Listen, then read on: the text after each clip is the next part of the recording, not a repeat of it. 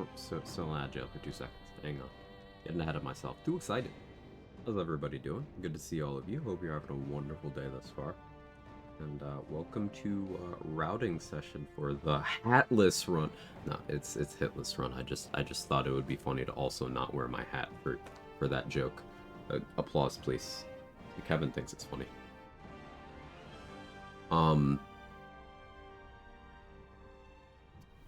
So thank you for humoring me. No, fuck you. Anyway. So this is a run, obviously rules by Kaylee. She has completed this run as an arcane trickster rogue, playing as a Astarion, and she's currently working on routing it as an abjuration wizard, playing as Gale. So she's got a handle on this, and I have watched her do some of the run, but not as much as I should have. I had plenty of opportunities to study up on a couple of areas of the run that I don't quite know how to resolve yet, but I haven't looked at all of them yet. So I want to kind of do in piecemeal routing for just kind of general progression through the game. And my plan is to do it as a Shadow Monk. Now, other classes I considered doing this on, I considered doing a Warlock. Specifically an Archfey Warlock. But maybe I do that in the far future. But first of all, how we doing, everybody? Macintosh and Tire, UPS, Superman, Priz, Third Monkey, Grey Bomb, anyone else might be lurking about. And yeah, I am attempting to get good. Restart upon reaching 0 HP, assume the rules are worded this way to avoid the after death to us part cheese. No, this is to... Well, I suppose it does cover that. This is to cover as many things as possible. So I intend on using a mod to set my HP to 1. And I'll get a lot of questions about, okay, well, you took a hit here, but you reduce it to 0 with evasion. Does that count? No, because I didn't get hit. I evaded it. But if I successfully have my HP reduced from 1 to 0, then it counts. So just to have the clearest possible definition of what constitutes a death, if for some reason my HP going from 1 to 0 doesn't kill me, which is possible. Like, for example, if I had Survival Instinct on and I took a hit but then didn't game over, I took a hit. The idea is to not take any successful hits. So let me turn off all my mods. Or at least many of them.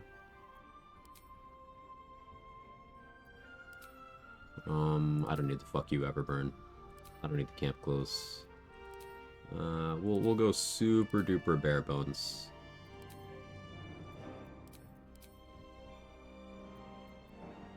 We'll keep origin tags, keep reaction on UI.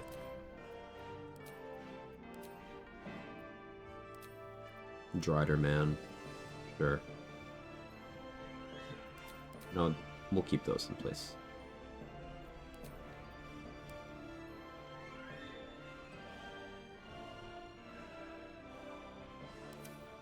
Alright, so what I'm going to have to do here is, we're doing this on custom honor, mostly because I refuse to play regular honor with how buggy patch 7 is, but I will set everything to the equivalents for regular honor mode.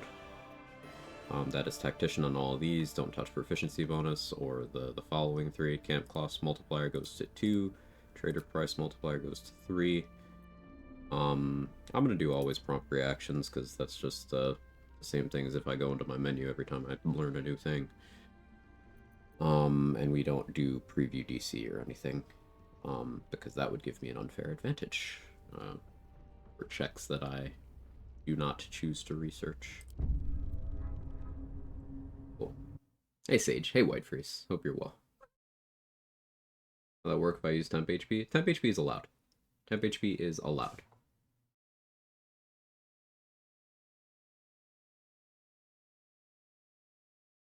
Now, I don't plan on using any strats that will require me to do so, but it is allowed.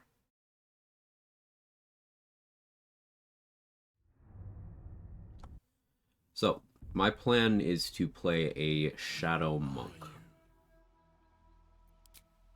Now, the first hurdle is to decide whether I want... Cat, are you okay? Whether I want to be Tav or Dirge here. Um, since there's no respecs allowed in this run, my starting stat distribution matters quite a bit. And I can't pick any of the origins, except for possibly Dirge, because none of them are monks. And this is a monoclass challenge.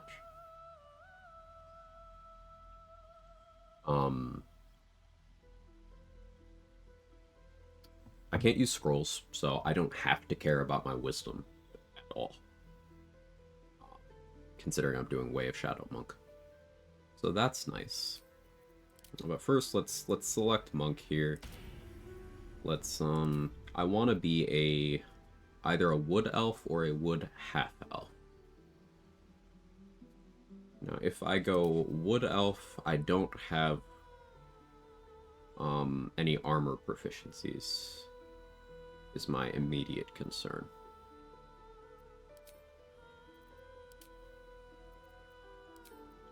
I go Wood Half Elf. I get armor proficiency. I get light armor proficiency. I get shield proficiency.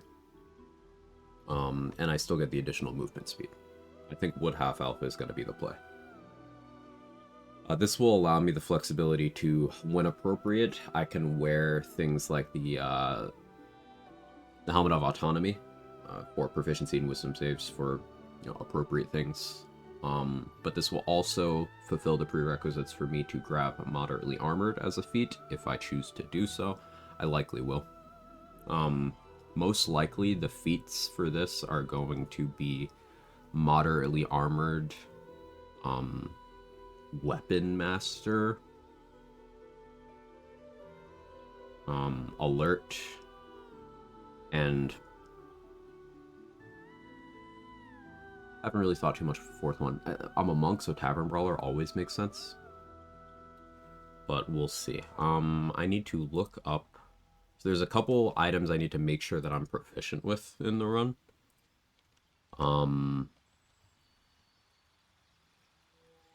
So Morning Stars are... martial weapons?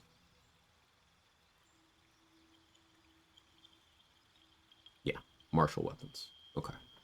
So I need to pick up martial weapon proficiency through a feat by the time I hit the end of Act 2. So this means I most likely take that at level 8.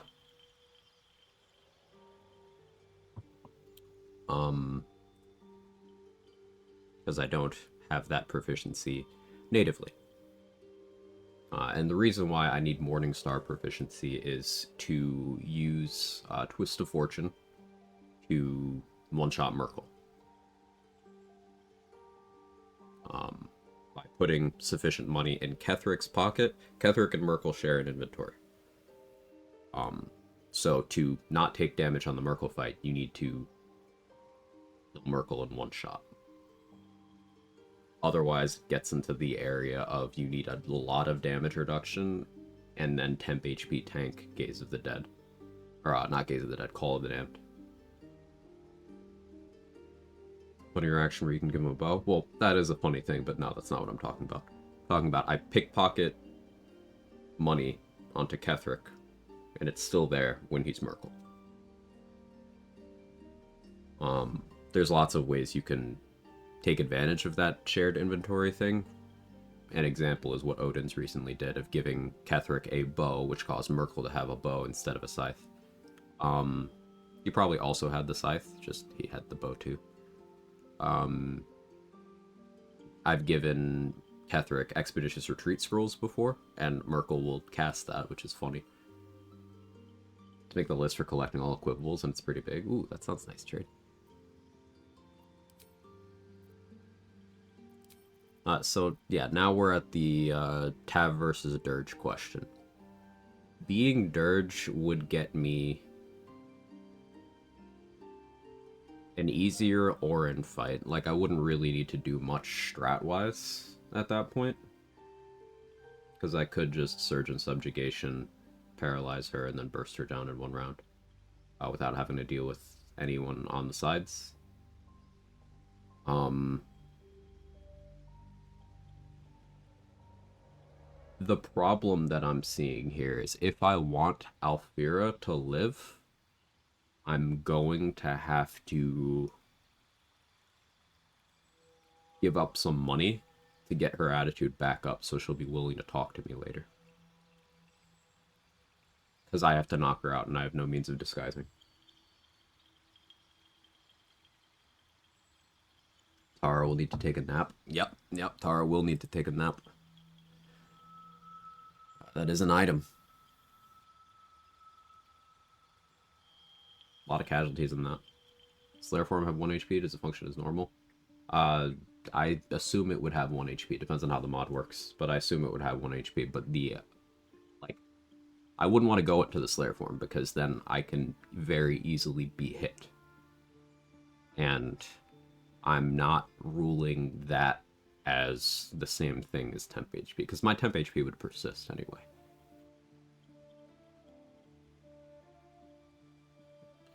Me going Dirge would not be for the Slayer. I'm sure I could find ways to use it, such as drinking Colossus Elixir and then, Goomba stomping someone to death. But I don't plan on doing that. Dirge would be for the convenience of the easier Orin fight, and it would be for ease of getting into the murder tribunal, which is optional as Dirge, but I need to do it anyway because this is an all bosses run. And it would also be the Deathstalker's Mantle as an Act 1 option. Now, the thing about the Deathstalker's Mantle is it's not a good item. It has the perception of being a good item, but what it is an early item. It's the earliest cloak in the game, and that's what makes it good. But once you have access to other cloaks, its value heavily drops off. Now, in a no-hit run, it probably retains that value longer, because something like Cloak of Protection being armor class and saving throws, that's great, but I'm not going to be playing in a way where that becomes relevant to me. So, be right back real quick, 1 second, and then we'll continue.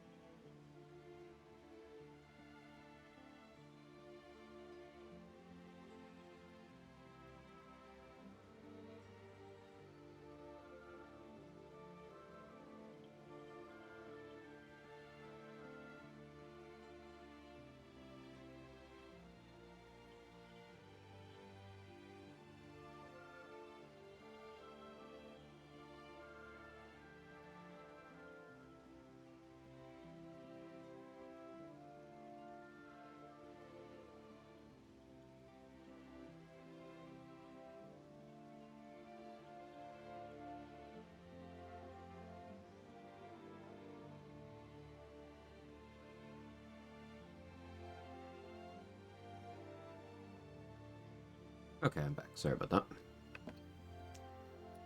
Can you even do that? I don't know if you can get both versions of the Shark Spirit. No, there's some mutually exclusive items. Trade is going for the biggest total you can get on one run. What's the reasoning for keeping Alfira alive? It's more XP. If Alfira does not survive to Act 2, you don't get the XP for saving Lacrissa and talking to her in Last Light In. And also Alfira gives you the Potent Robe, which in this run would be money. But she also gives you several scrolls and gold, which is valuable. Hey, Hollow, how are you? Hey, Leah. Hey, Nathaniel. Hot tab. That's the most important decision. True, true. We gotta customize that. Um, Use about how potent robe fit in. You have me at XP. Yeah, it's not about the potent robe. Potent robe is functionally money. Um, but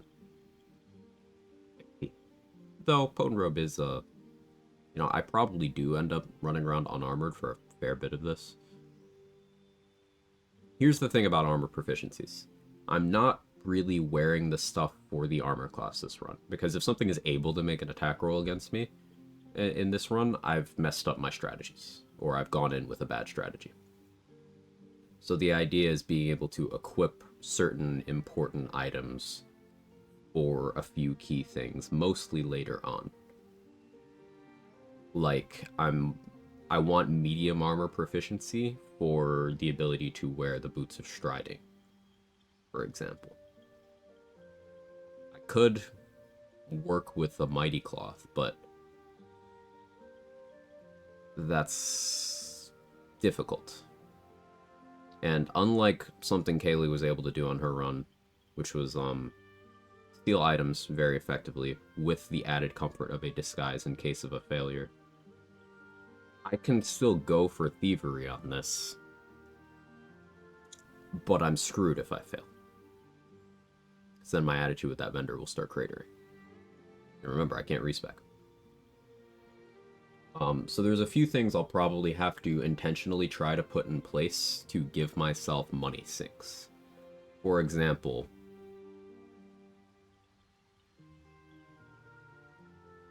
I need to see if there's a way to break Barkus in region lock. And that might be by not talking to him. Possibly. We'll see if that even works. If I can't break him that way, I can abduct him and start stealing from him. Another interesting layer to this, which is getting different versions of starting gear, since Paladin has 3 different starting armors, Sorcerers 3 different starter robes. Yeah, that's true. For your run? Yeah, trade. Okay. So, skill proficiencies. Let's think about this. This will also influence whether I go Tav or Dirge. You don't get too many options as a monk. Let's click Outlander. Or what has skills I don't care about? Entertainer. Okay. So we can see what we get here. My choices for monk are athletics, history, religion, and insight. Religion, good for Mirror of Loss later on.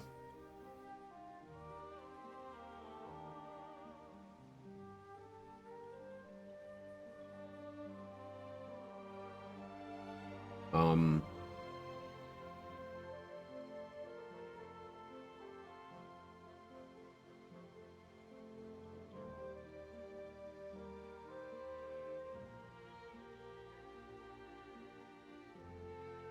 Another thing that I never ended up testing was donating blood to a Raj while wearing sufficiently heavy armor to not actually take damage.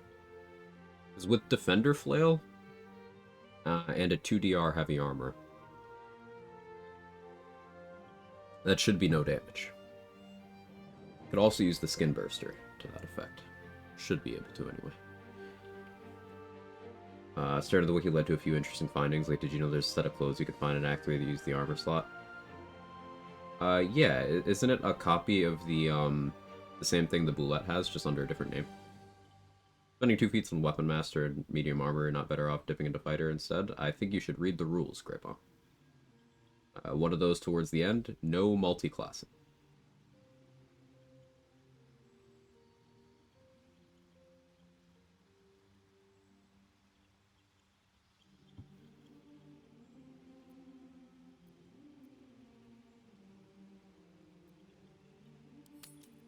So part of me wants to stick with Tav so I can go with Urchin background for Sleight of Hand and Stealth proficiency. Urchin's not a great inspiration route, though. It's a popular one, but it's really not very good in terms of actual, like, ones yielded. Let's pull it up. Not that, just using one of the camp clothes models, but its armor has no effects at all. Huh, I didn't know about that one.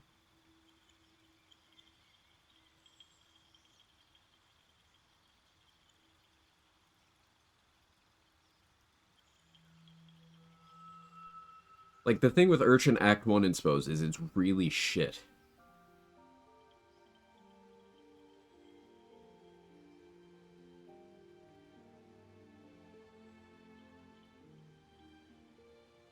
Convincing the ogres to work for me without giving them gold is a skill check. Protect the child who took the locket from Barth is a skill check. Rescue Murkon is risky as fuck. Um...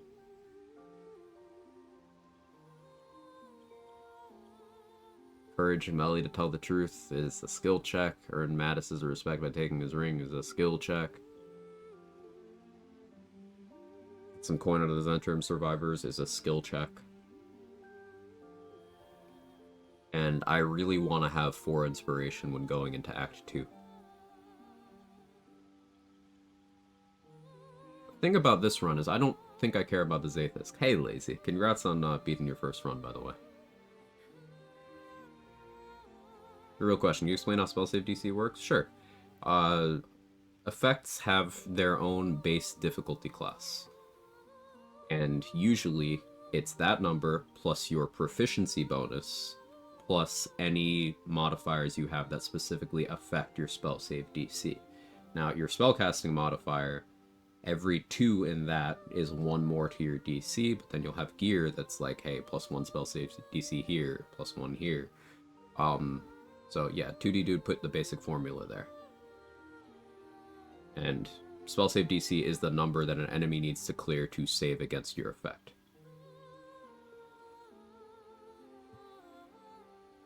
Imp was the god all along, literally infinite DPS.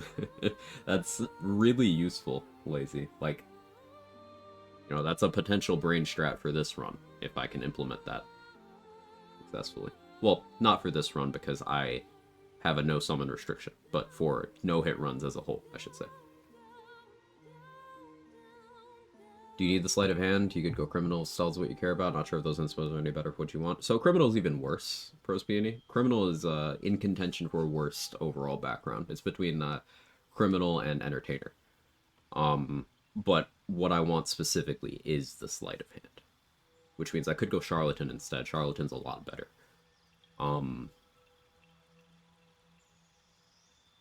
But stealth gives me flexibility.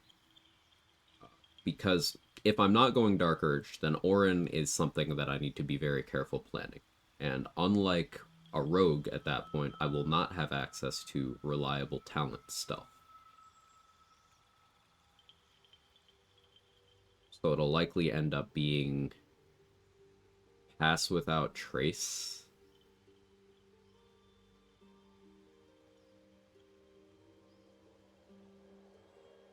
Invis. Hotbar Darkness Arrows.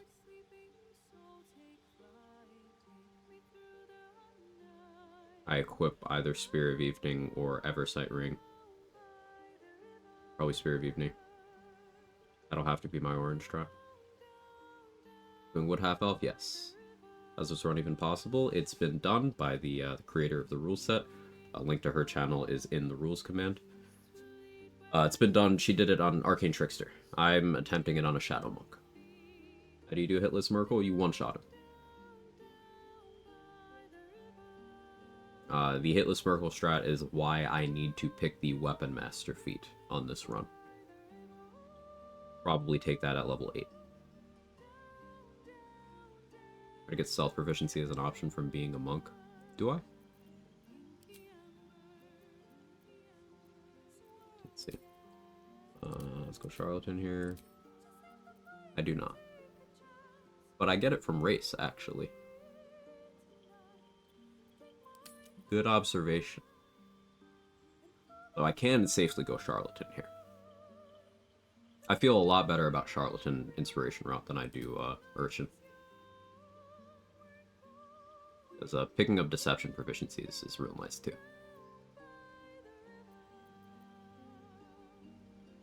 How much do I care about insight? Not at all on this run. We'll be taking religion. Okay, yeah, we'll be playing as Tav, which means we get harder Orin. But I have a good idea of how to do that. Feats are alert, weapon master, moderately armored, something else for alert. That's most likely the 3 I'm going with. I'll be getting a... Yeah, that's most likely the 3 I'll be going with. Fries Surf. The problem that I'm looking at is when I take moderately armored, because I'm not exactly sure when I'll need it. Because, like, I mentioned Boots of Striding earlier as an example.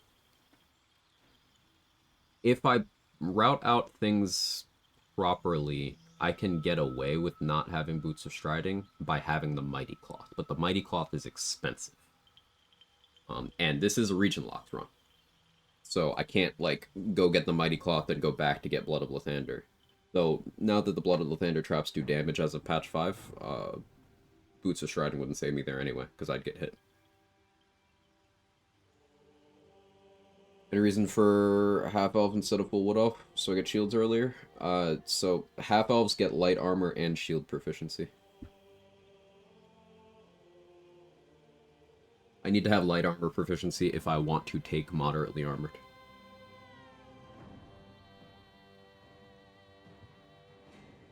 Helldusk Armor Cheese still in the game? Yes.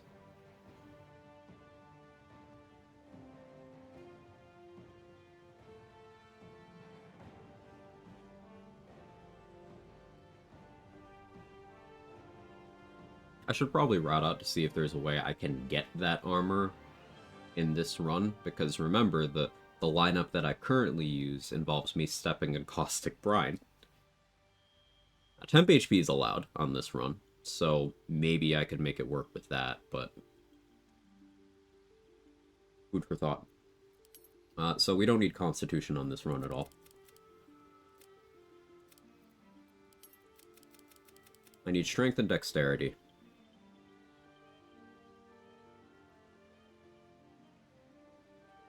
I'm thinking my gear most likely ends up looking like... So, I think I take Tavern Brawler at 4. And chain myself to a Vigilance Elixir. And then I take Weapon Master at 8. Now, if I get the Hag Hair... Tavern Brawler strength increase.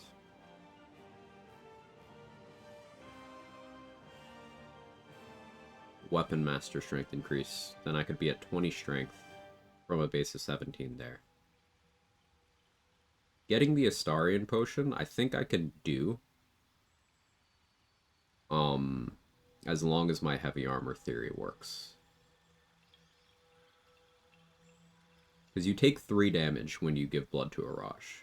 But it's physical damage. So having the Helldusk armor on should make it so I take 0.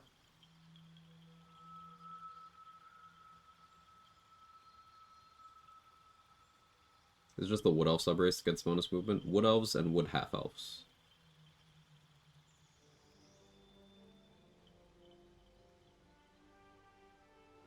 I'll definitely be going either human or half-elf here for the shield proficiency. And of those options, human gets extra carry weight and an extra skill proficiency, which is not nothing in this run.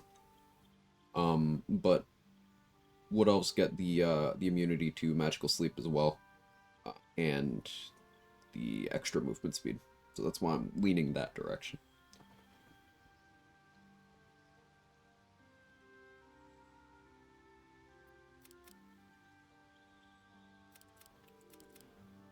Can go 14 charisma. Intelligence.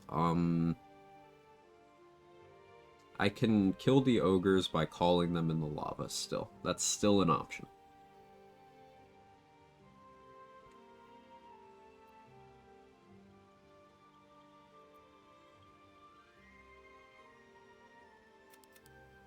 As much as I want to go negative wisdom, on the off chance I do want to click a tadpole power on someone at some point, having neutral spell save DC is acceptable. Constitution's not useful to me on this run.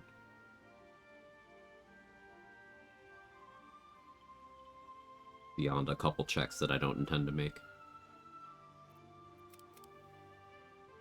I can lower my intelligence to have slightly positive wisdom. Question is if I want 17 in one of these stats. Hey Higgy Brit, how are you? Can you say you need 17 strength here? Possibly. So, there's the Astarian potion. Probably.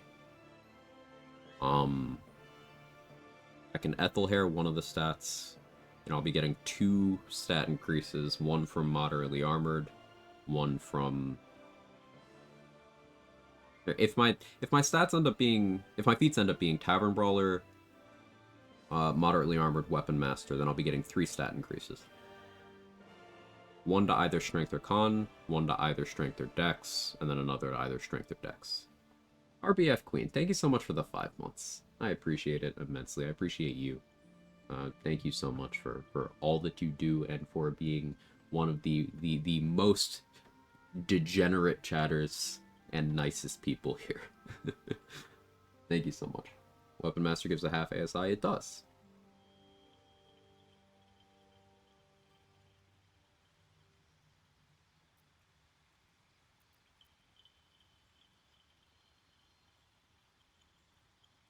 If I'm going no alert, getting more dexterity makes a lot of sense.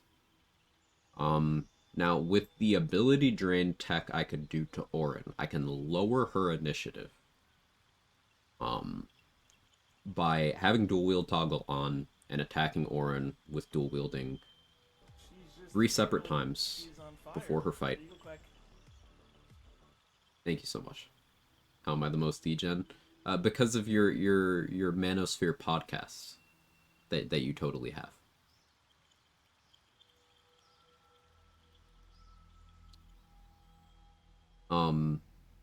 I can reduce Orin's dexterity by 6 before having to fight her. That takes her down from plus 11? No, that takes her down from plus 7 to plus 4.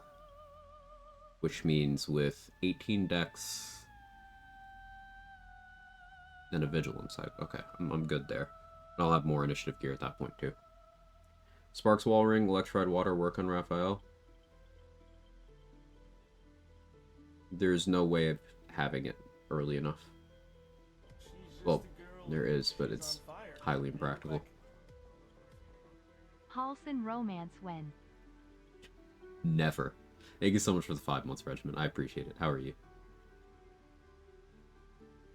Would you like to have Ethel's hair? That's another thing that I'm considering here, Hala. I'm calcing initiative. Now, this is a run where I do have to fight everything that has a legendary action, or at least kill everything that has a legendary action.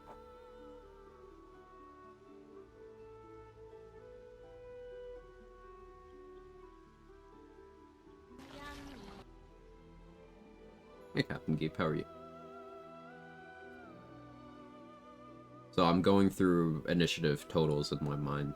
The problematic ones, Cazador, Gortash. Now, there's enough initiative to be gained from gear plus elixir that as long as my dexterity isn't awful, I can get by, because this is not a run where I need to manage things like critical hit immunity. If someone gets to make an attack roll against me, I'm probably fucked anyway. Math might be wrong. I think you end up with 22 strength, 17 dex, or 18 dex and 21 strength. So let's go through. With this stat distribution, I would get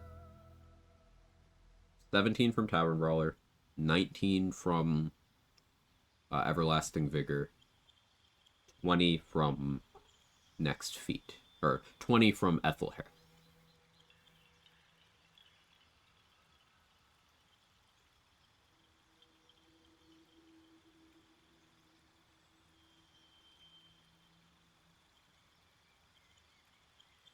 So that makes me want to go 17 dex, because then I can use my second feat to get to 18.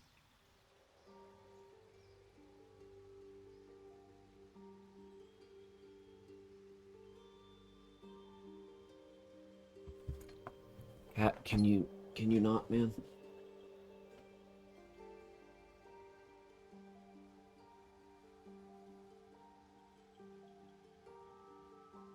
But I can invert those two. I kind of like this better, get my accuracy better, though I want good stealth checks.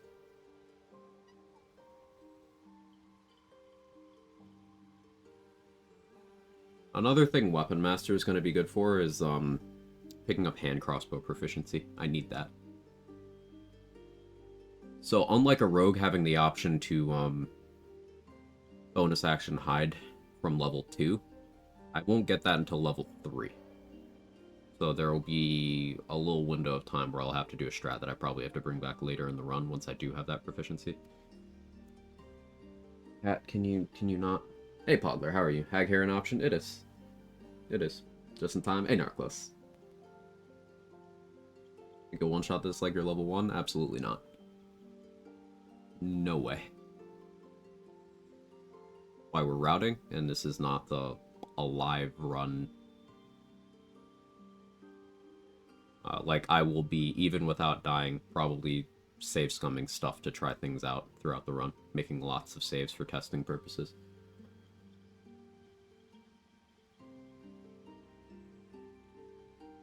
Okay, so if we do this, I'll be able to get to 18 strength at level 4.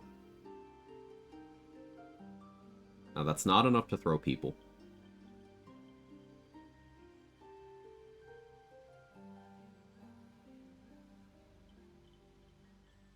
But it would mean...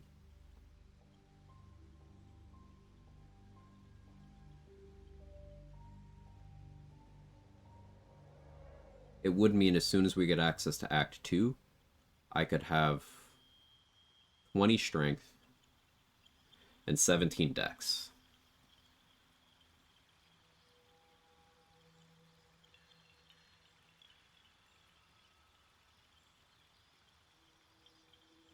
And then at level 8, I would go up to 18 dex. What am I forgetting? 17 strength plus 2 from the potion is 19, plus 1 from the hair is 20, and you need 2 dex to get to 18, you have 1 stat up this left. So, like I said 3 times, every other feat that I'm taking on this run is a half ASI.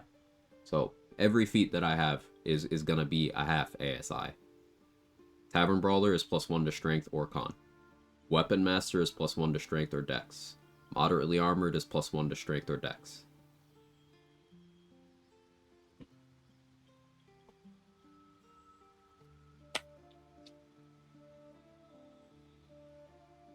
It's a matter of where I distribute those. What's Ethelhair going to be? Either strength or dex.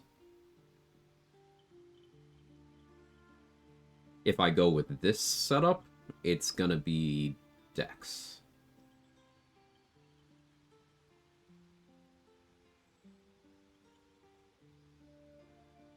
Beautiful is what Ethelhair is going to be. You up too bad at math? Okay, so if I put all of my feats in strength, 2 plus 1 plus 1 plus 1. But I'm not doing that. They're divided between strength and dex. That's 3 in strength, 2 in dex, and then Mirror of Loss eventually to get dex to 20.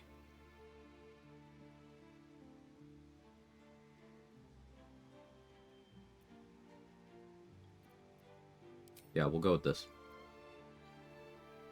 Sleight of hand proficiency from being a charlatan. We're taking athletics proficiency to help with throwing people, and we're taking religion proficiency to help with Night Singer's favor and the Mirror of Loss.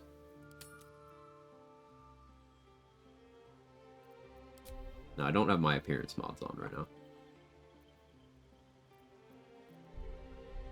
Do I want to be buff here? No, I don't. Smaller hitbox.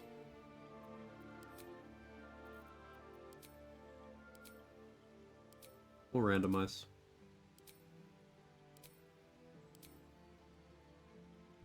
Yeah, you look nice. Sure.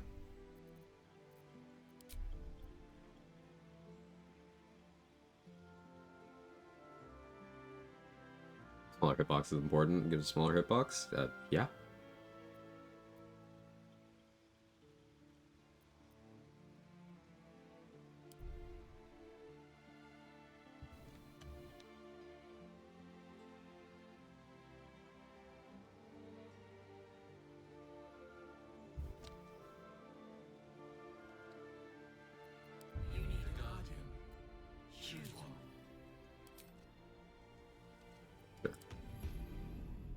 Why halflings are so strong for challenge runs? Halflings, I don't know how familiar you are with this discourse, but a lot of people do overrate halflings for challenge runs lazy. So that's funny that you say that. Okay, so now that we're in, I'm saving, and I'm quitting the game. Because now I need to enable the mod.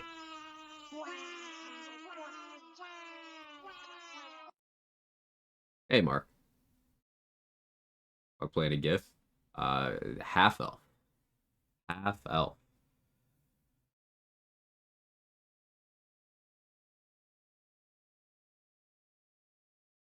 Um, where did I put this?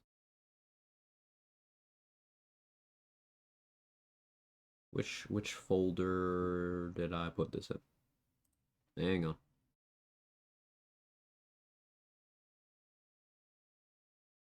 Oh, here it is.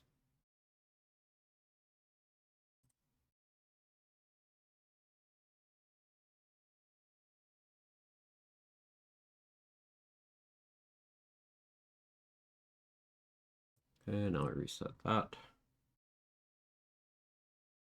And what else do they have? Has to be the hitbox. People really overrate halfling luck. Halfling luck is a feature where halflings will re-roll any one they roll on an ability check, an attack roll, or a saving throw once.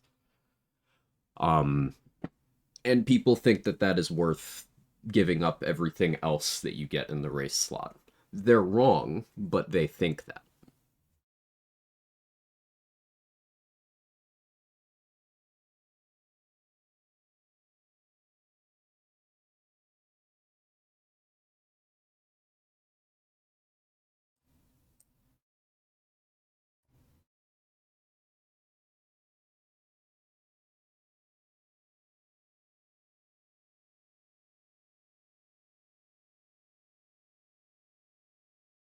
Oh wow, yeah, yeah. It's a comfort thing. It's a safety net thing for if you have a bad strat, and that has led to people considering it to be good compared to the likes of half orc and half wood elf and Gith Yankee if you are not a marshal, and Dwergar, it's Zariel Tiefling. It's just kind of wrong.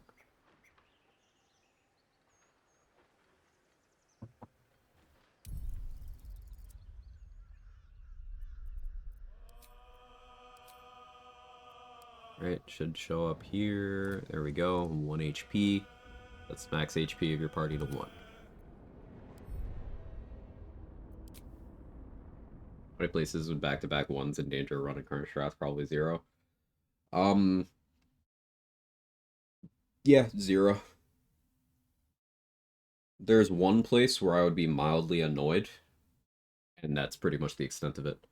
I don't care what you say, I'm using it for my Moon Druid. Based. Do it. How's how's the Astarian run going, Mark?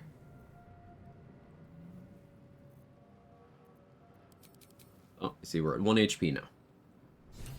Given the game knowledge you can and cannot have in this game, having a small safety net could be valued. You don't have the game knowledge to best take advantage of other race benefits and proper routed runs training wheels. Yes, but that's not the assertion that gets bait and lazy. The assertion is that it's better than other options, not that it helps you learn. Dead. Good.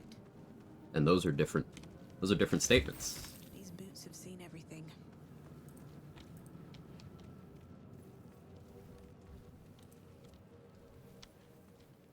Let's see if I die to this fire surface. Where even am I right now? Closing in on 6. Very nice.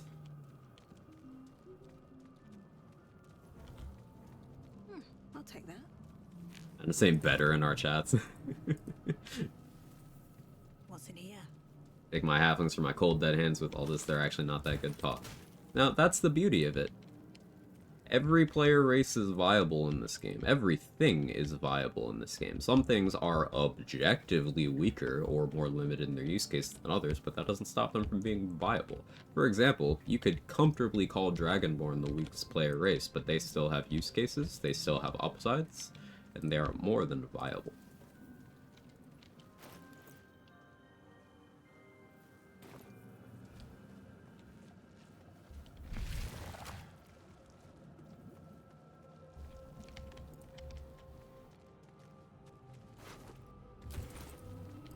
People have different comforts, and again, I'd like to point out that if you view re-rolling something that happens 5% of the time, with the potential of that still happening, if you view that as more important than having dark vision and movement speed, your strats are inefficient. That's just objectively true. Now, that doesn't mean you have to not do it, but that is how the game works. Something that benefits you all of the time versus something that benefits you 90%, 95% of 5% of the time.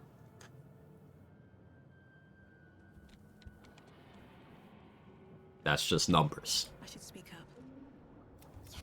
Please, remove us from this body, from this case. Free us. Now, I can't actually use us, so whether I succeed this or not doesn't matter. Apart from this strange context, you notice nothing unusual about the brain. Okay, no us. The skull holds fast. You know no creature like this.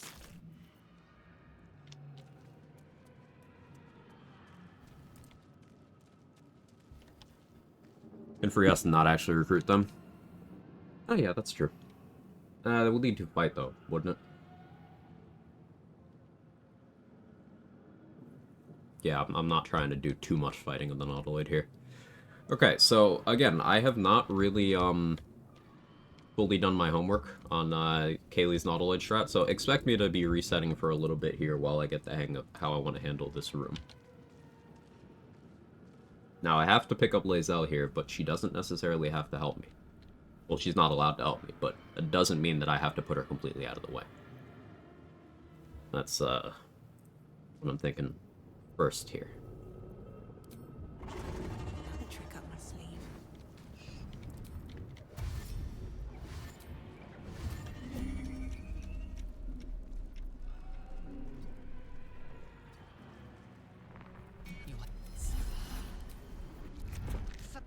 We will address the matter. Still have my pre-dashes, I still have 42 meters of movement. So we're gonna have Lae'zel just sit there, I think. Very unlikely that this imp doesn't die. You've made a grave mistake. Okay.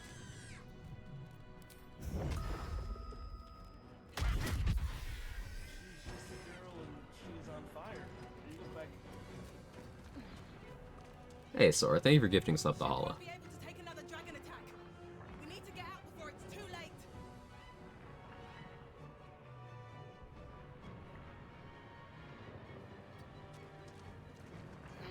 I'm gonna stand way up here. I have high ground, or more accurately, they have low ground, that are quite far from me. So Lae'zel is gonna be taking a hit here. Now let me look at your rules again. Not be allowed to deal damage with them. Okay? I'm not dealing damage here. I'm gonna have Lae'zel pick up stuff to send to me.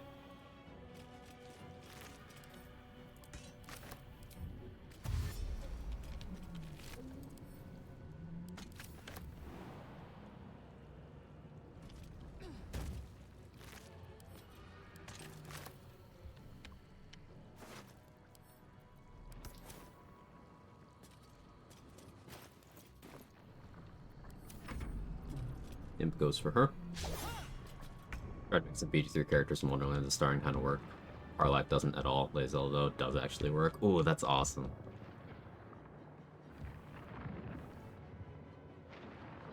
Softer than a whisper. So now I'm going to hide. I should have looted that one. But don't have a throwable yet. Little oopsie there. Now Lae'zel's just gonna stand there and tank this. I am fury. I am death.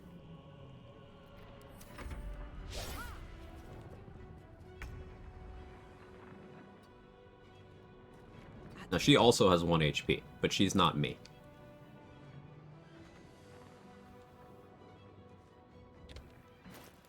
She's allowed to be hit. Time to strike. Rules say no companions. Is this a serious chat or a shitpost? Be clear. Because I want to know whether I should explain this or not.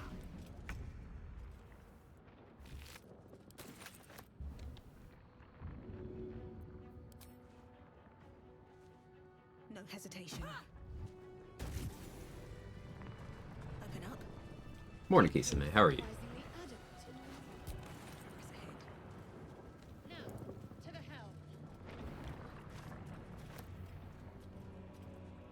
No damage is about NPC like Orpheus? Okay, so I have the rules. Right here. You can read them. Serious for once? Okay. Explain to me how to progress through this without clipping through the wall, avoiding Lae'zel being put in my party. Go.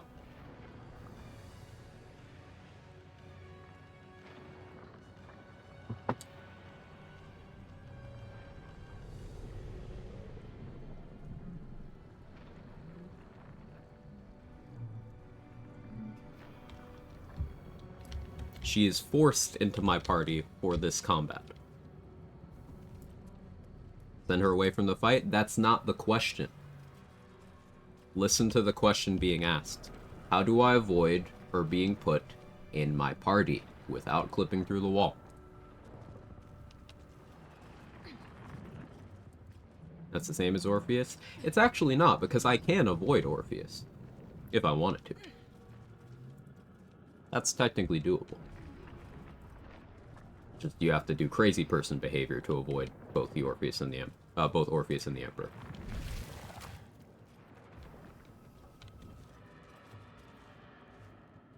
Can they climb vines? I believe they can't. Chance of hitting the high ground spot after the pod. If I jump instead of clicking Flurry of Blows, I could, yeah.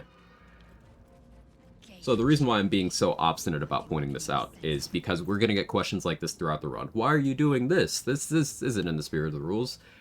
Those rules, I copy-pasted from the creator of the rule set. So, there you go.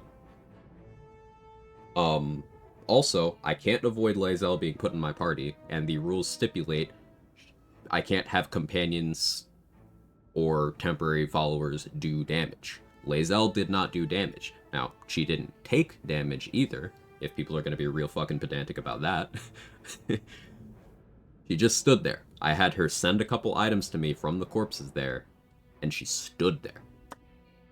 So, like, relax. There's no way to avoid Lae'zel being put in my party without clipping through the wall. And I know how to clip through the wall, I'm just not going to do that. Answer to Quag's question, we cannot avoid Lae'zel in the Nautilus, unlike Shadowheart. Shadowheart is avoidable, Lae'zel is not. Exactly that. Thank you, Gigi.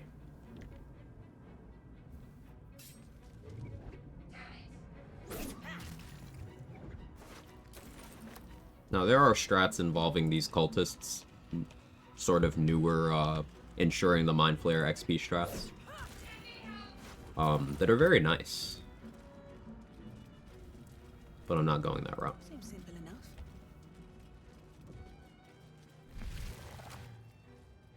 Not necessarily worth using just for the Nautiloid. Light Claire for warding flare and stealing Lae'zel's armor is basically untouchable in Nautiloid.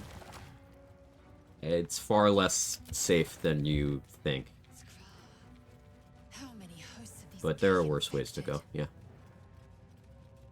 Hitless challenge, but you're hitting things? Yeah, yeah. Strimmer, you broke the rules by hitting things. Expect a lot of those chats. A room. But for what?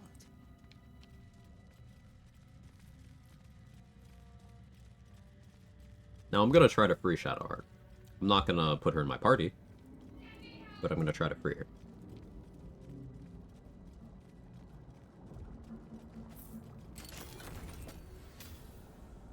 Faint images appear in your mind. A brain. I'll start my hit more challenge. Wish me luck. Alright, what's that bubble around your character? Never seen that before. Fucking hell. Psychic damage count because it's not a physical hit. The Dex Monk, alright, really don't like the idea of a Strength Monk, feels weird to me. So there's no such thing as a Strength character or a Dex character if you're doing actual optimal build crafting. Because every character that is in Melee wants both of those stats. And it is easier to get your Strength higher than your Dex. Now, you can intentionally sabotage your Strength to have your Dex be higher, if you want to, but you will ultimately just be weaker. However, Monk is good, so you can get away with it. But you will be weaker.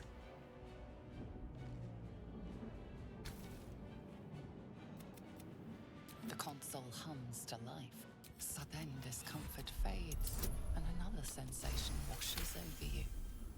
Connection. You've a ship. At last. You're You keep dangerous company. Let me come with you. We can get. Are you sure about that? I'm used to it. 5 XP. Many chatters about to get hit with the ban hammer. I don't ban people for asking questions, Hollow. I ban people for being aggressively shit. Asking stupid questions and being unwilling to read rules as they're presented is annoying, not bannable. We are nearing.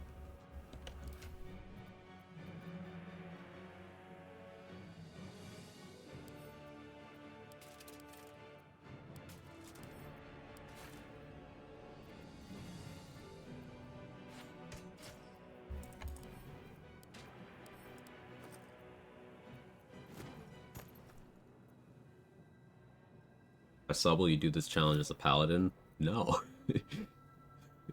No. 16 strength, 16 dex, 14 con, 14 whiz, is that good? What are you taking wisdom for?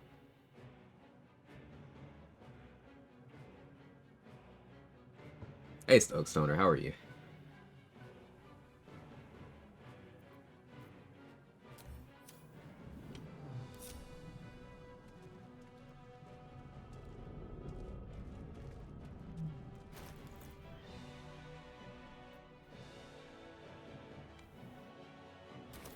Armor class? It's not armor class. So this unarmored defense feature,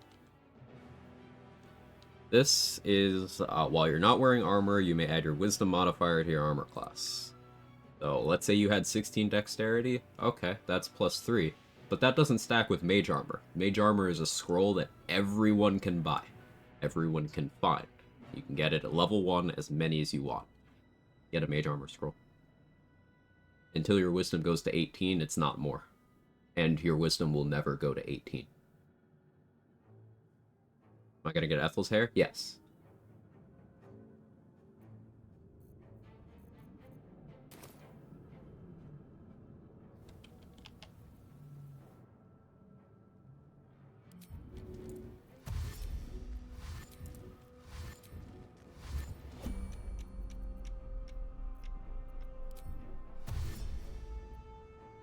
Okay, that's as high as that goes.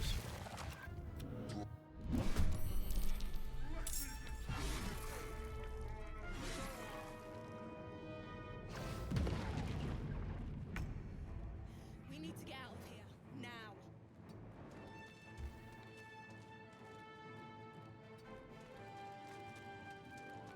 Good luck with this, hoping to catch some of it, primarily using darkness strats.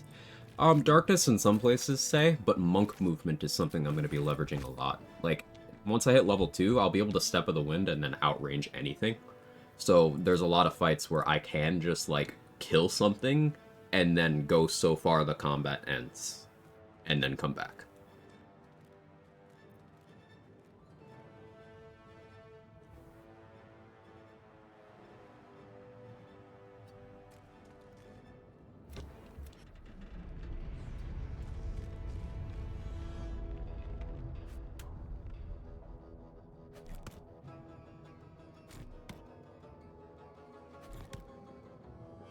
Things like temp HP off limits. Temp HP is allowed. Temp HP is not my HP hitting 0.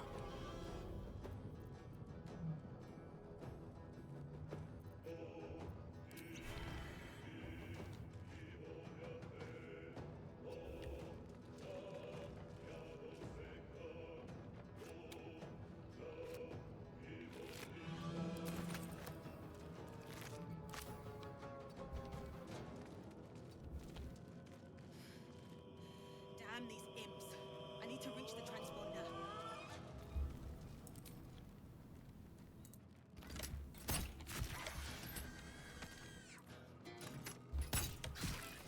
Low roll. Unfortunate. Should have dipped my bow. The helm's alien. Alright. So that's totally not how Kaylee does the Nautiloid, but that's how I decided to do it. Gonna get the Amulet of Greater Health. Maybe.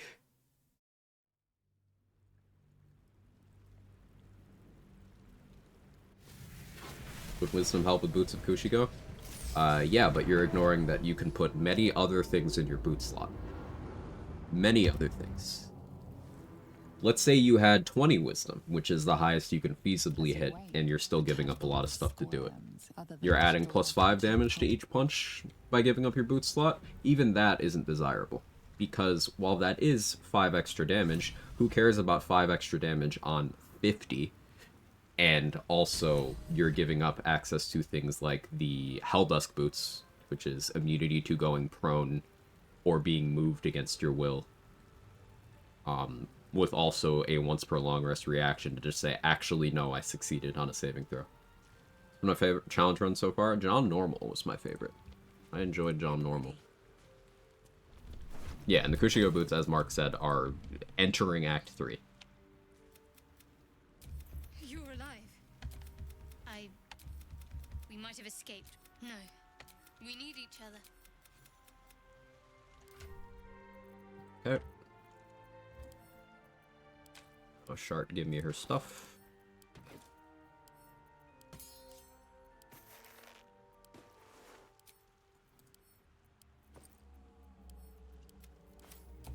No time to rest.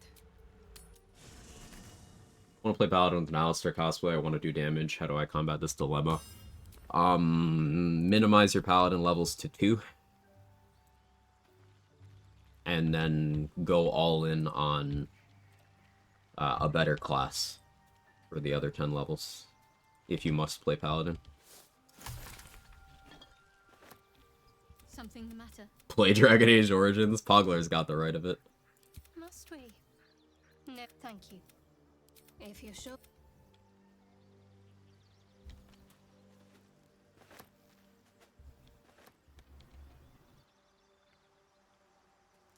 Can you get +2 from Mirror of Loss as Selûnite Shadowheart? No. Wish I had a bag of holding. Not to my knowledge. Could be wrong. But I don't believe so.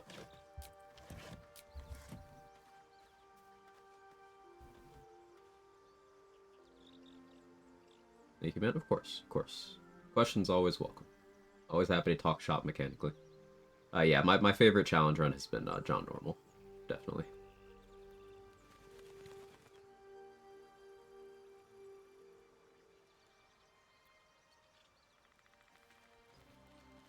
What's hiding here? What about Selûnite Shard, who also has the DJ tag? Now that's an interesting question. I don't know the answer to that.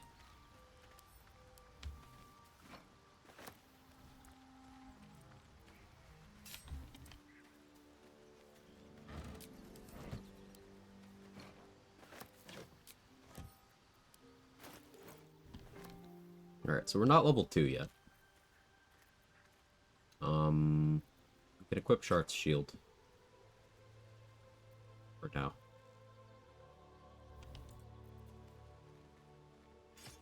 And we'll equip a short sword because it has bonus action economy.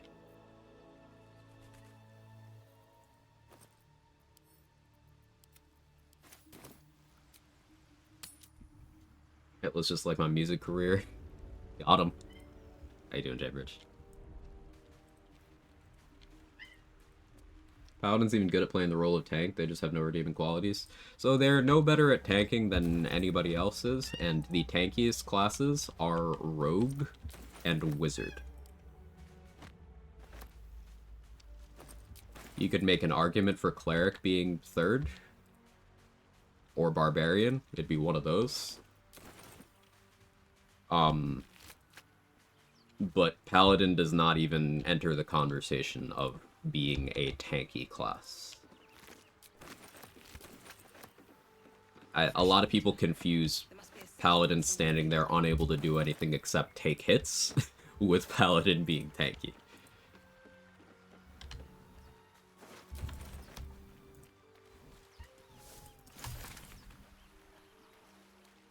Like, if we're talking who can successfully shrug off the biggest incoming damage, it is unquestionably either Rogue or Wizard. Barbarians have an extremely large health pool, as do Clerics. So they have that going for them. Clerics can also be sitting there in heavy armor, and Barbarians can rage to reduce, to get a ton of resistances. But Paladin has heavy armor, but doesn't have the stuff that those other classes I mentioned does. Dampen elements work against saving throw attacks. If they're the correct damage type, yes.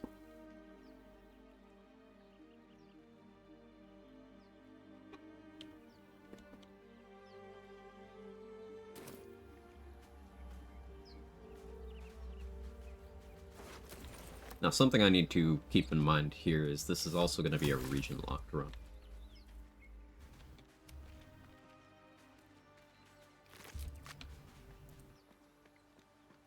Cat? Yeah, he's just catting. Is that Jake? That is Jake.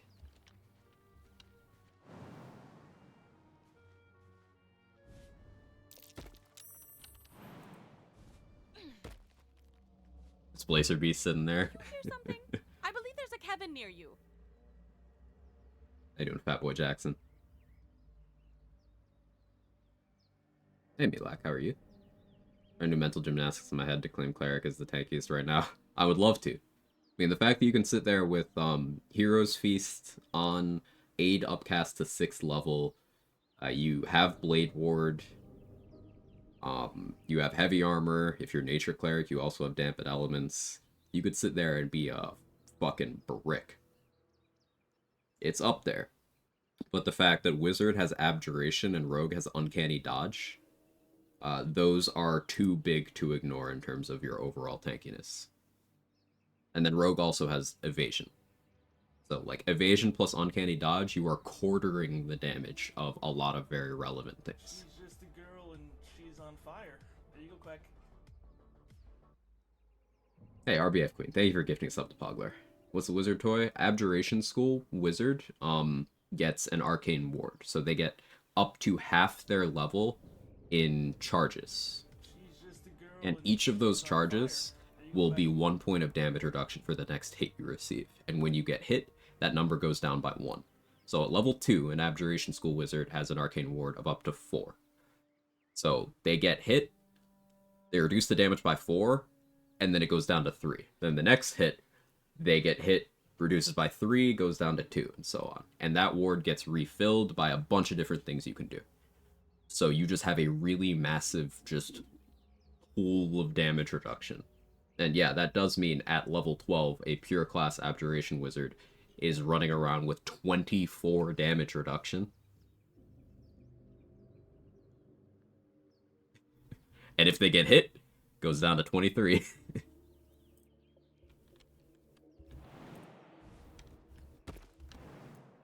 It's stupid.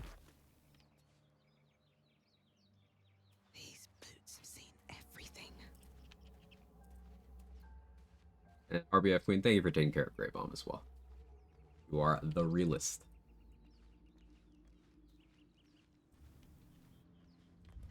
Have to keep going. What's going on with that room? Looks unstable somehow.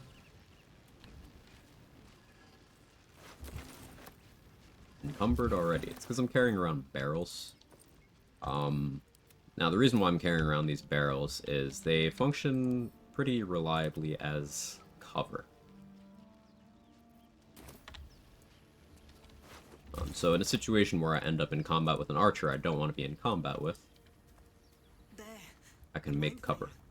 And it's hurt. Now, the barrelmancy restriction is for blowing things up with barrels, to be perfectly clear. Monster. Death is too good for it. They're Khajiit style race in D&D. Tabaxi, right?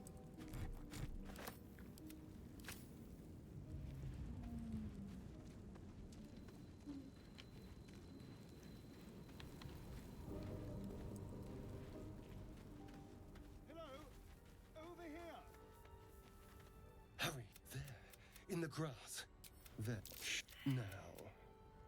And now you're going to tell... Don't... What was that? What's going on? Break the hold.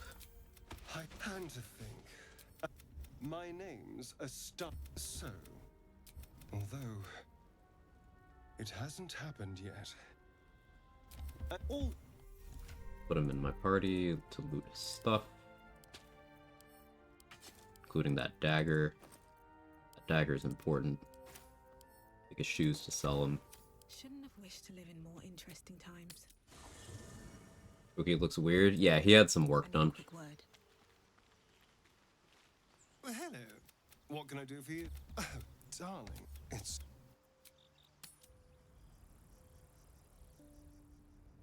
All right. Time to skulk about. If not over, then through. I don't need any attention right now. Moving ahead.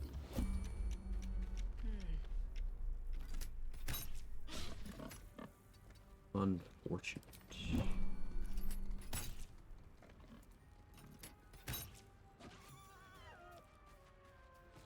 Might be useful. Start imbuing again? No, he had some surgeries. He doesn't look handsome anymore. I'm bored. Got him. So that's level 2. Now the question is if I assign level 2 right now, or if I wait until after we have access to, at least Dammon. But I think being level 2 for Step of the Wind is way more important. So we're doing it. Now, until I hit level 3 and get my subclass, Step of the Wind is going to be my main survivability. I can expend a key point to get the effect of dash or disengage, and make it so jump no longer costs a bonus action for the turn. Now, I still have to spend the required movement, but I can jump this far without costing a bonus action. So spend 3 meters to go 8 meters. That is on top of benefiting from the movement speed granted by the dash itself. Now, this allows me to put it in more elegant terms, run away like the little bitch boy I am.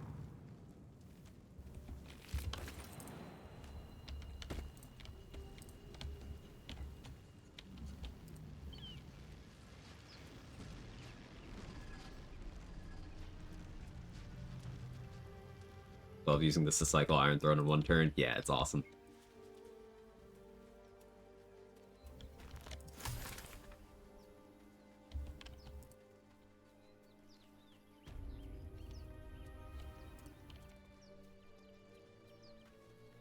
Now, I'm just realizing I kind of played something on the Nautilid a way I didn't necessarily want to.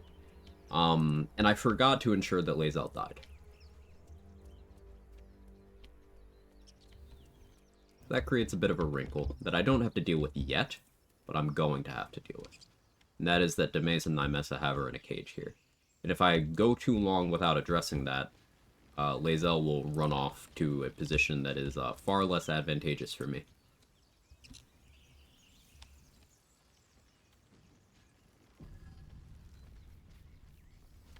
Step of the Wind's so funny with Hammer Raft. Gets boring fast, though. Yeah, I have not yet decided, Phoenix, if I'm going to be doing any Hammer Raft Step of the Wind stuff. Maybe. Probably not, though. I just don't find it engaging at all.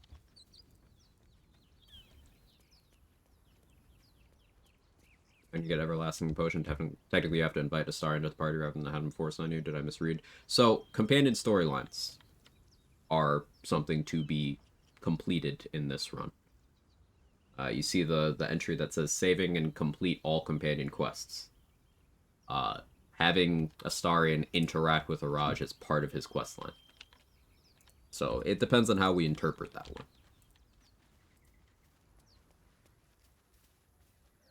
I hear shouting up ahead. Hey, you're a new fan. Sorry I'm late in 1 HP. We have a mod for that.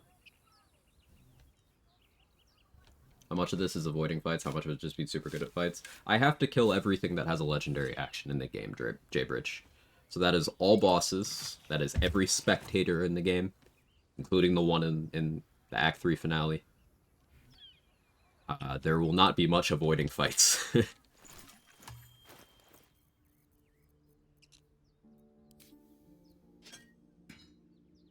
I have to fight Pataris this run, too, which unfortunately does mean Blurg and Omelum are probably not going to have a great time.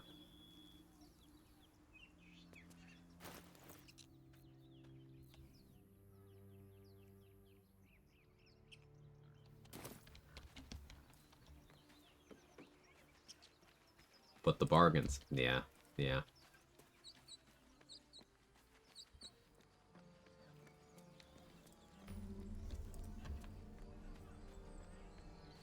Why is Pataris mandatory?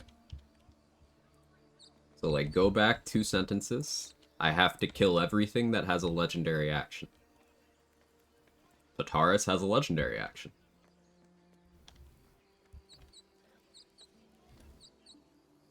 How much does Pataris weigh? Apparently you can't throw him in the drink anymore. I think Say told me this. But normal humanoid weight.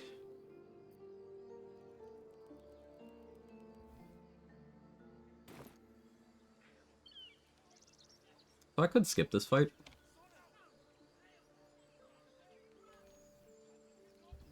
But from where Will jumps down, there is a spot where you can jump up. So this is a routing run. We're going to be testing things here. We're going to be sciencing things here.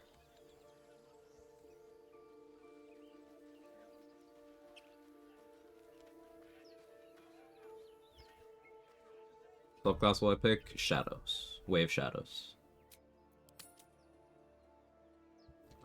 Grove 1 test. I have legendary action. It's called eating cheddar cheese until I throw up. That is legendary. I'm proud of you.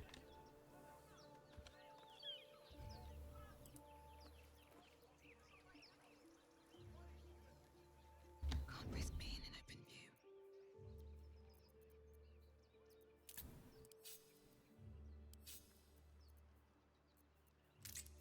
view. Okay. I'm going to try... We're going to pre-dash, and then I'm going to pre-step of the wind dash.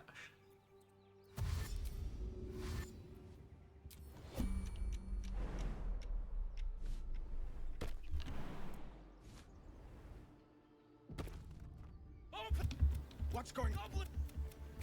Sit damnable and suffering. Okay, we'll see if I just get hit. Oh, okay, this is not a good opener. We run it back. Science.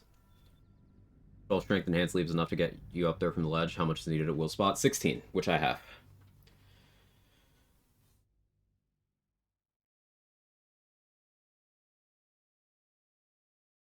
Why didn't you just roll good on initiative? Oh, yeah, initiative doesn't matter. Just, like, roll good. What's going on? Oh, I gotta go 1 save back. Hang on. That's the autosave. First goblin fights an RNG meat grinder. Yeah, it's best to avoid this fight entirely, but this is why we're doing a routing run. I want to explore it. I'm playing Veilguard? Yeah, I'm like halfway through my second playthrough, Mad Mac.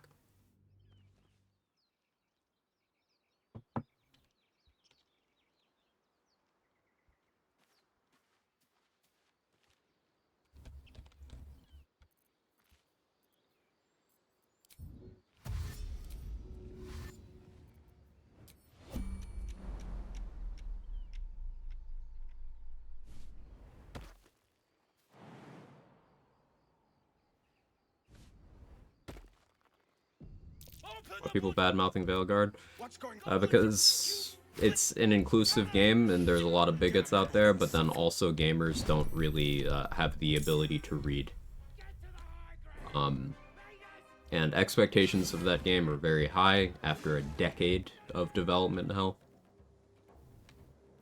And that was enough time for gamers to kind of forget how Dragon Age games have actually worked. You don't actually have that many choices. All that aside, though, there are aspects of it that were misses, but overall, I think the quality of the game is such that I consider it enjoyable. Oh, the crit. Yeah, let's run that back. I consider it enjoyable. It's by no means a perfect game, it's by no means my favorite Dragon Age game, but it is not a bad game. People want to create a fuss about nothing. I agree with you completely. Open the bloody gate! Nope! That pack of goblins will be on us any second! The brutal run? Yeah.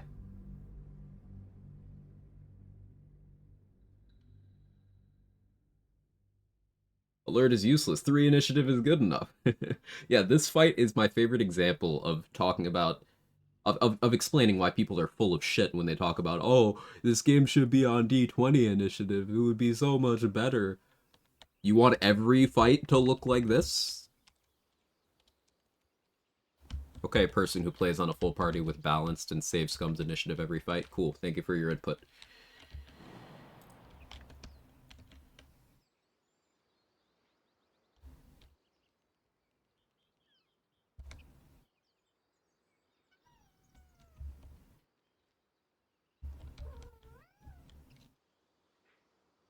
If it wasn't Dragon Age, people would probably forgotten it in a week. Absolutely.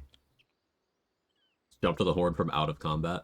I'm trying to see where I can go where I don't get put in the combat right away. Now, with Enhanced Sleep, I know there's a line you can take to, like, cut across to, like, jump across that to here.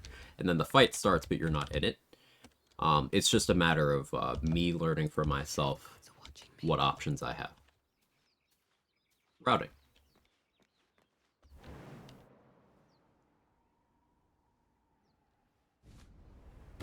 Worth going Enhanced Sleep, pretty much skipping the first fight. Explain how I can go Enhanced Sleep on a Shadow Monk Dox. Or are you just talking in general? In general, in a not no-hit run? No, it's worth doing this fight. Because worst case, you get a random crit and you get sent back to the Nautiloid, but you get back here fast enough. On this run, I can't get Enhanced Sleep. I could luck into a jump potion, yeah, like Keda said. That could happen on the Nautiloid, can happen in any of the dig spot chests, but I did not luck into that. Play with the D10 for initiative now for added spice. Hard pressed to recommend others. Can be brutal if you aren't prepared going into a fight. Even if you are prepared going into a fight, it introduces extra randomness to a degree where some fights just are shit.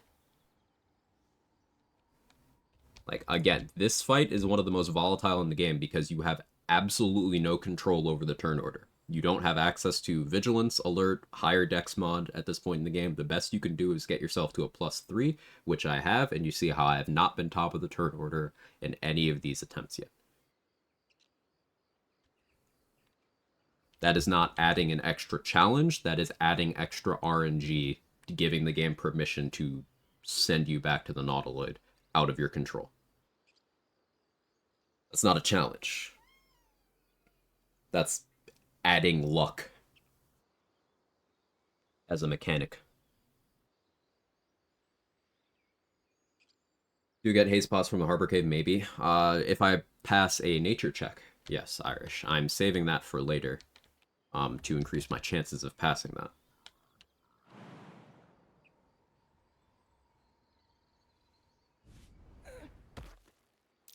That starts it. I had to roll a hiding check there. Oh, I'm not in combat.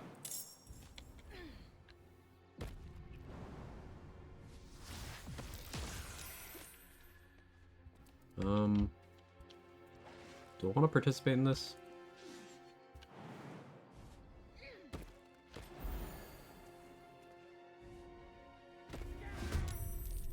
Let's see. I moved very slow, so it's likely that happens, yeah. But now we know that's an option. So I probably do that while not hiding? No. I end up sticking to D8, want to nerf alert a little somehow too. Hey, here's how you nerf alert. Don't take it. Like, I've never understood this...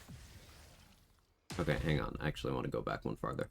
Never understood this idea of, but alert isn't necessary, and then with no in between, people go right to, well, we need to nerf alert. It does too much. Sure, let's take the thing that's sole purpose, and the not being surprised by ambushes thing doesn't actually matter almost anywhere in the game. Take the initiative feat and make it less good at giving you initiative. If you don't want that to be impactful, don't take the feat? Want the feat to remain in for the surprise thing? I'm just tinkering. So you want it to be bad. Because surprise immunity is, if that's ever relevant to your strats, you have bad strats. It's the same thing as, like, the whole halfling luck thing. If you are relying on halfling luck, get better. Worse, yeah, not bad. I think you're not understanding. If alert is not giving you that initiative consistency, it is not good anymore. That is what alert is good for. It does not make sense to me, again, as an optimizer. It does not make sense to me. This thing that is good for this specific reason, I don't want it to do that thing anymore. But I still want it to be good? Like, that's not how it works. It doesn't make sense. It's not logical. This isn't me attacking your preferences or anything, it's just this is a very common take that doesn't seem to be rooted in logic at all. And the very simple answer to that is, hey, you don't want alert to influence your initiative that much? Don't take the feat. Very simple. Relying on halfling luck is fine if you have enough buffs so only nat 1 can fuck you. And it is not efficient to do that, but yeah, you can, sure. Again, at the end of the day, the halfling is not bad, it's just not good either. It's comfortable. I think +3 initiative would still be absurdly good without guaranteeing going before every non-boss in the game. Well, good thing it doesn't do that. Even alert at +5 doesn't do that, Greybone. Steel Watchers have 20 dexterity and +6 initiative. You need +10 to guarantee going before them. Having alert and 16 dex does not get you to that threshold. So, speaking in hyperbole. Hey, Anna, how are you?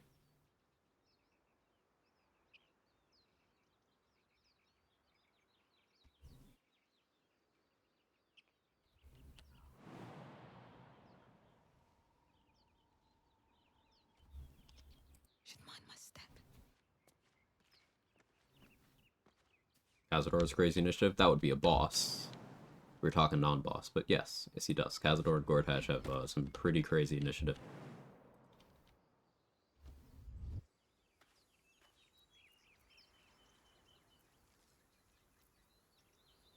Patient defense may be worth the key point here, actually.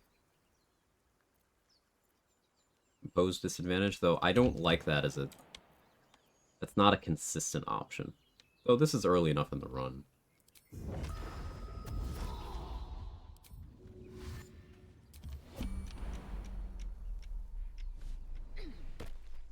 Open!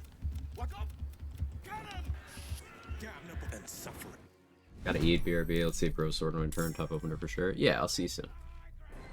See, I got lucky on this initiative.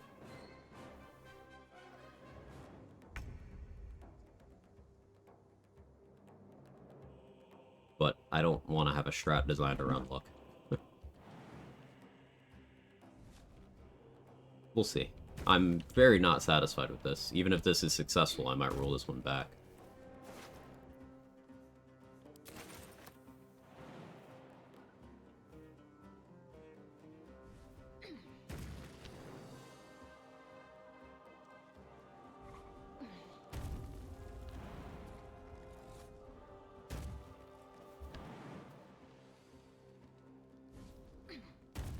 Just out of view.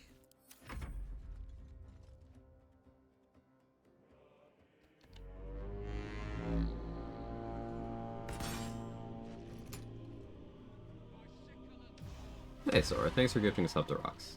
Very kind. Maybe I can sneak in, kill Will? Maybe. Yeah.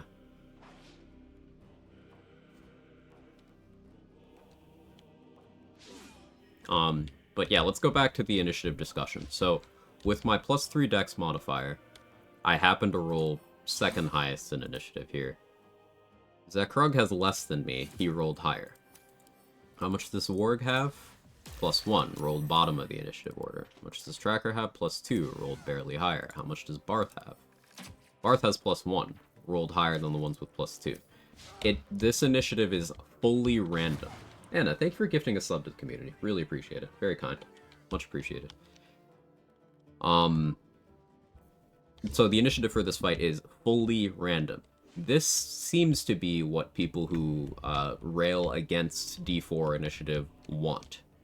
And this is before introducing the fact that if you're playing with a party, rolling similar initiative allows you to take your turns concurrently, which makes the combats go smoother, which makes combats take less time, which overall feels better as a video game. You know how long turns take in tabletop, and in this game at times. So, like, imagine every fight being this. It just wouldn't make for good gameplay. Again, people who play with full party unbalanced, do 2 playthroughs in their entire life, save scum initiative every fight on that second playthrough, and fuck off forever thinking that they're the GOAT. Those people love the idea of D20 initiative.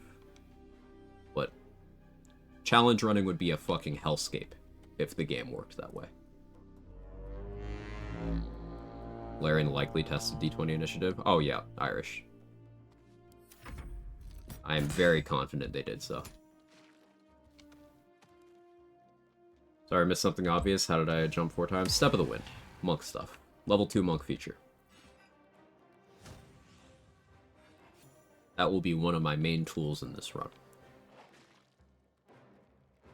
Especially before I hit level 3 and get access to Shadow Monk features. Now, Shadow Monk will give me access to Minor Illusion. It'll give me access to bonus action Hide. It'll give me access to the Silence spell, as not a spell. And it'll give me access to Darkness, also as not a spell. I'll be long resting a lot in this run. I have a lot of key point usage in the cards. Also, one of the reasons I'm participating in this fight rather than skipping it outright is I want the experience. Hitting level 3 as soon as possible is important.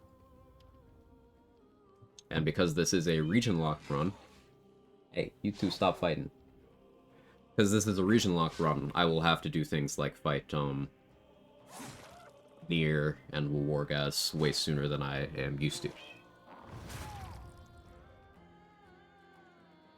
With Wargas, I probably push him into the cliff, into the pit, rather. Probably. Also, no tadpoles on this run. No scrolls.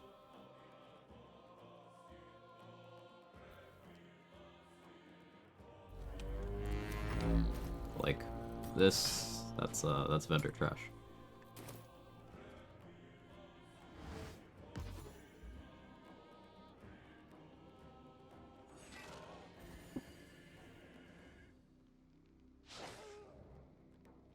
Well, Lazy's doing no skill point BL3. Nice.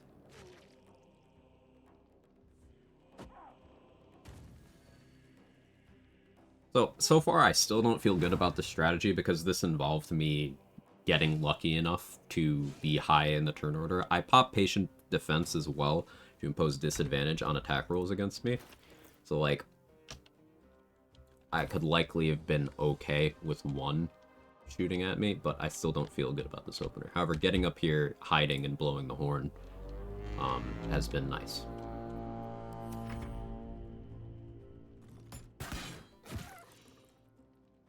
You can get the meme that is Shadow Strike with no multiclassing. That's true. I considered doing Dirge. No backtracking to previous acts doesn't sound as harsh as Mark's region lock, which you're doing this run. Yeah, I should. Good point, Rox. I should be clear about that. Yeah, this is not Mark's region lock, which includes a lock on Rivington in the lower city. And that's very important because this means I don't have to do Coronation Gortash. And doing all companion storylines kind of clashes with doing that a little bit because it limits the ways wills can play out. So yeah, there is no region lock on Rivington Lower City. That is the difference.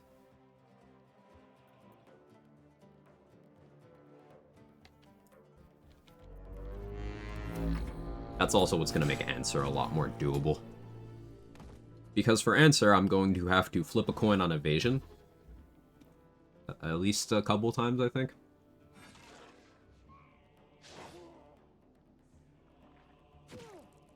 And that's going to be... Ugh.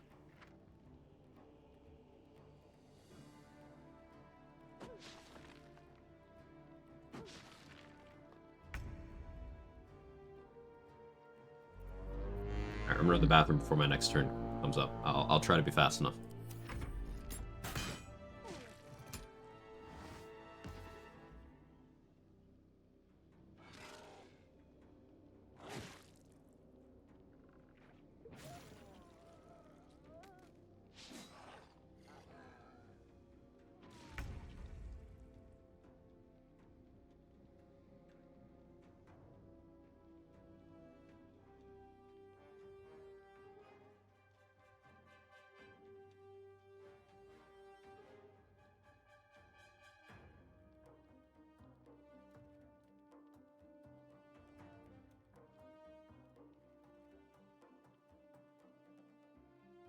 Damn it, I was not fast enough. I'm not a top 0.1% pisser anymore. Really lost my touch.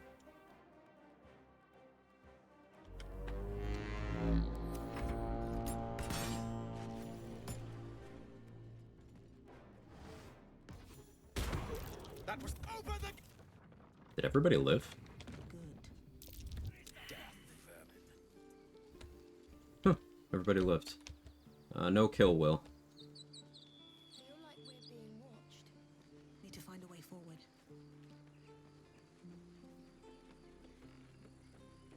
After 30 is no joke. Eh. Joking about Octa's soup just a moment ago. Come on, Ricker.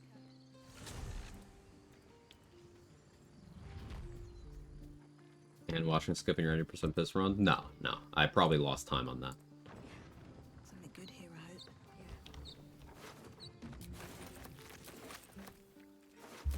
hope. So now that we're through that fight, that's why I had the barrels, by the way.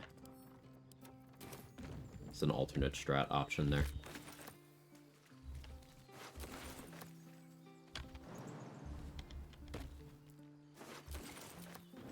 Go rest to get my key points back.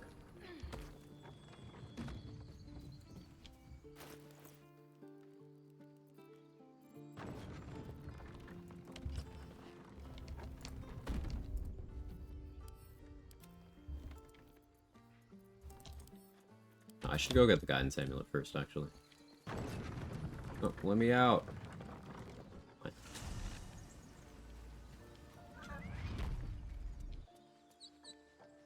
Well, you don't piss yourself, piss against the wind's no problem. You know, fair points. Fair points. I can't disagree.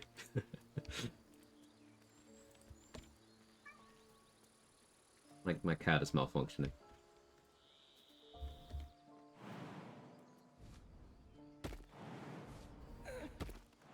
So I might still be able to do the Raphael thing as I currently know it. Maybe. We'll be sciencing that. Again, this is a routing run. This is experimentation.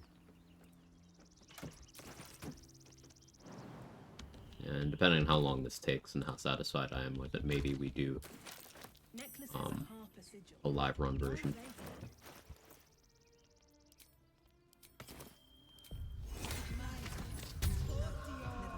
You're unable to speak. I do have silence on this run, though. I can go about that way. I don't need to do you know, the ones that wouldn't be allowed under these rules, like using companions, or using summons rather. Perception successful. That's fortunate.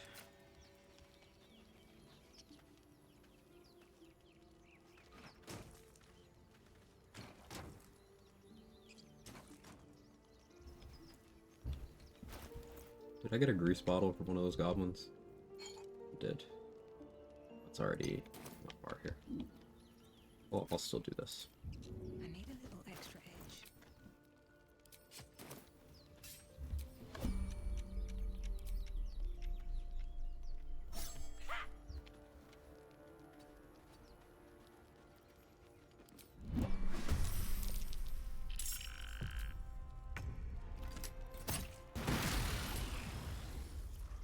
Suppose you could bloodlust off something, use the temp health, eat the brine tick. I was thinking, heroism elixir, if I can get really, really lucky. Right?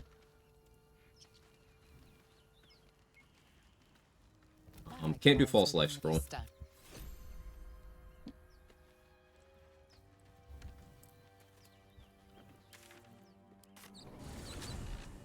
What mod shows you the reaction in the bar? The one that says it does that. It's a mod for that specifically.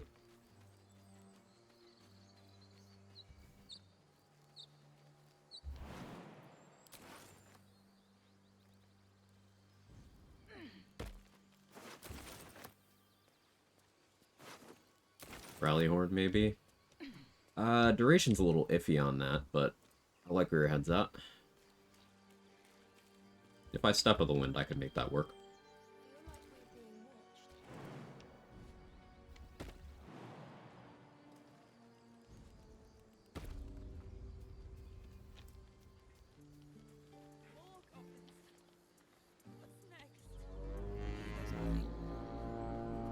Yeah, that's an option.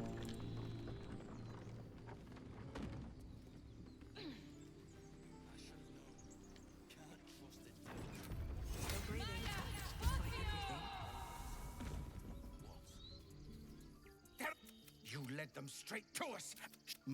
You see the tiefling's jaw clench. He's about to erupt. Roll good.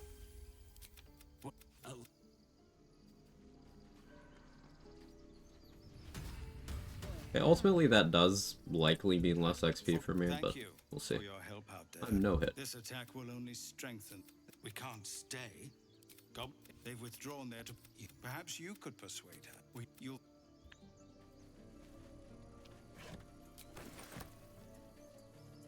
Camp supplies are something I do need to pay attention to on this run. Like I said earlier, I will be long resting a lot. I care about our lives. What, is there anything you need? Just some bits and bobs I know. Ooh, heroism. Very lucky. Okay. I want Ring of Flinging. It's gonna be huge for my damage. Darkness arrows are something I will also need.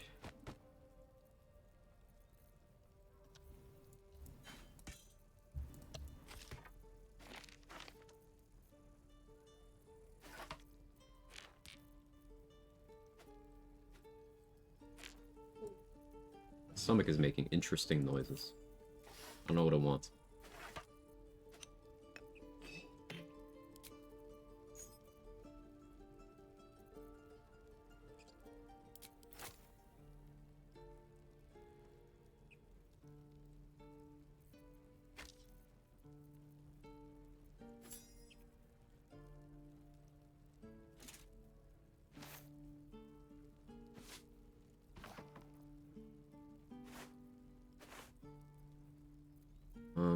Keep the instrument.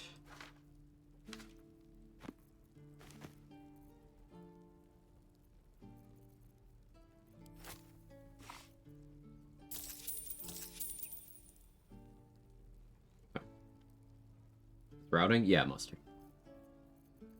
We already died a few times on Grove Defense 1, figuring how to get things rolling. Purely routing. Hey, Kaylee. Chat, this is the creator of the run. The legend herself. Go follow. It's going well. I ended up not doing your Nautiloid strat at all. I just kind of did monk things. I was like, hey, what if I just moved past everything really far? We didn't take any hits until trying to figure out how to do Grove Defense 1, because I don't really know how big the trigger zone is. But we eventually figured out the strat of, I started the fight, hoped for a good initiative roll, and then I jumped up where Will jumps down, clicked hide, and just blew the horn until the fight was over.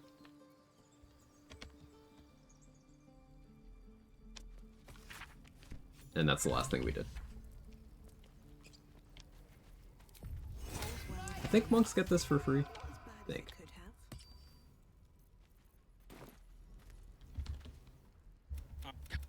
Or yell louder. That's fine too. Yeah, cool. Oh, the waiting's getting I'm helping. Brr, I'm helping. Brr.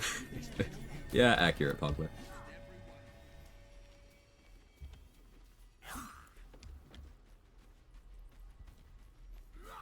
I guess I'll talk to Donnie. What's up for discussion? He stares right Instruments or past equivalent you items as need if all of you're those. invisible. There's a vendor in Act 3 that has unique instruments. I guess you'll have to buy all of his. As you turn back, the child slips between the rocks. Huh. Good roll. Just using up the bad You look rolls. It's all part of the plan. Take your time. So I need to remember to go pick up Lae'zel before I go to the Underdark, or else she'll move to the mountain pass. Yellow all over, covered in spots. No Or move to the entrance to the mountain pass, I should say. You test this more with Minor Illusion, seems like you have initiative with the Grove Gate fight. Unfortunately, I have to be level 3 for Minor Illusion on this. Because I want Wood Elf.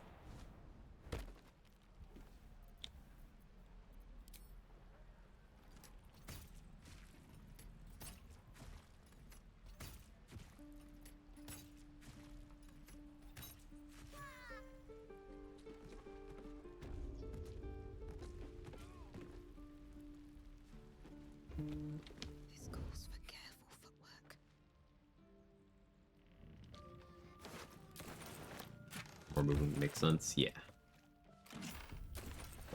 Considering one of my core strats is going to be Step of the Wind and Run the fuck away, I prioritize the movement speed highly. And I get Minor Illusion at level 3 anyway, so there's no other cantrips that I would really care to have.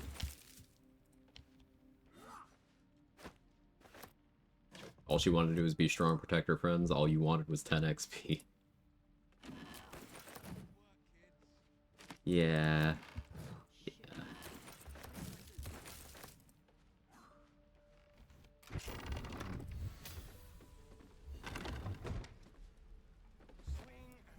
Hey, Nemsir, how are you?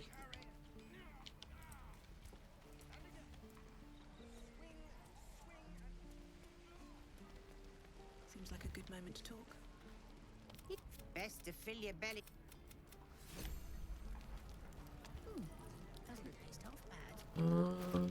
Can I afford this? Yeah, I need to buy Ethel's in this pot. Auntie Ethel will sort. You take a sup. I'm sorry to go. Nothing. Hey, bother. Corlin's Grace.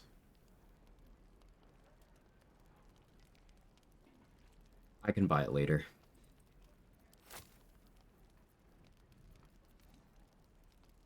I can buy it later.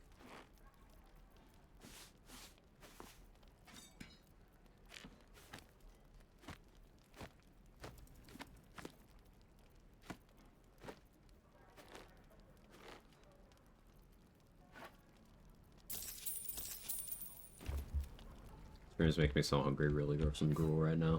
Understandable. It's steal the breastplate from Damon here for money purposes. That can maybe wait. How soon am I gonna fight any monstrosities to need the bow? Not yet.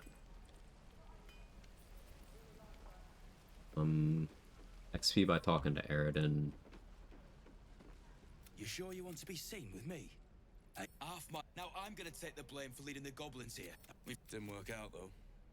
But gold ain't any use if you. All I've got's the con. Don't make me hurt you, boy. Yeah, I'm not gonna jump into that. Charlatan inspo. Let's look at that.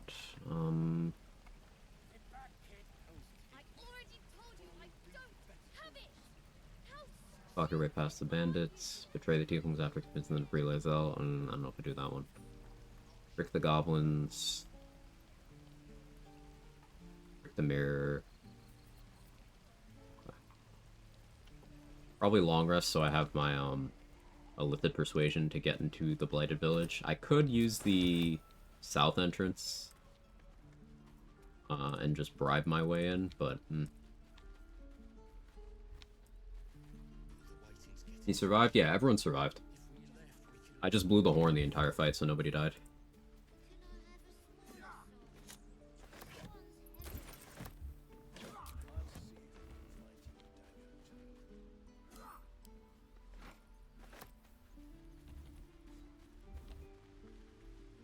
Heard tell you can get Ethel the Hag to help you in the final fight. This true? Yes. Yes, it is, Candy May. Please, let us through.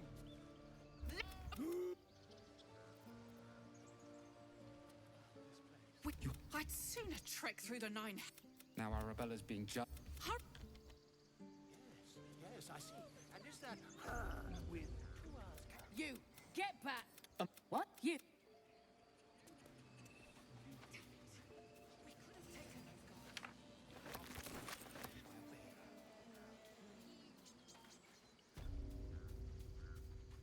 Thanks for the alert, Kaylee.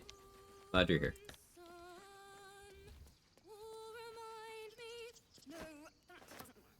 Damn it.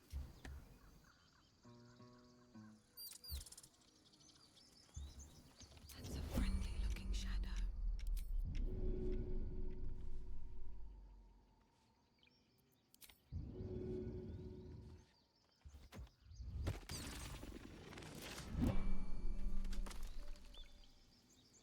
Dance upon. More like butchering at the hands of this bloody song. Dance upon. Going for music proficiency here. Failing the first one is good. Pain will fade away. That was So the second one is lower DC. interesting. Why don't we try again? Nice.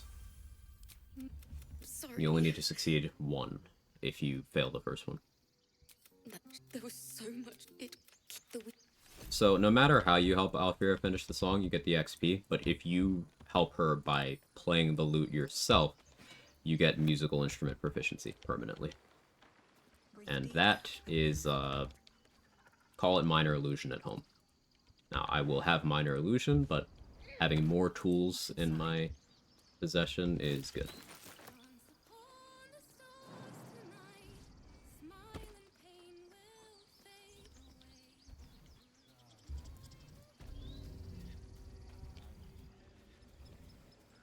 Murder Mastery in any duo setup, incredibly useful. Yeah.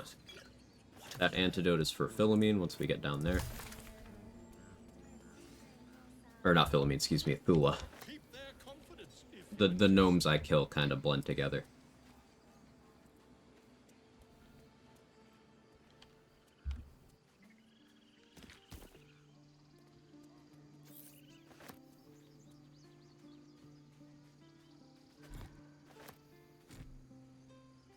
Most normal challenge runner. It's all 75 XP in the end. Yes, sir.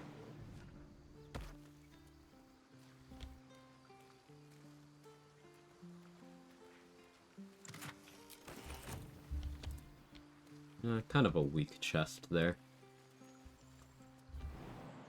Oil sharpness won't be terribly useful for this run because I'm primarily going to be throwing when I want to actually do attack rolls with things.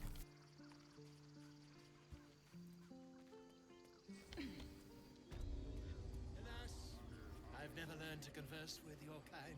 Except Lula thinks she's 20. How dare Lula be worth that little XP? Insulting.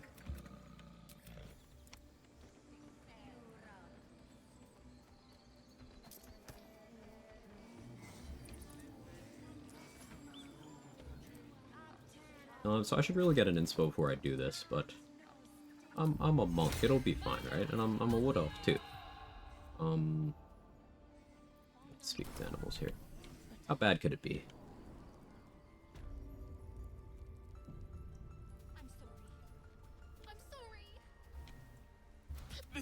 I will imprison the devil. And do it.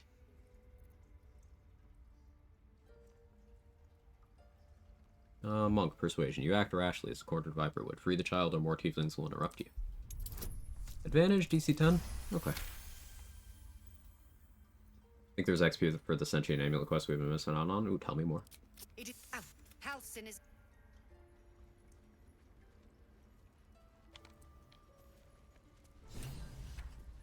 Go on. Say it. I took back the idol of Sylvanus. The Viper. This tale.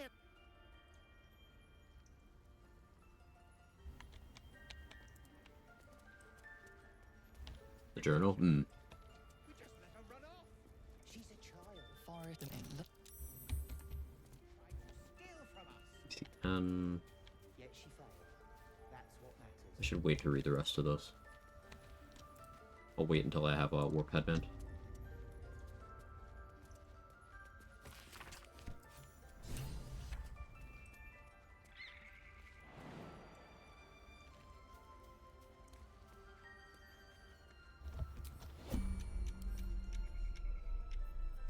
If everyone else minds their business, I'll be fine.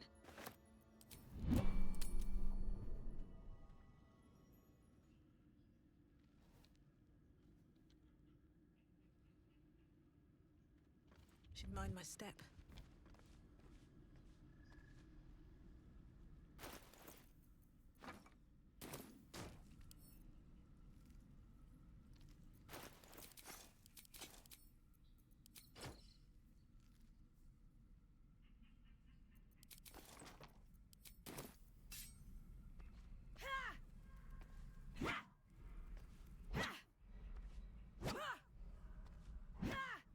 Between 1 and 14, depending on their level.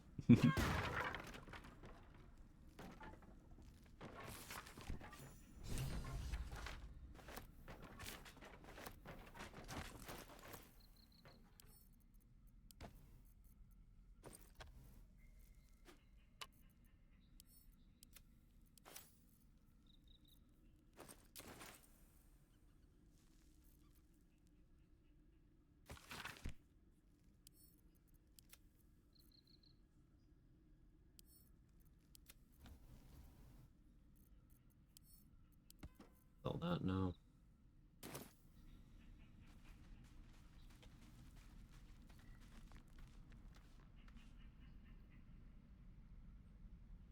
Hey, Sao, how are you? Good to see you. You're monking your way into the hit list? Yes. How you doing, Edsel? On my way. Best be on my way.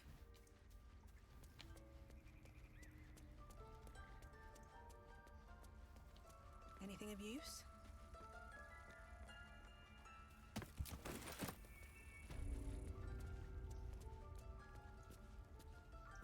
I have something to ask. I see you. Well, Just let me give me a moment. save here. This is a routing run. I may as well have lots of saves.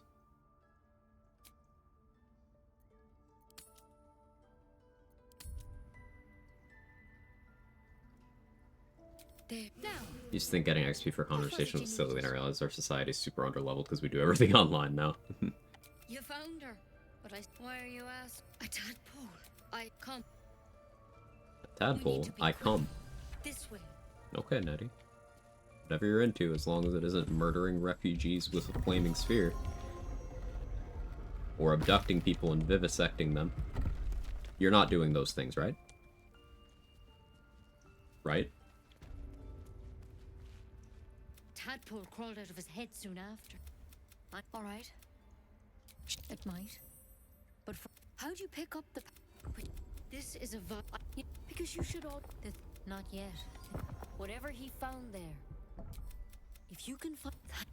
Good luck. Take it one step at a... There's something in Who was the saddest story in BD3? Why is it Geezer Loris and his spoiled cabbages?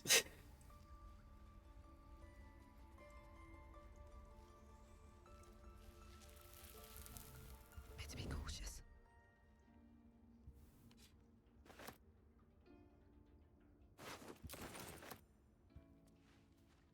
Best be on my way. So, no tadpoles. That's why I'm leaving that there. We want the dagger, though, that I stole for throwing purposes. What path lies before me? something over there.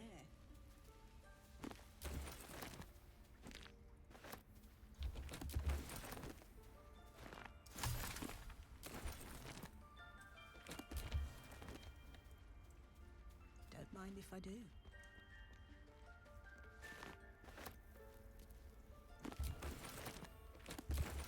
A lot of books in here and a couple of scrolls, all for selling.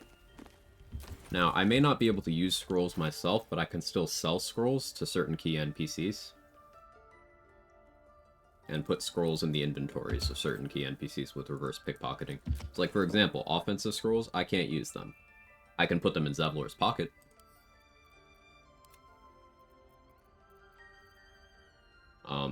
If I want to delay an NPC's actions by messing with the priority list, I can sell them or pickpocket onto them. Darkness, Expeditious Retreat, Featherfall, and Color Spray are all very good for that. Depending on whether I want to lock down an action or a bonus action, and at what range.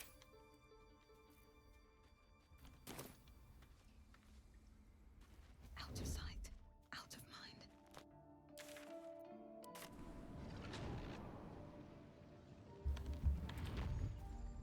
How much farther can I go? Alright, I'm going to make another save here. This one's going to be Raphael, break science.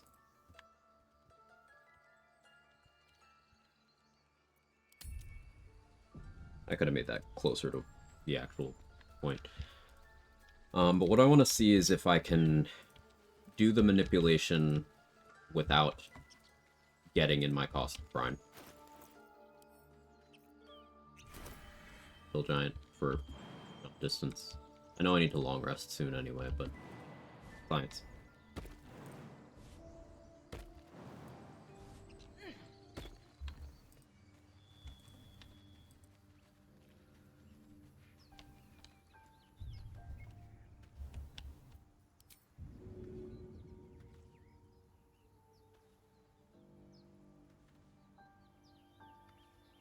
Now, he will look for a safe spot in this.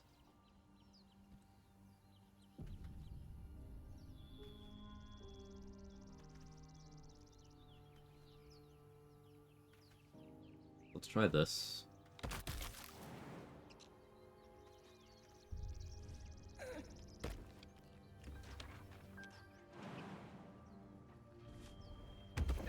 No. Okay. I thought that might work. Cool. I just put Caustic Brine and then I jumped over it, and he tried to go where I was in midair.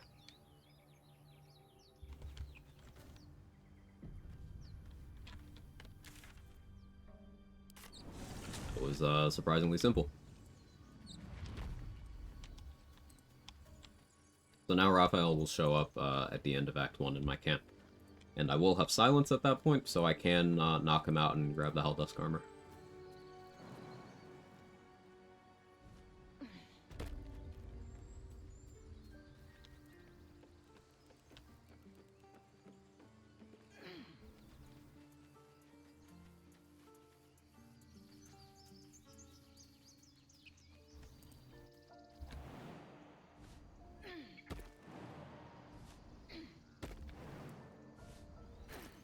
Now, while I'm still level 2, I do probably want to handle some vendor attitude things. I'm definitely going to be buying things from Damon in Act 2.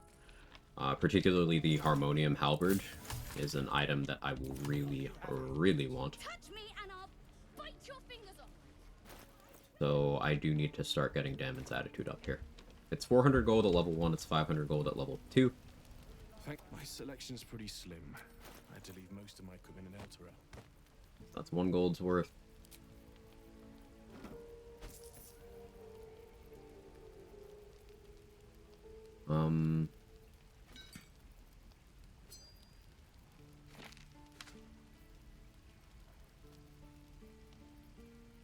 Don't want to give him throwables.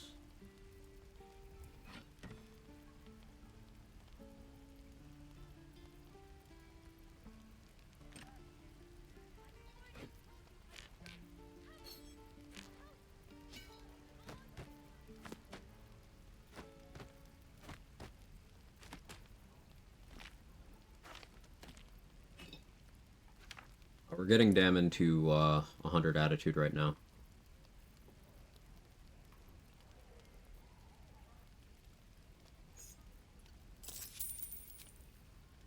So that I can sell stuff to him efficiently, but also so that his inventory is cheaper for me to purchase. I will be buying a lot of things from him later.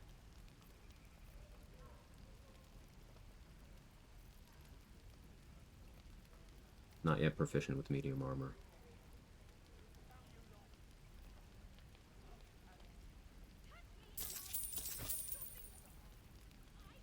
Okay, so with this amount of gold, I am going to, I think, bribe my way into the Blighted Village. Have I tried it proficiency yet? No. We'll bag that up for later, though.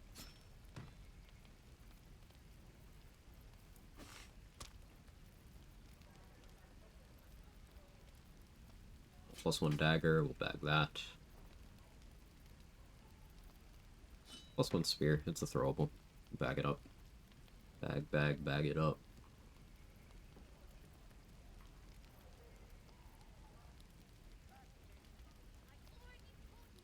Color spray to sell to a more important character. Using Nexus for external mods, go through manual install. If you mean the mod manager on Nexus, no, I'm not using that. For most of my mods, I'm using the in-game mod manager, and for a couple, I'm using the third-party BG3 mod manager. The 1 HP mod is a much older mod, so it is through the third-party one.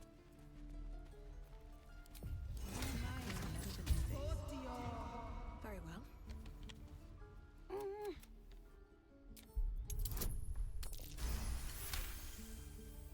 Watching his hands, you realize he's miming opening something. Roll good. He nods, then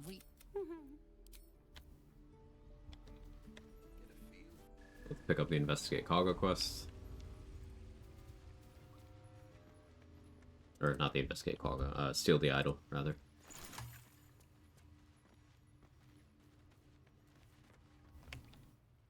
You saved Arabella from the... And we're happy to... I want to steal anything else. Can't use scrolls. 'Tis unfortunate. This does move Ethel's Amulet way up my priority list. I want to try some stuff with barkskin elixirs that I've not yet scienced. Including putting barkskin elixirs in NPCs' inventories so they drink it to set their AC to a manageable number. Anything else? But that's still untested. I gotta science that one out. No scrolls? No scrolls. Better not be cursed.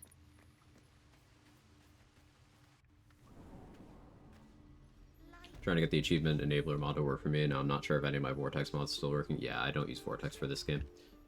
Sorry. I would not know. No scrolls rule is probably the hardest. Yeah, it makes some strats much more difficult. It heavily increases the value of things like Ethel's Amulet and Shadow Step will be super duper valuable because no Misty Step later. Our little Hellion told. Alright, getting close to level 3.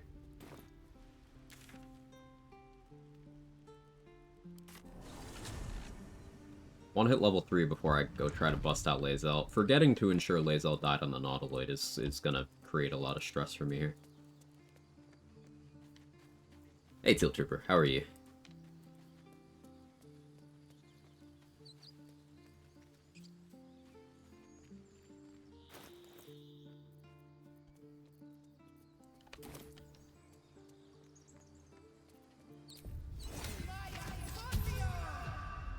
And how am I? I'm doing well.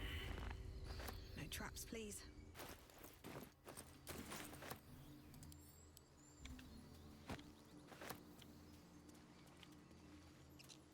Gonna not go near them yet. Don't want to move them to the Goblin Camp preemptively.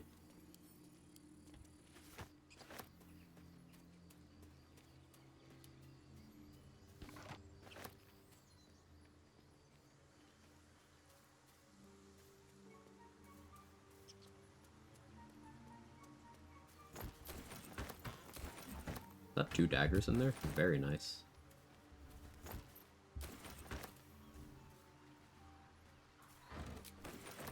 Dead goblins. Dead travelers.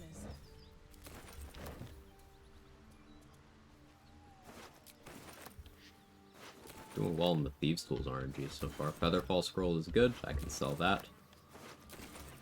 To a compatible NPC. Oh, now I'm gonna go around this way. So I can bribe my way in to get in checklists. But we can also grab Fleet Fingers while I'm over here.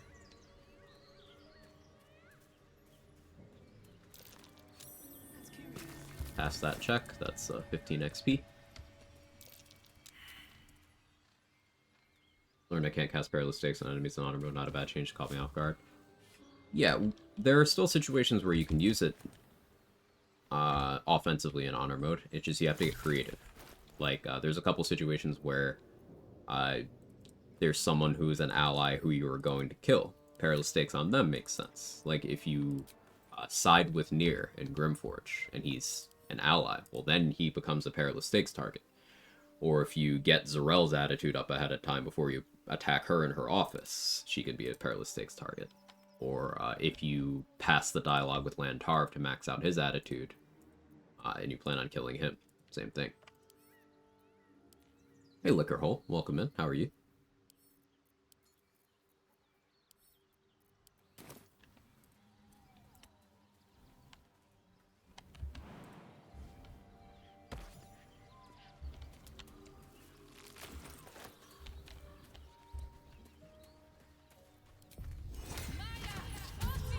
These goblins should just talk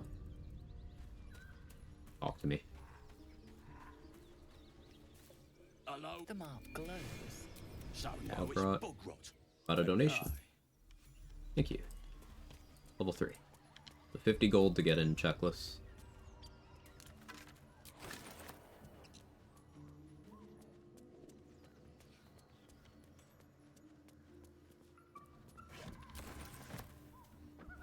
If I unlock the trade window with Minthara early, can I get her to 100 approval in Act 2 that require a different approval system? Yeah, you can.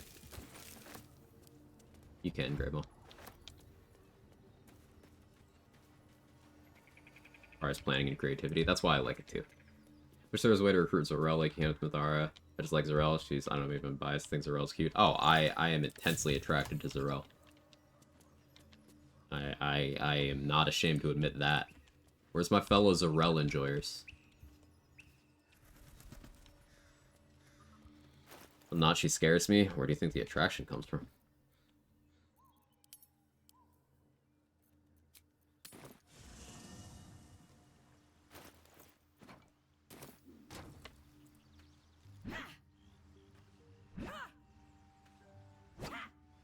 .99% sure the attitude and approval are different systems. I could be wrong on that. Yeah, I could be wrong. I don't play with the party enough. I would defer to Rocks on that one.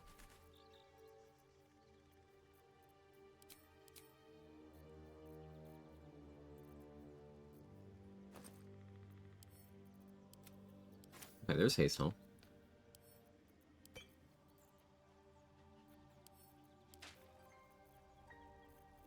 We did get a smoke powder bomb. That's fortunate.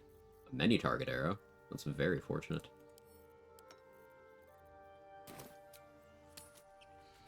Gonna walk the dogs. Maybe back for some fights. Cool. Thanks, Caitlin.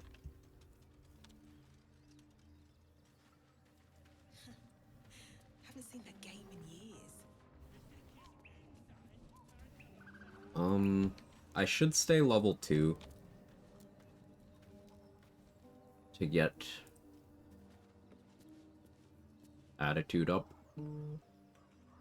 on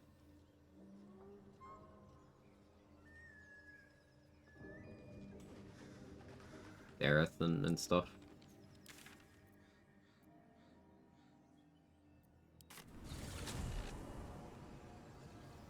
Oh, powder bombs your friends? Yeah.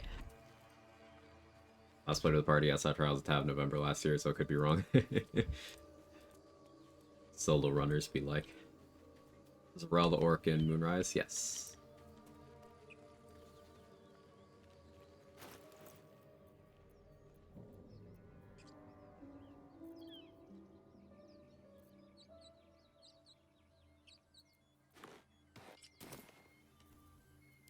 Normally the Fleet Fingers aren't terribly useful on a monk. But considering how cowardly I have to play this whole run.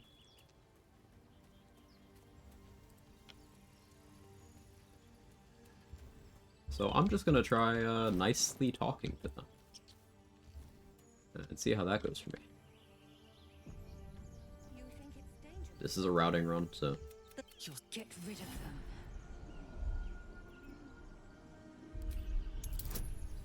DC 7? Okay. That's not too bad.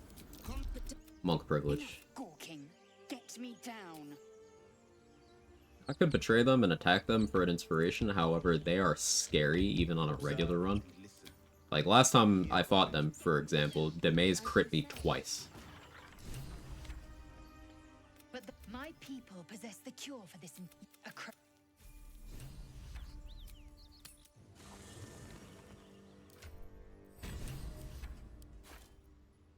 And because we stripped Lae'zel earlier, she made new armor. So, more money.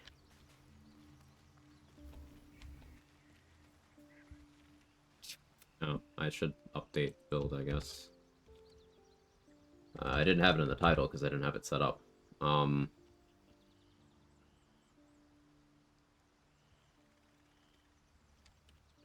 Shadow Monk.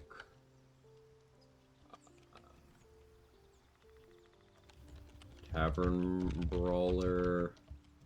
Weapon Master. Moderately armored. Is currently the plan.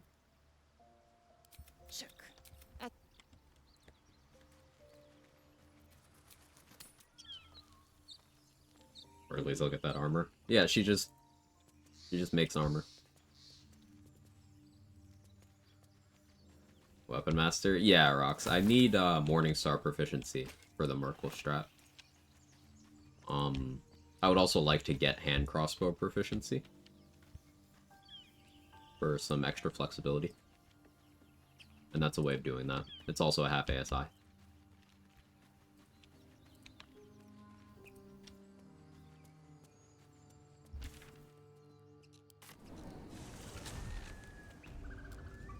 Hey, Control, how are you?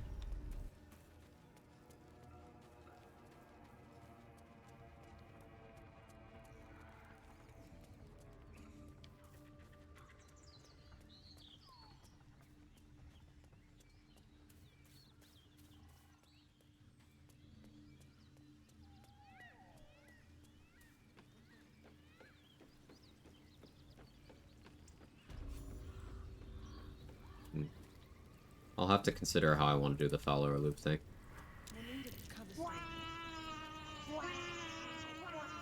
So, temporary companions are not allowed to help me, but are they allowed to bleed for me? Because if they are, then I could potentially use Sovereign Glut or a Spore Servant to bleed on the rock for Blood Illithid. Not Blood Illithid, excuse me, Valor Loop. Possibly. The mark glows, but you feel nothing in response. Your illithid power is beyond reach until you rest. I kind of wanted to fail that to see what happened. Rest of her litters inside. Be said, nice to have this across the mug. Oh, to do it. Designs in mind? Whatever calls you. Hear the dung across your face, it's not your first time. Go on, mate. Enjoy the festive. Yeah, you can get by this for free, you just have to smear some shit on your face.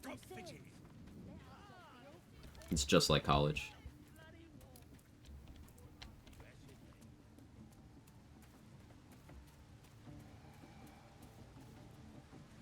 Voices, your vision, the vision. My power.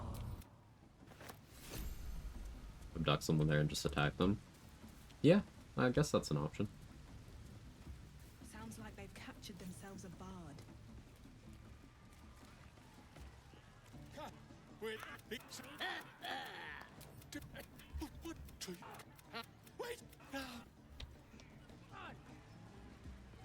Swarzy shoes for extra jump. Yeah. Now, Boots of Aid and Comfort are also a very early source of temp HP. Very tempting.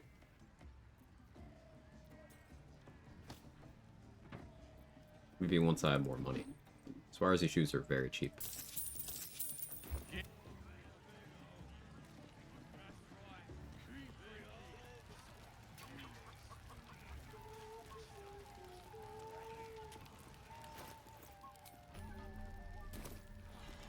Crusher's Ring is super high priority. Now, getting in this front door as a not drow, somewhat difficult. I could use the mark to persuade. I could assign my level and go up top and use silence to punch my way in that way. That's probably the safest way of doing things. But I want to stay level 2 for vendor attitude purposes if I can.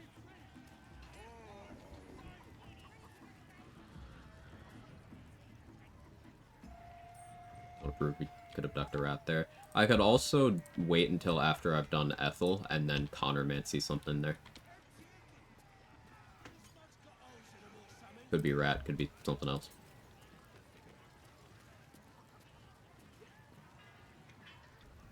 I don't want to long rest yet, because this strength elixir. I want to take advantage.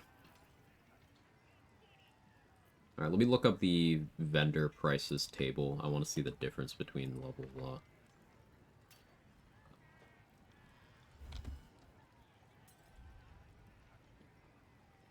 level 2 and 3. So from 500 to 600. I could eat the hit on that.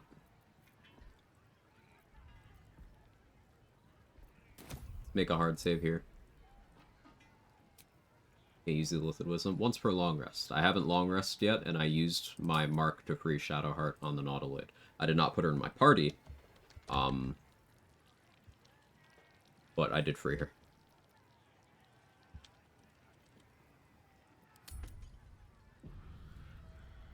I'm gonna plan this no-hit kite and run with the Titan String. Put yourself in timeout for saying Titan String.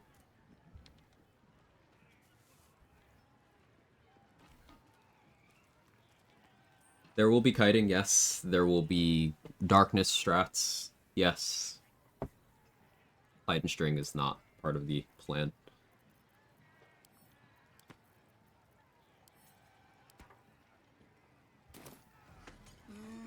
Or a monk. We'll be throwing daggers a lot.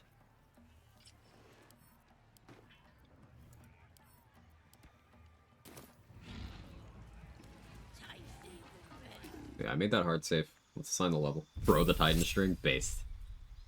Way of Shadow. This picks us up. Every single one of these, except for the Dark Vision, is going to be useful this run. Bonus action Hide. Incredible, obviously. Pass without trace is going to be important later on, because I'm not a rogue. I don't have reliable talent. But being able to put a floor of plus 10, I still am subject to critical fails, but this still helps consistency a lot with stealth stuff. And then, of course, darkness, since I can't use scrolls. 2 key points for a darkness cloud is something I'm going to have to do a lot. And then silence. I believe there's a Kevin near And you. of course, minor illusion. Air Herald in this game too? Yeah, it's a heavy crossbow. One of my favorite items. It's quite nice.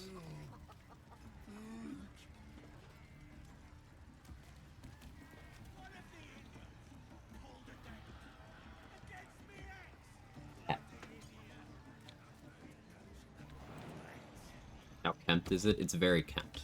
Very neat. Looks like the booze got the better of them. They're practically unconscious.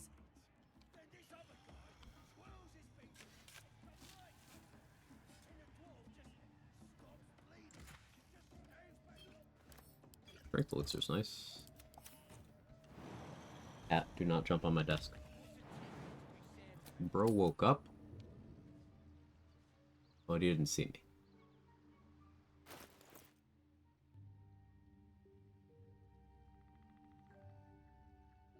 What are you doing, Cat? I go back to stream? No?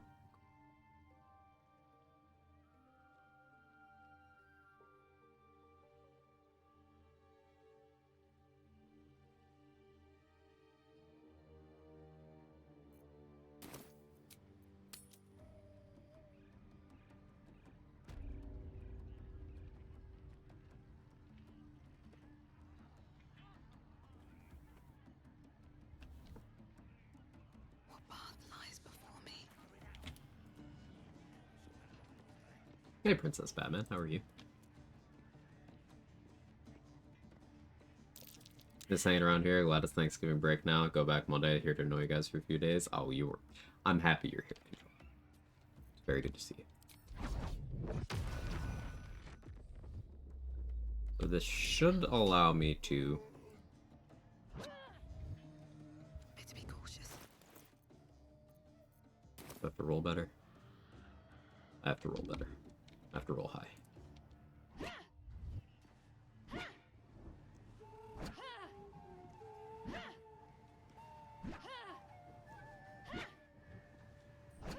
So because I put a silence bubble, they don't wake up from me doing this.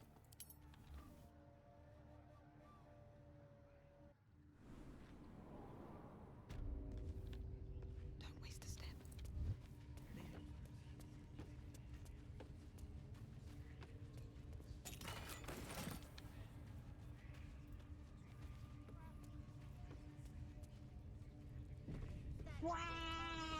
Hey, Woodsy. Hope you're well.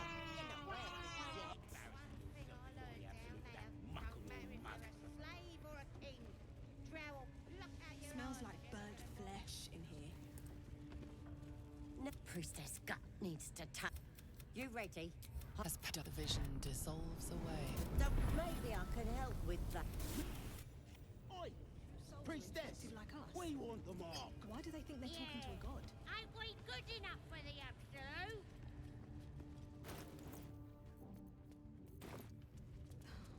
Something's on my mind. That the jingle of coin? Or you recognize the crest? Okay. 1 gold so far to Roa. Need 599 more.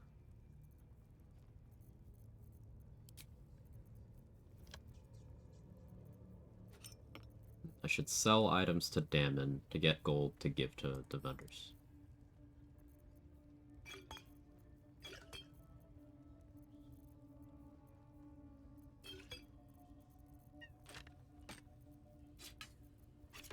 Throwables and weapons that I may buy go in the bag here. I may end up buying Monster Slayer Glaive, we'll see.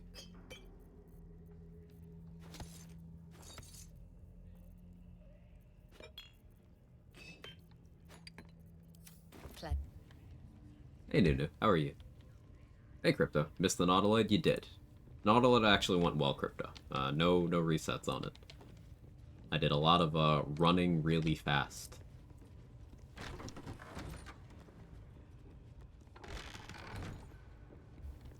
Oi, come here. I ain't waiting around.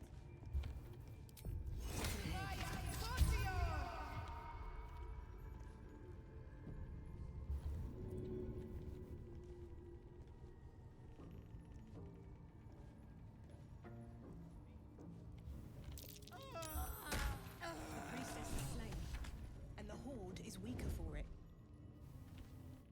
Strange why let its host's memories go to waste? The tadpole has absorbed it all. Its experience could nourish you, strengthen you, your muscles loosen. Tadpole got away. So depending on where you are, you can kill this tadpole that tries to escape. But in that position, it just gets away immediately. I saw it disappear.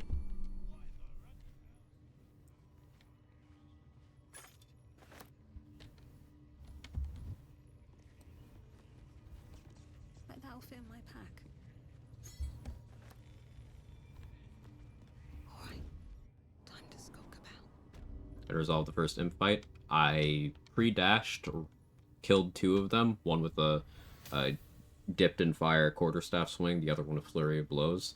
I got up to the high ground. I left Lae'zel standing there, so it went to attack Lae'zel, and then I went and hid the next turn and sneaked back down. I looted a hand axe and threw the hand axe to kill it. Lae'zel just stood there. I simply moved a lot. That's a friendly looking shadow.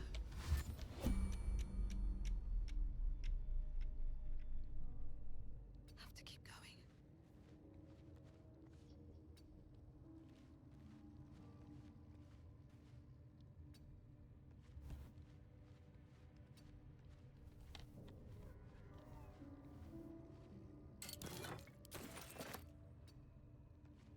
Riskiest strat ever.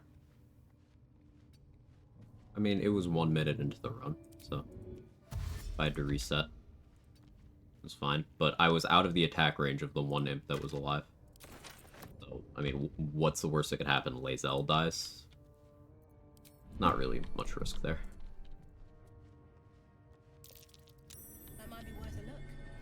Very well.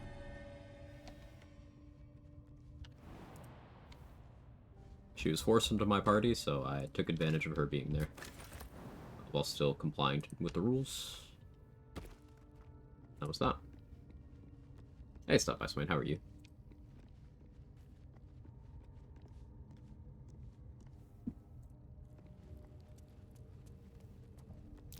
What kind of contraption is this?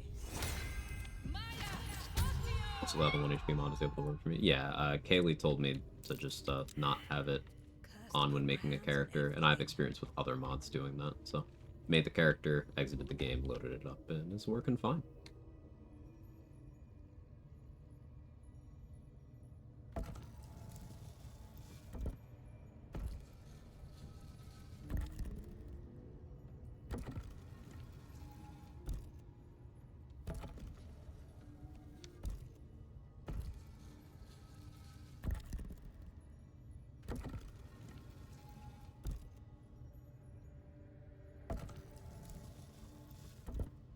Totally went the long way on this because I'm focusing on cat wrangling right now.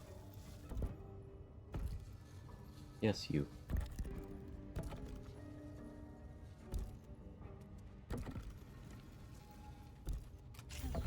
This goes very far down. We'll have to go in to see the bottom.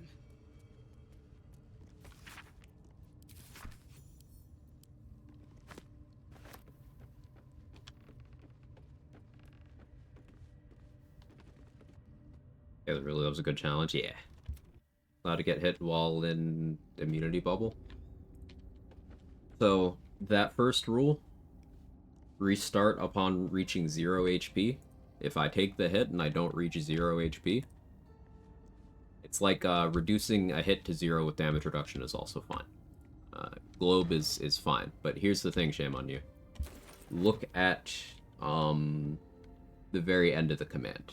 The second to last restriction. No scrolls. How am I gonna be in a globe if I can't cast it?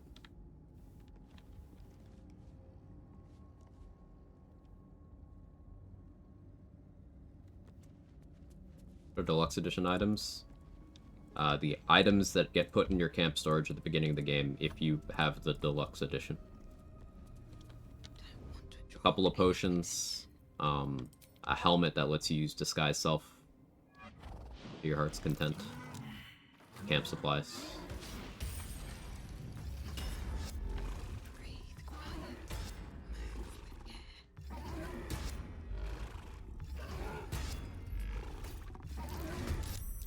Do the challenge as Gale. Unfortunately, Gale can't be a monoclass monk.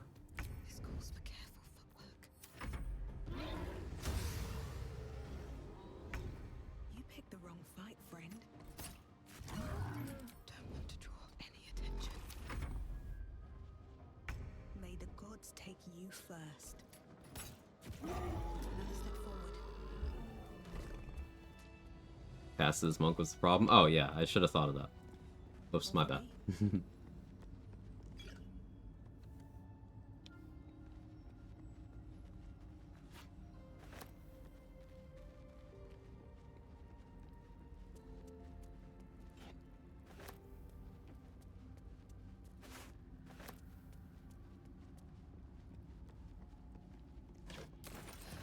I'm done. I can't wait to sleep. No traps, please.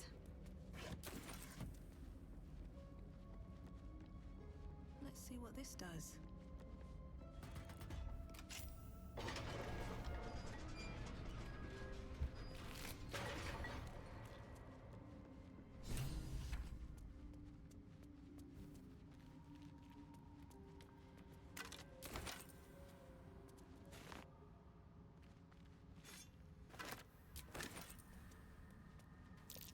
the? This stuff is everywhere. May as well try for Valor Loop right now. At least things have stayed interesting. Try for strength. Slender drow blade impales the stone before you. Okay, come back later. Silent vigil. No matter how you grip.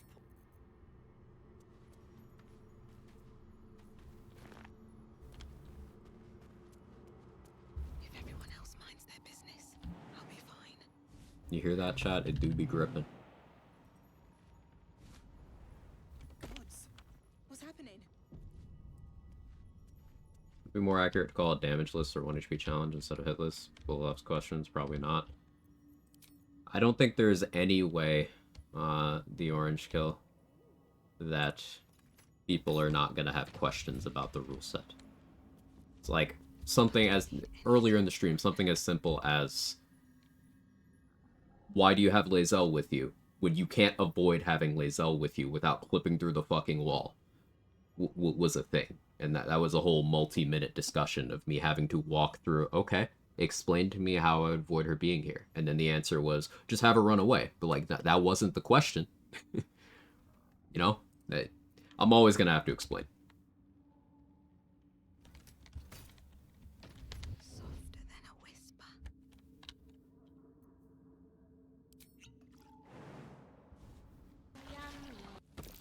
Timask and torch stalks. Hell of a combination. Get confused by one, or blown up by the other. Hey, Samad, how are you? Or Screaming Sword stuck in a rock forever? No, I'm gonna come back later. Breathe deep and move. I'm gonna try to use a Spore Servant, I think.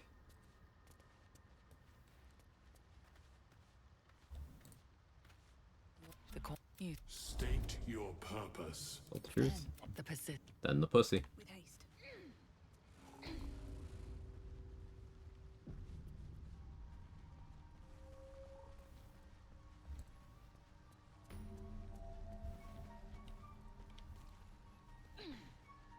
So Psychic Spark is going to be very valuable in this run.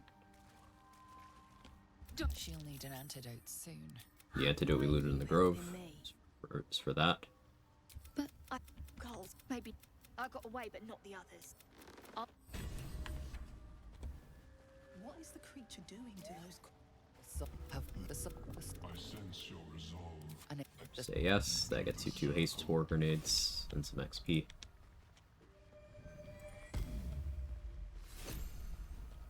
Gonna be a good run. I can feel it. It's routing. We are using reloads. Figure out strategies. We've already reloaded a few times for that first fight outside the Grove. But I'm still very excited to put all these pieces together. It's up for discussion. You see a fella on his own on your way in. Dwarf. Balin's his name.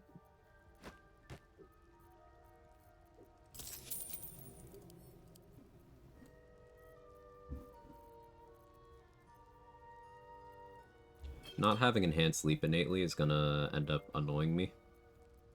So I'm gonna want to buy the Ring of Jumping, just not yet.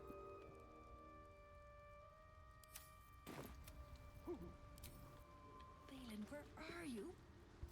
Reach into but I Don't need Spall with me right now.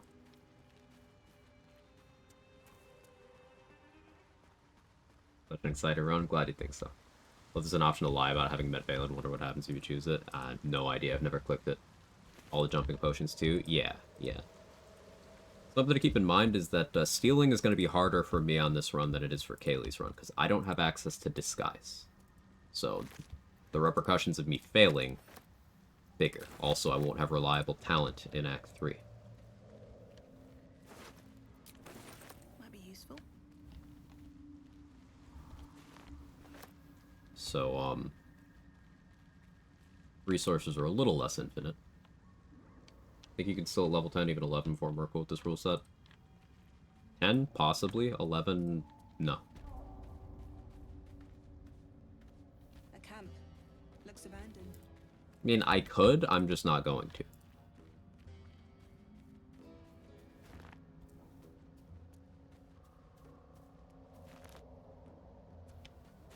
10 should be possible. Yeah, there you go. Corpses. These creatures did battle with Dwergar. Ooh, Hastings Force. Very lucky there.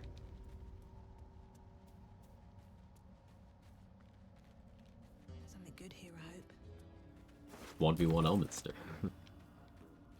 I have to complete companion storylines as well, so that's no tossing Elminster, because I need Gale to stay. And Gale smuggling requires me taking damage. So, that's not on the table either.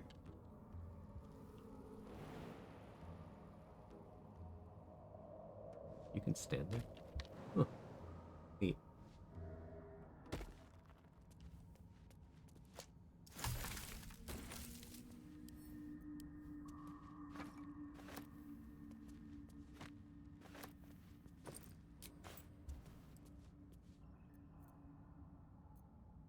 Don't have Featherfall yet.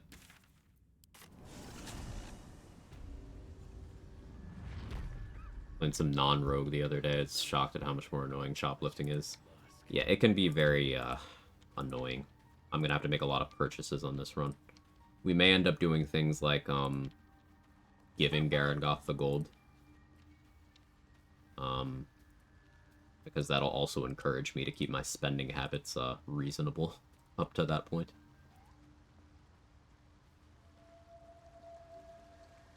I chose Charlatan background for sleight of hand proficiency, specifically to make stealing a little less annoying. This does mean that I'm not Dirge, so Orin will be interesting, but I'm leaning towards Pass Without Trace, shooting Darkness arrows while under the effect of an Invis Potion inside of a Darkness Cloud.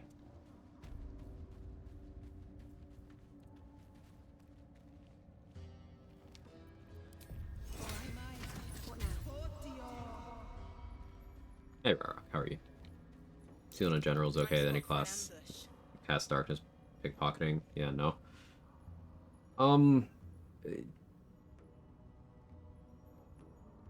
Darkness is a hostile thing. Like, if anyone touches your darkness cloud, they either turn hostile or start doing a crime response.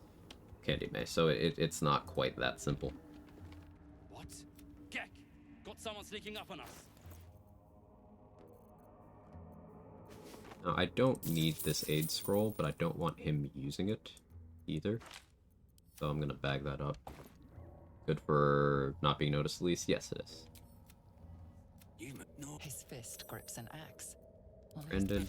What you doing? I can help. I'll wait here. I'll help. But that comes later. Bye.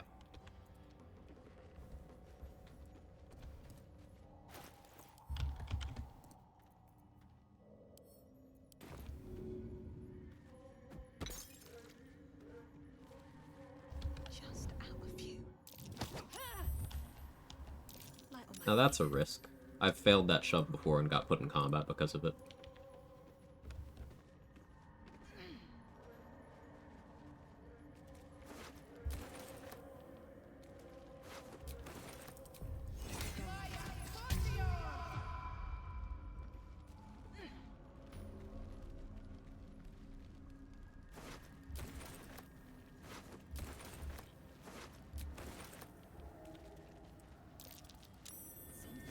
Succeed perception, no need for speak with dead.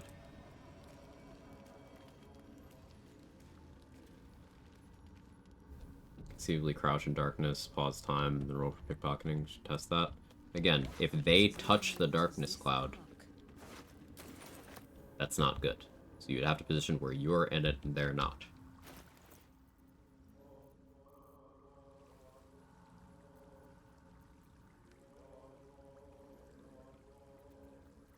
It's not that ironclad. The better strat for stealing is to have enough initiative and movement speed that when they catch you and combat starts, you just dip out.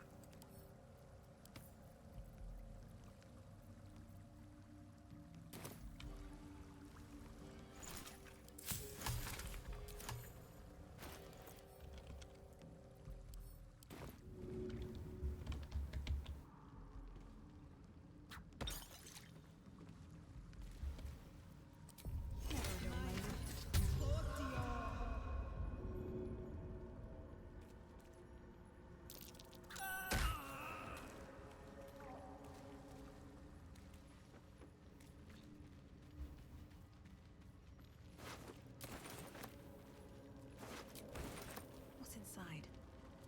Don't mind if I do.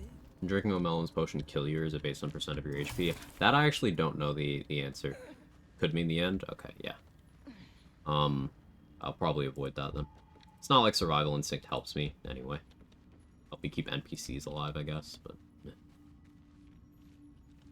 Arcane Tower I don't need to do right now. Has ended one run for you? Gotcha. The Darkness is an option for stealing stuff from the environment? Yeah, yeah. There are a couple places where it does help. If I'm feeling sufficiently scared trying to steal the breastplate +1 by Damon, I could employ Darkness there. But I'm pretty good at doing it without. It's just, that's also not a theft I really need to do. That's why I've not opted to do it yet. Last roll does damage, try to pass that one at least. Okay, so first roll poisons you, second roll dazes you, third roll damages you? Or is it just 2 rolls? Am I misremembering?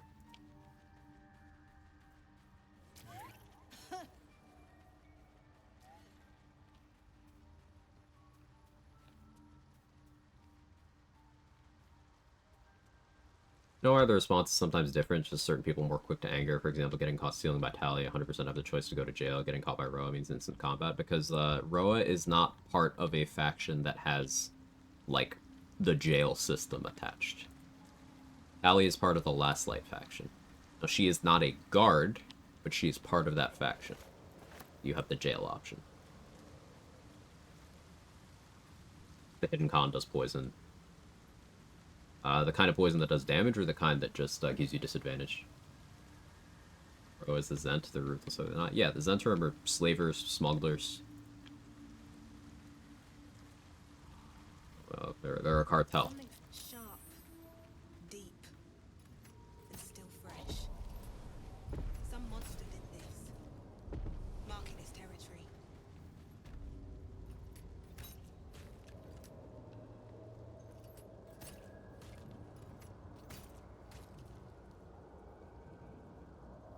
Does damage. Gotcha. Does poison resist elixir give you immunity to that if you pop that ahead of time?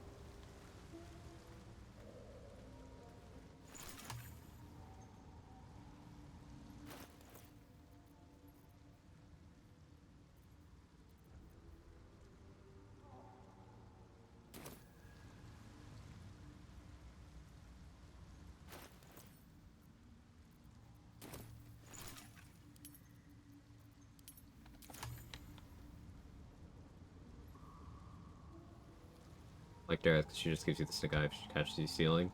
For a while. Eventually she'll aggro. Like Ryrok said. Out of sight, out of mind. Never wanted the easy path.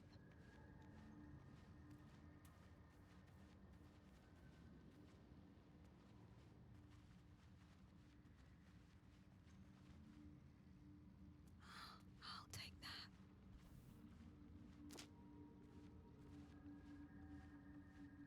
Can't slow down.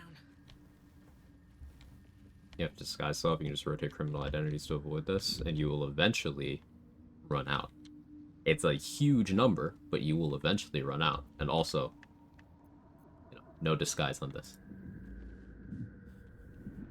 You recognize the name. Scroll. Bad idea.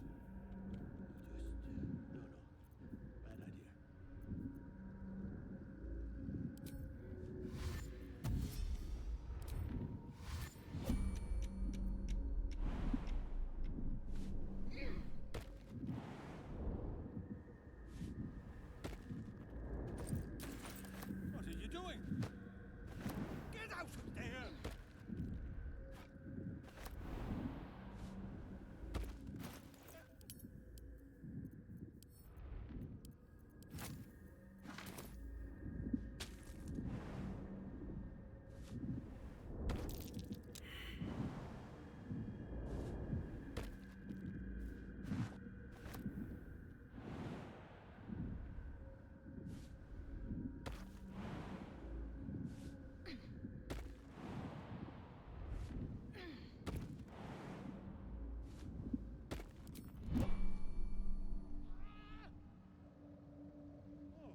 Roll the best advice? True.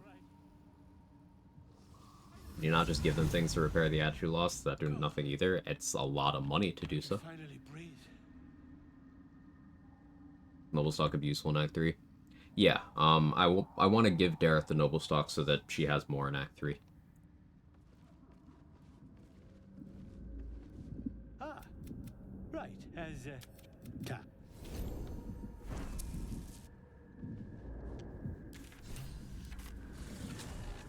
It's like I use reverse rolls, exactly. Could sustain an entire village if seeded properly.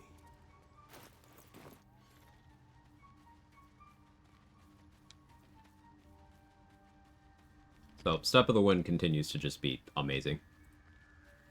We will be using it a lot in and out of combat. It's going to be my primary sync for key points when I'm not casting Darkness.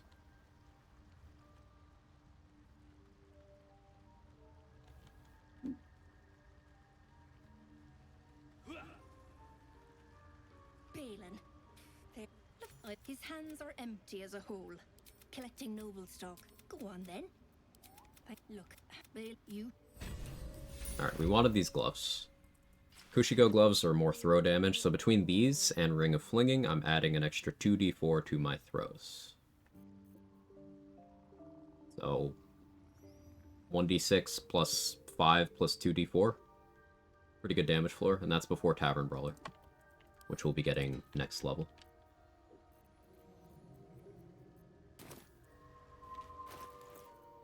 I can sell these. And that.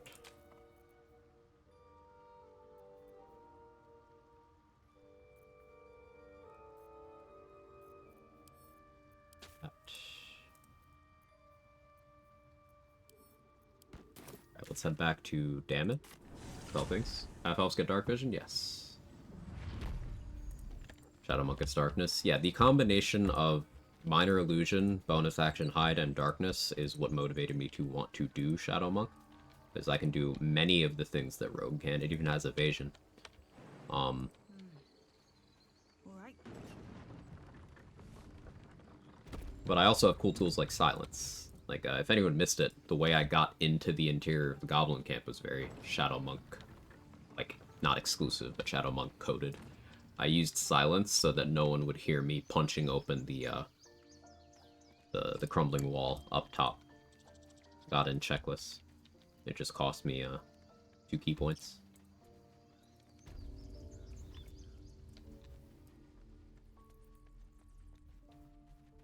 FL for weapon shield proficiencies.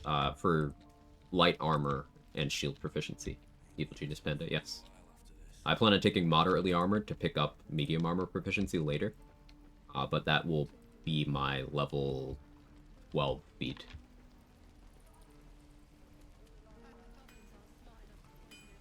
Looking for steel? Unless I change my mind and want alert at that point, which is possible.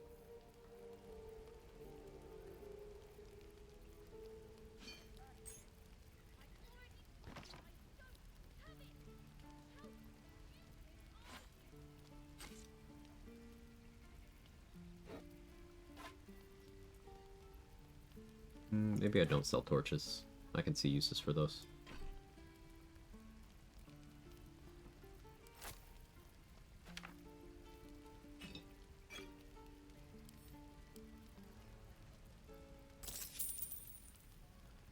Not quite enough. So buy a darkness arrow.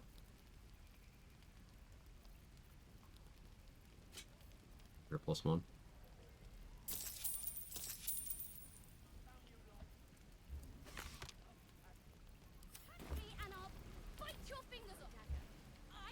My hardest challenge so far? Either level 1 or John Normal. Level 1 was harder, I guess. Yeah. I beat the game solo on or level 1 Warlock.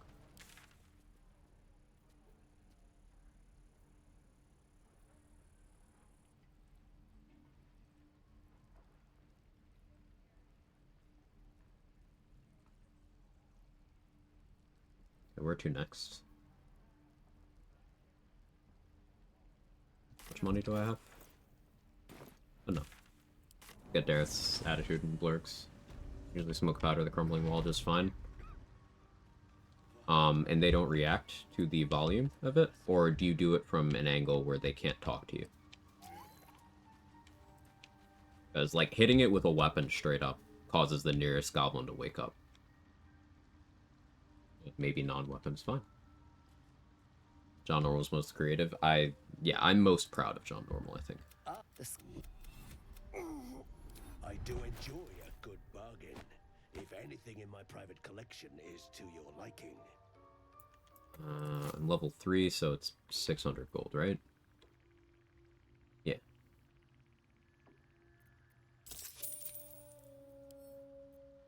Now, because of the Pataris thing, I'm not going to have blurred past Act 1.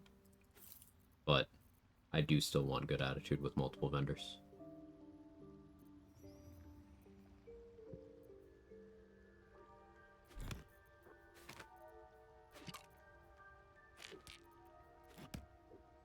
Guess we'll make my money a little tight early on.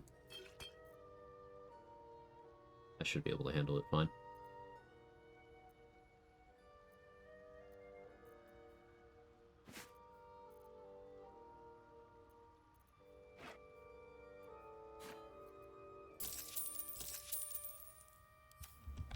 Very well.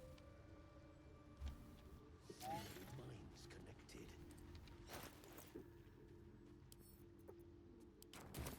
That's the,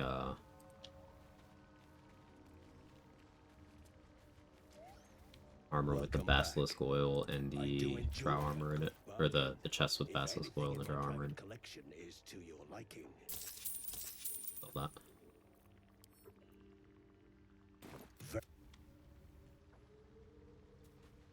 Hey Brett, how are you? Is it what now? The Pataris thing? Is what I said? I have to kill everything with a legendary action in this run. Pataris has a legendary action. Very well. Will be no point in lingering now I've got the noble stock. Had a question but forgot it. Guess I'll come back. It'll come back. Hotara's we fusing.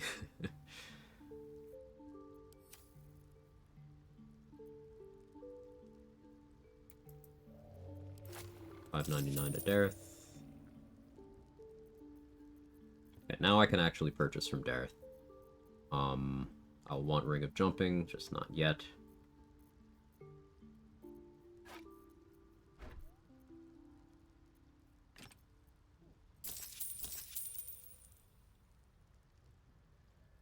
The only thing you don't have to kill is Oliver. Just completing the encounter is enough, Kaylee?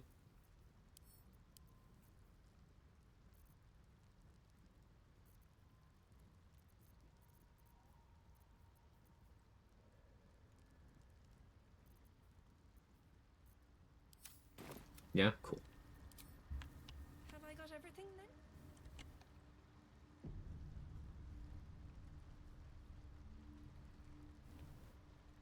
For Halson. Yeah.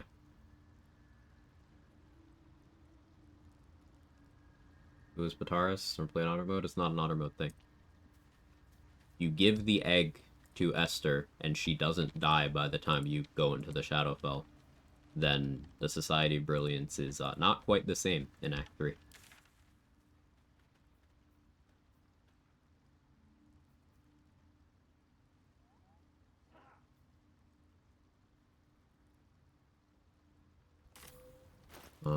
Let's go back to the Goblin Camp.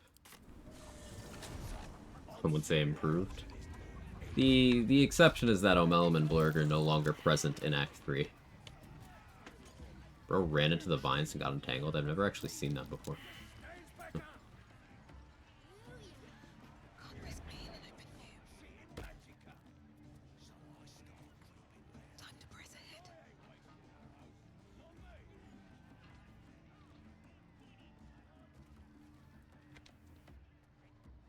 Might have to try that myself one day. It's a shit fight, and the arrangement is objectively more detrimental, but rules are rules.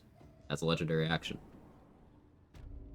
And by shit fight, I don't mean like it's hard or even takes long. It's a nothing burger of an enemy.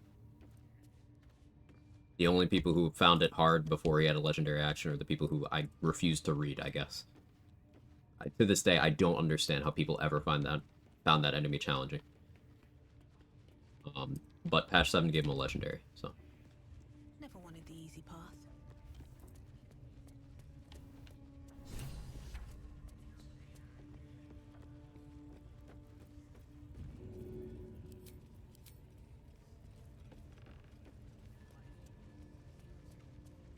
At least give me a sword! We want you dead, you dumb knuckle. Not dead any Rowie. Get down there and stop complaining. Thanks. Don't be mean. I'm not being mean. Like, the only way you could find Pataris challenging is if you didn't read. That's it.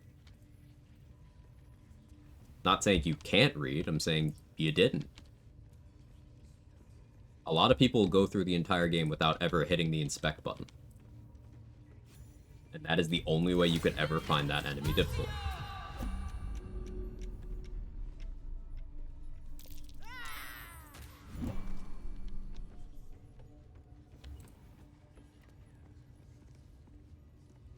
Mystic Carrion is harder, in my opinion, than Pataris. Mystic Carrion's actually challenging, depending on how you approach him.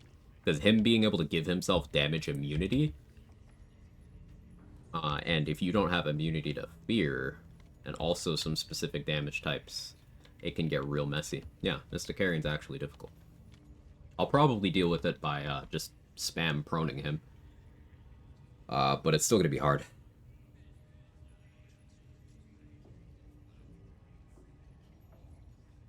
It's also pushless. You're going to have to expand on what you mean, Glub.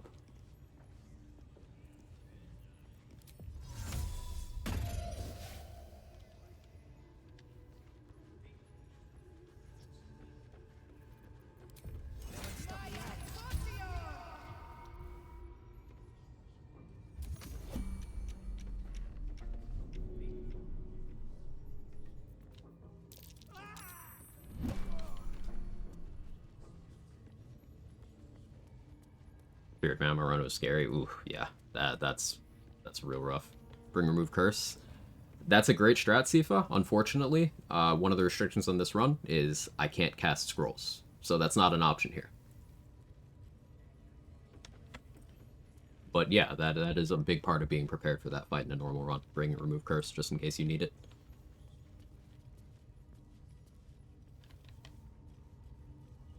Bummer, sorry. Nah, it's part of the problem solving. Trying to figure out where to go next.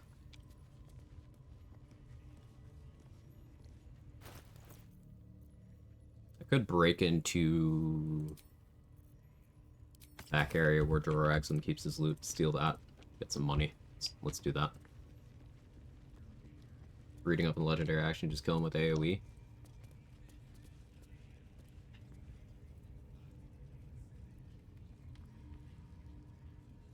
One second.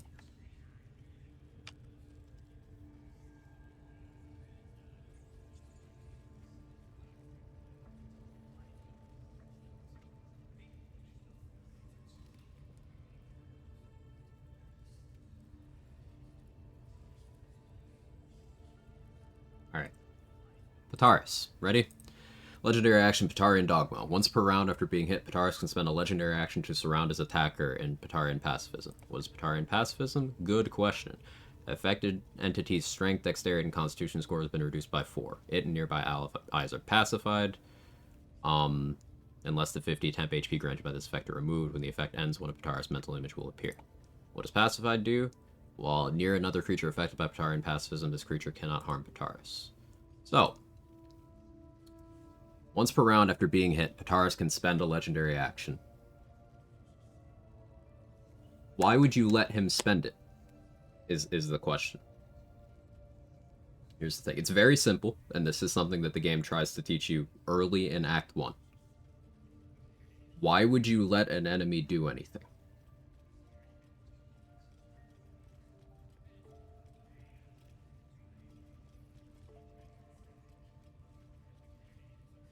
Let's walk it back one step. Aris. 202 HP. Humanoid. You're in Act 3. Why does he get to move? And Larian agrees with my assessment of this, because in patch 7 they also gave Pataris alert. Because they knew the entire time that letting him get a turn was not smart. So they made it harder in patch 7, yet, you know, all of the Pataris hard stuff was before he had alert, before he had legendary action, and once again, this is why I think it's only people who don't read. Not can't, don't. Because I was told a lot on my, hardest bosses run that Pataris was going to be hard, and it's like, I out-initiated him, I beat him in initiative, and then I one-shot him. Like, why was any of that difficult? And it's because it's not. Just, I really highly encourage you to use the inspect feature and really read what it's saying to you.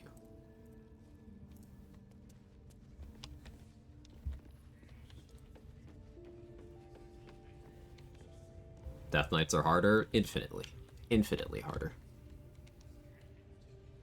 This calls for careful footwork.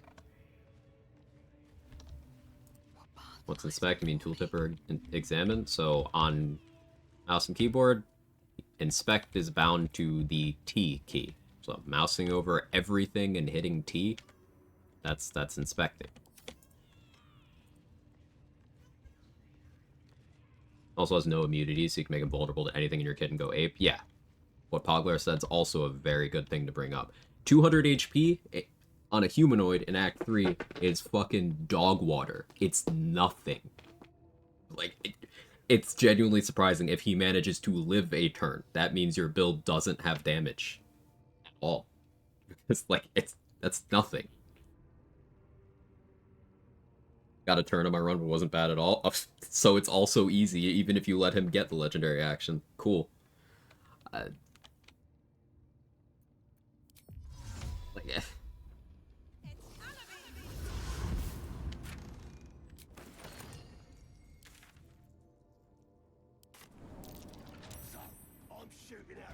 Didn't even take initiative or HP into account, so you didn't read.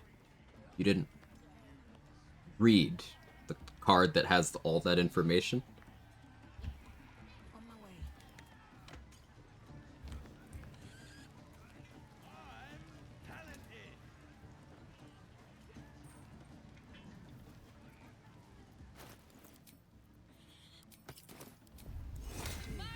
Remember how readings for nerds? I think we did. I think we did.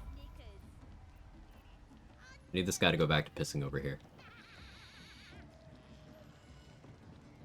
I have to repeat my joke. Quag, we're Twitch chatters. A list of things you can't do, Twitch thinks you can. 1, condom mats. Think chat bangs? Fair. 2, read. We can't read. Using voice to text. 7, count. Nice. How are you seeing me? Oh, fuck you.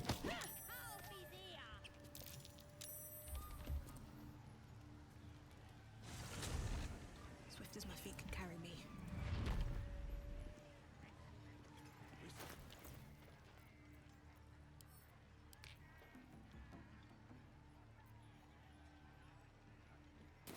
Twitch chat, both genius and stupid. We have all the collective knowledge. However many people are in here, the dumbest of us wouldn't speak. No, it's not that. It is simply building the habit of actually reading. Like, once again, I'm stressing here that my assessment of people who struggle with certain mechanics are not... It is not that they are necessarily stupid people. It's not that they can't do it. It's that gamers have this thing where they don't read and then they're surprised that they don't know what's happening because they didn't read. You just read. Lol. What's so bad about people being bad at reading and stuff? Points to the whole world currently. Yeah, ain't that the truth? Religion is an intellect skill, shouldn't be wisdom? No, because you need to know things. Knowledge is intellect. Religion is religious lore. You can't, like, wisdom your way into that. You can't intuit, the history of an entire religious sect. Because, again, points to real life. That happens.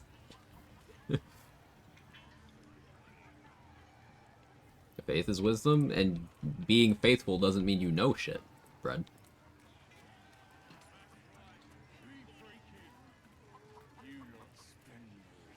Hey, Sentinel, thank you so much for the 4 months. I appreciate it. A true gamer intuitively feels the mechanics. You seen televangelists? They dumb as fuck? Oh, most of them are way smarter than they're presenting themselves as, because they have the infinite money cheat of farming from people who don't know shit, but think they do.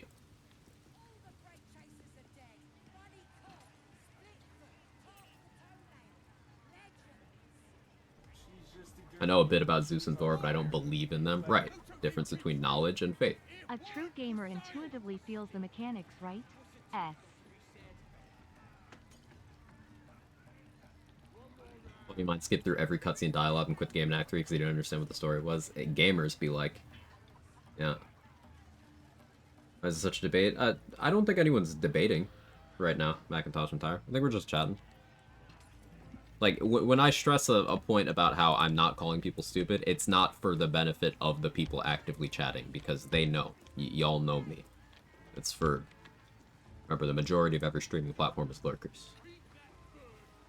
And people who might not be familiar with me might think, if they walk in the middle of a conversation, oh, this asshole thinks he's smarter than everyone. No, I don't. I just read and then obsess and talk to other people who read and obsess and people who are smarter than me. Also, it's fun to get Quag's energy level up a bit. I get passionate about explaining shit like that.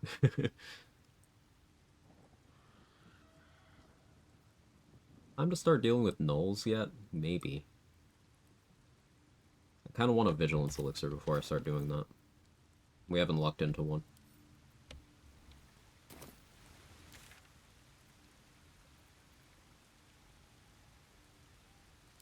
I want to get Smuggler's Ring.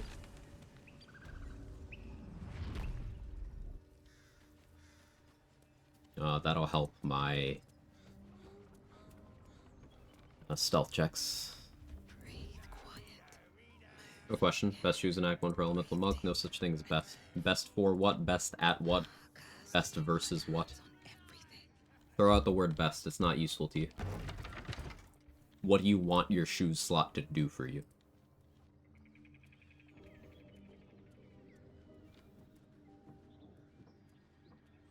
For example, currently, I want my shoes to increase how far I can jump.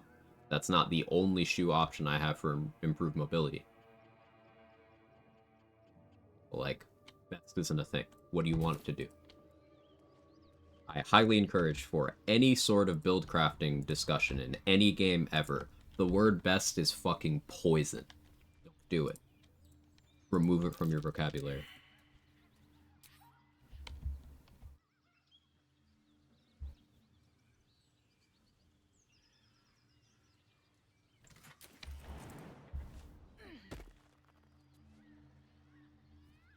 On the vegan run, I have only 2 shoes, Boots of Speed, Minthara's boots. They seem pretty good. Yeah, and they're great for different situations. You can't quantify a best between those two.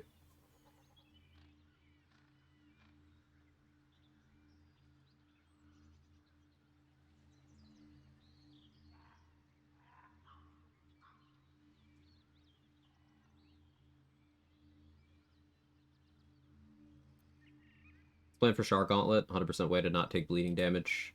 Starting trial, you're gonna skip it somehow. I can skip it all.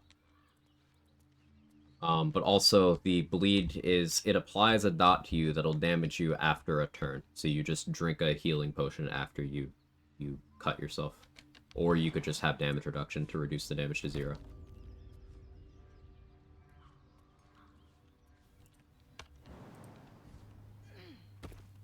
Like, I have Swarzy shoes and Quick Heels boots just picked up, but other non-armor shoes have I forgotten that could be fun. Like, all of them. There's not really bad items in this game, Candy May. Like, I would highly encourage just opening up the wiki page and going by slot and just seeing. Because, like, you have the Featherfall shoes from the Arcane Tower. You have Boots of Aid and Comfort for temp HP. Like, if I made a list, it would be all of them. Let me put it that way. Even things that might seem like, okay, well, that's for this one oddly specific thing. Guess what? That would be quote-unquote best in that specific situation.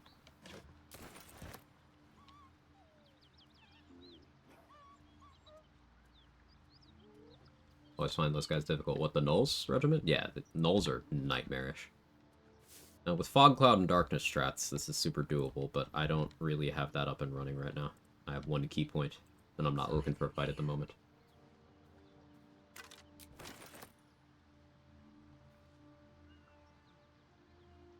A lot of fun with the 15 Eldritch Blast each turn build. So that's... Okay. Here's the thing about Quick and Spell Eldritch Blast. Here, let me wait until we're out of ad jail before I address this. Because this one bothers me. This one's persistent and bothersome.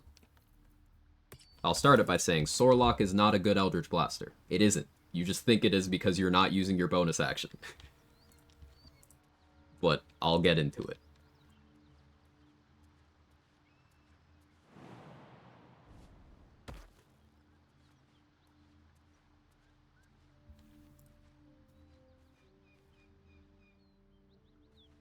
Waiting for ad jail to be over. Now, I don't blame people for drawing this conclusion that Sorlock's a good Eldritch Blaster, because every fucking YouTuber has said it is. It isn't.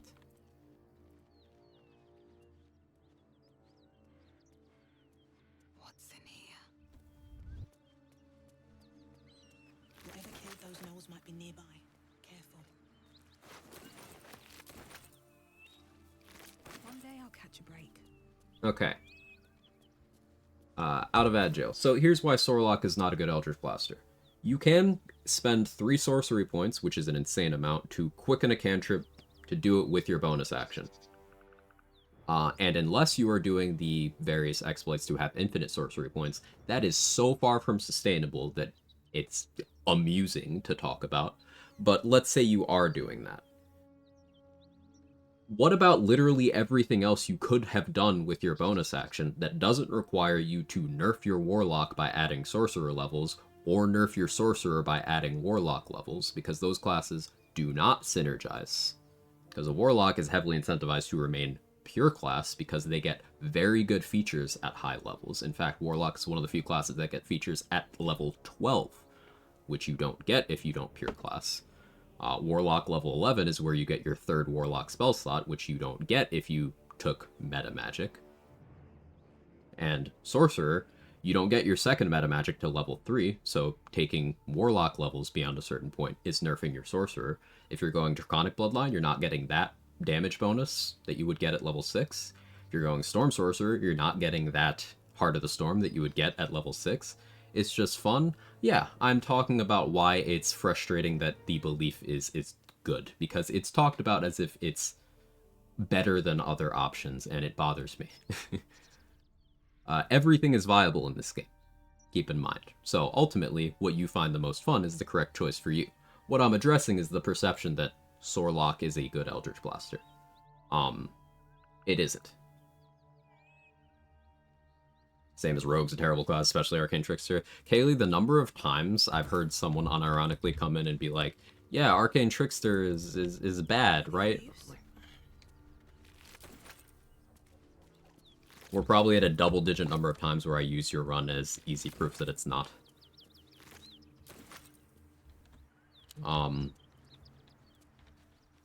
But yeah, so there's this belief that Quicken Spell on cantrip builds is this be-all, end-all. You know what the most proficient and most powerful Eldritch Blaster is? 10 Wizard.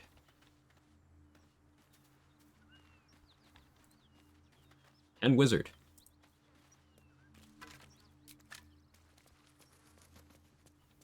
You know what the more flexible multiple Eldritch Blasts per round do-it-all type setup is? Fighter Dip. Neither of those are the extremely annoying, overrated pile of anti-synergistic trash that is Sorlock. Sorlock is one of those combinations that gets a weirdly glazed reputation from tabletop.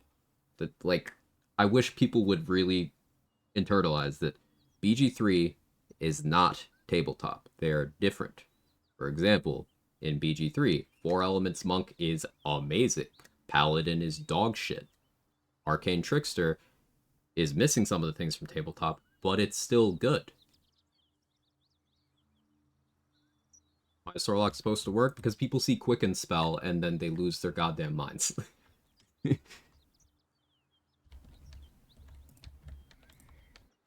Like, all of these bad class takes that we see everywhere, on YouTube comment sections, YouTube videos themselves, subreddits, TikTok, wherever the fuck people talk about this stuff, it is, again, people not reading their class features.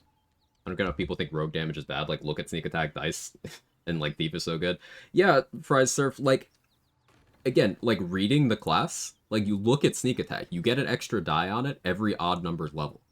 Meaning at level 11, 6d6. So up to 36 damage, piggybacking on whatever you did, before crit, before vulnerability. Max roll crit, 72 damage sneak attack. Again, before factoring in whatever it's on. Vulnerability on that damage type, 144 damage for existing. You just put 144 damage onto your hit, on top of whatever it did. Like, how the fuck do people think Rogue can't do damage? And it always goes back to read. Rogue is bad because the martial class doesn't have extra attack. Direct quote from BG3 Build's comment yesterday. I'm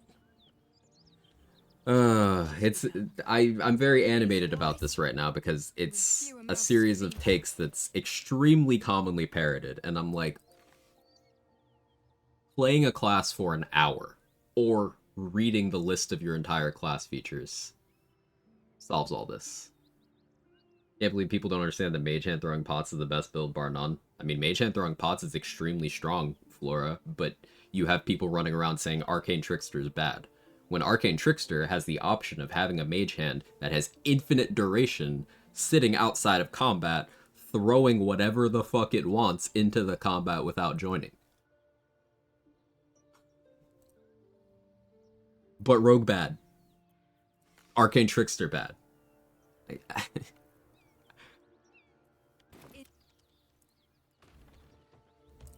Always room for more. It's maddening.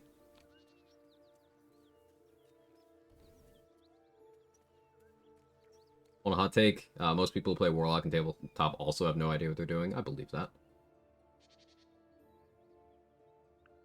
Most people playing Tabletop only do it to have fun with friends, not buildcraft, so there it's not that big a deal.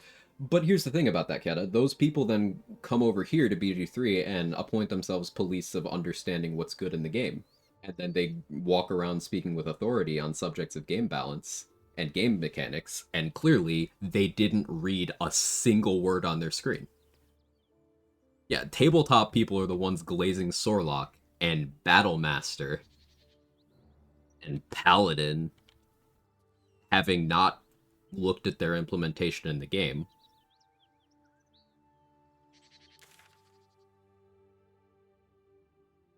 And then they're the ones spreading that disinformation, which is causing new people who assume that those who have experience with Tabletop, which is the source material, assuming that those people know what they're talking about. But no, BG3 and 5e are different. They're different things that should be viewed differently, and they can be very easily separated with a couple of minutes of reading. Brother started to compare Hellish Rebuke to Tabletop, how he uses spell slot with Tieflings. I had to tell him Hellish Rebuke the same BG3 Tabletop replenishes in long rest, just spellcaster get out of using the spell slot. Hey, Lex Coleman, say something about Soul Knife subclass in D&D 2024. Not familiar with it. See? That's a great thing. When there's something outside your area of expertise that you don't know about, just say you don't know. Wild concept.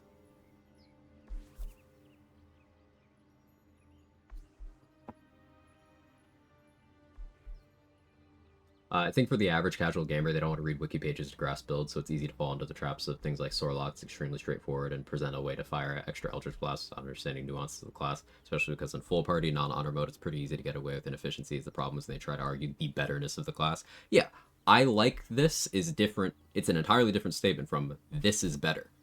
Different things, buddy.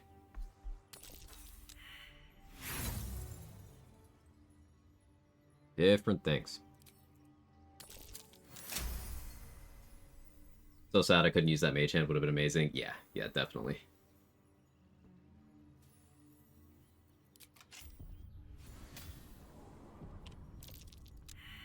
So I lockpicked my way in on the beach here, because that saves the exploration spot up top.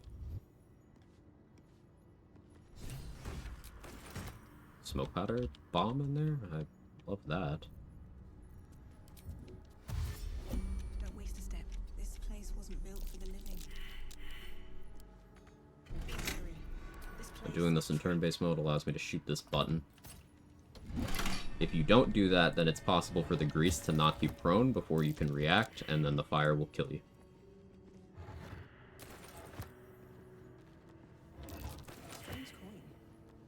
Wonder what it's worth. Question for me. Sure. You'd be any BG3 class in real life, what would it be? Let's have a look. That's a good question. Being a monk would be pretty cool. Yeah. I could be a monk. Big druid with zero hesitation just for the anti-aging thing. You're any disease twice a day? That too. Currently reading the Player's Handbook 2024, watching the Dungeon Dudes video. Looks like the Soul Knife subclass very strong, almost S-class. That's cool.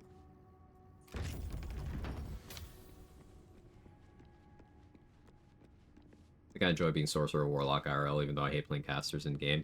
It's just like, aside from the gameplay, the thematics are very cool with those classes. Like, Sorcerer, you are just innately a powerful magical being. Like, that's badass.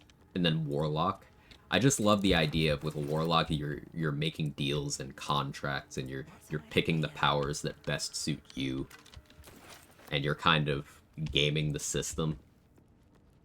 Something about that is cool.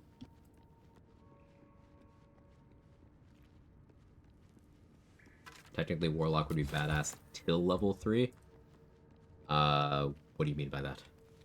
Warlocks don't get a patron till level 3 now. Baldur's Gate 3, Brad. They get a patron at level 1. Looks like someone wanted Remember that whole conversation we had about, you know, people treating BG3 the same as other places?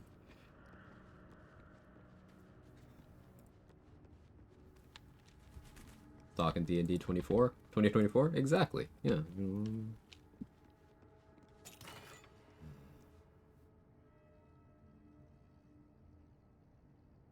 Point proven. Got confused? Exactly, which is why it's important to look at things separately. that statue. Seems they worshipped some kind of But while we're on the subject of that, I find that a weird change. Like, Warlock Patron coming at level 3 makes 0 sense. Kind of like Sorcerer subclass coming at 3 makes 0 sense. Like, where is your power from then?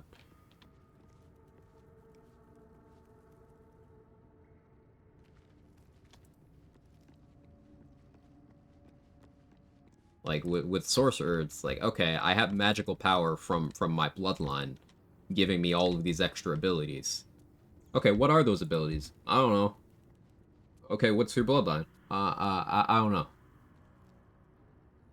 Okay, Warlock. You got your powers by making a pact with a powerful magical being. What are your powers? I don't know. Oh, okay.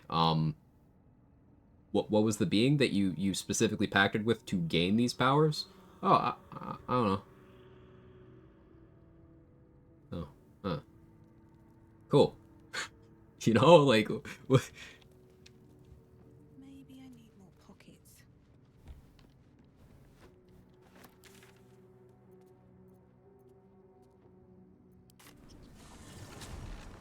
Imagine like Goten in DBZ, you wake up one day, boom, you're golden. You don't know it's called Super Saiyan, you just knew it made him stronger.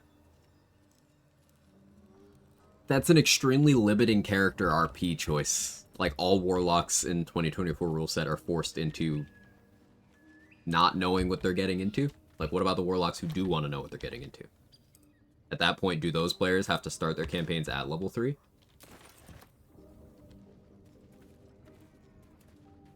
think Sorcerer can make sense. It takes a while to figure out where the power comes from, but Warlock, sure, that's an option.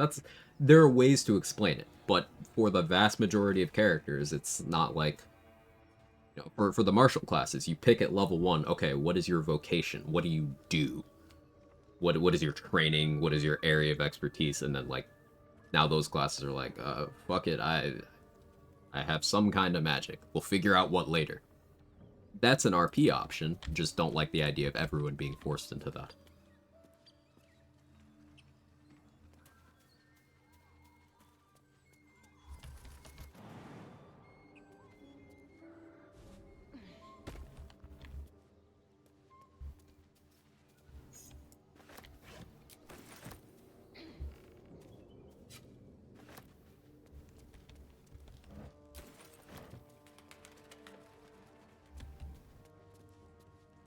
Dexterity Barbarian, I call Steel Chair Starian, whose whole deal is jumping from the top rope. That's fun.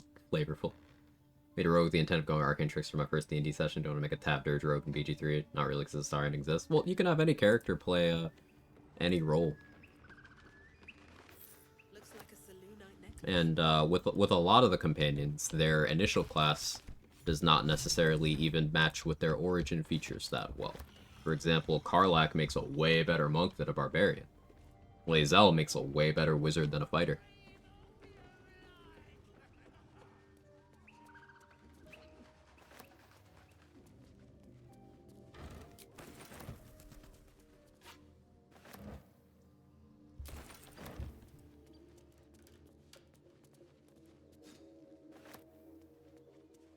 Lae'zel makes a great monk? Not really. What about Lae'zel do you think makes her a great monk?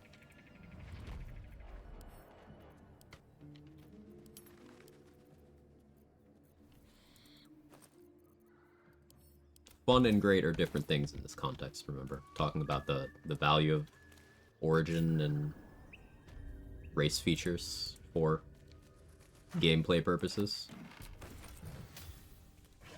Being Githyanki, and how are Githyanki good monks? Or what Githyanki as players have access to. in this game. What do they gain?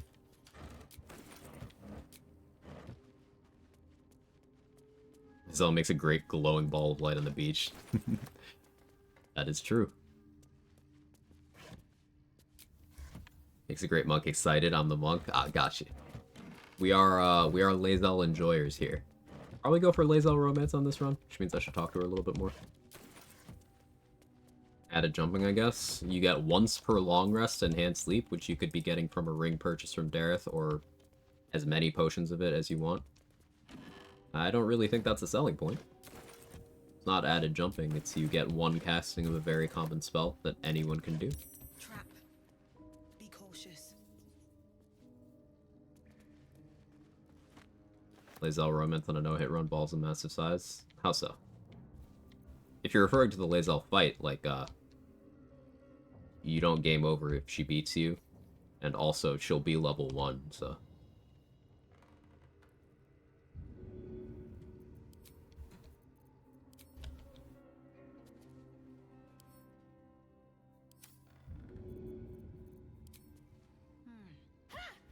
Seems like the best Just level with me. Yeah, you don't even game over if she beats you.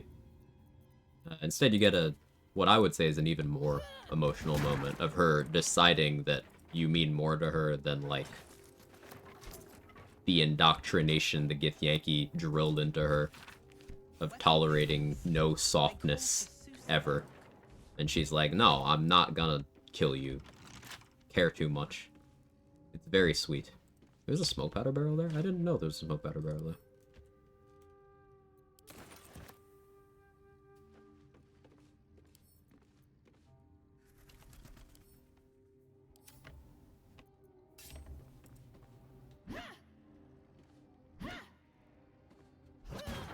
Well, still a hit.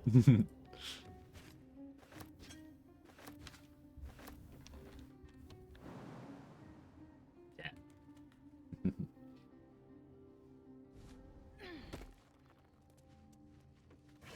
Magical ambush from arcane tricks are still bugged. To my knowledge, yes. Haley or Mark would know better. But to my knowledge, yes. Monk's interactions with versatile weapons are cool. Your new Grey Weapon Master will also get the bonus action punch. Sure. Sure you can.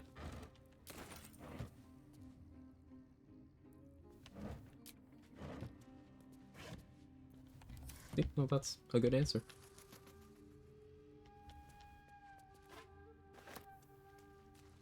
But here's a follow-up question.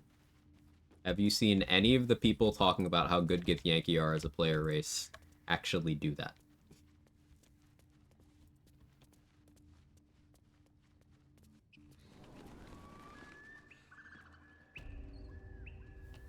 First Urge is a Dragonborn Sorcerer. She absolutely pummeled me in that fight. Real wake-up call. Needed more damage output. Gonna fail the run for solo honor.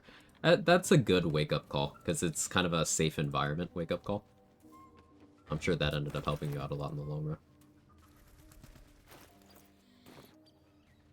I think it's Githyanki sucks ass. All the gift, ignore your ass. Talk to Lei Bei instead. Yeah, you're right about that, Brett. That's absolutely something that happens.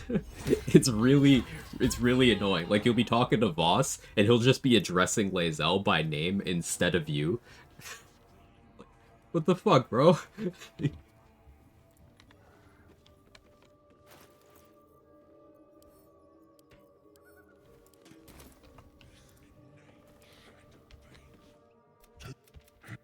Stranger.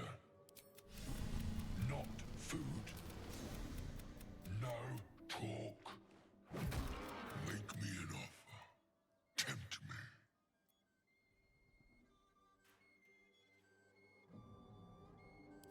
We have deception proficiency. I'm willing to go for this. Ooh. Thank you, Charlatan. Well spoken, indeed.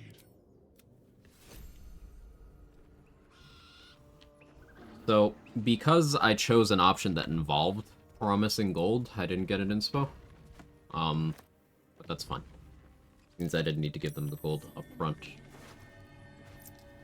Which is an outcome I'm still okay with. For XP, treated the horn as a summon. Yeah, for XP. I I don't treat the horn as a summon because they're not under your control, but I'm curious to hear your thoughts. My plan was to call them with the horn in the Ancient Forge so they'd walk through the lava and die. But like they're not under my control, so I didn't view them as a summon. I'll defer to you.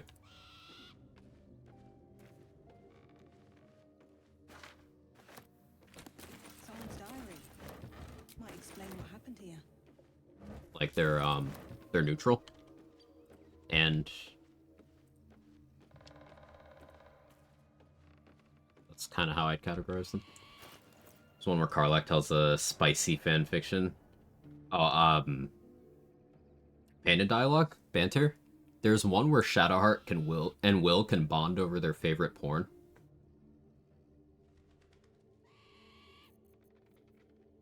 Not a meme. They just start talking about what kinds they like.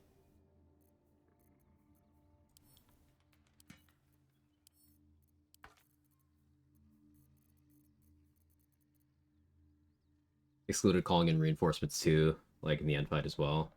Gotcha. You immediately sleep on the beach after Nautiloid. Don't talk short or anything, just go straight to sleep. Are you talking about Karlach's wet dream or Karlach's other wet dream?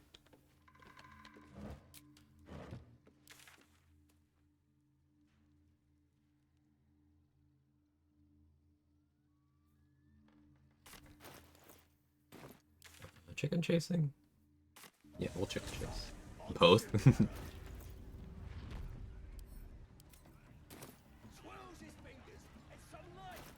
Still don't have any inspirations.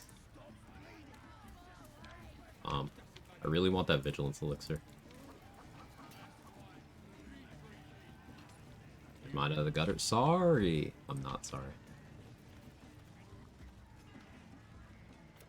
Well, now. It's the quick and spell rage. It wasn't a rage.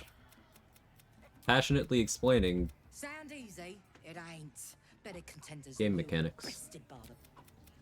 Besides. I think a real wager. Now, I'm not a drow, so pretty high DC check here, but if Corolla still has my money later, it should still be on her corpse when I kill her.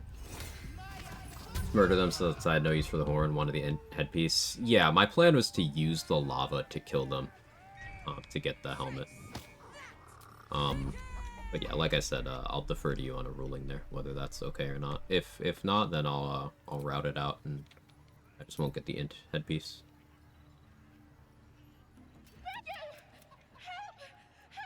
Free?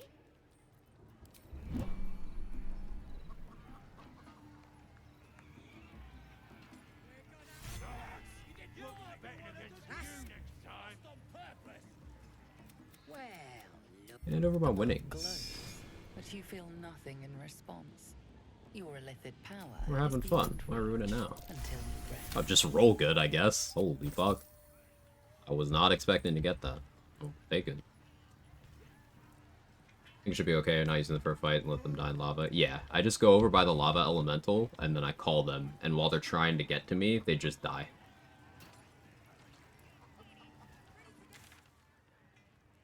Chicken crit. Hey, Jesters.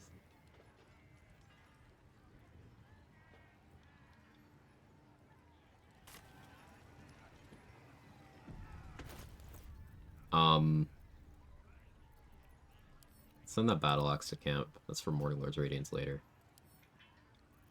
I may as well have tooth there. I have gotten attitude with Damon, with Dareth. I don't think I finished with Roa. Did with Blurg. Let's sell more stuff to them so I can afford to finish Roa's attitude. Seems like a good moment. PG1, you're also a dirge. You don't got the amnesia. Different thing. Not all ball spawn are the Dark Urge. The Dark Urge was specifically created in a different manner. Ball spawn are like actual, like born children. Dark Urge is a petri dish kid that was made specifically to be a more pure ball. Different things. Different mechanics at play.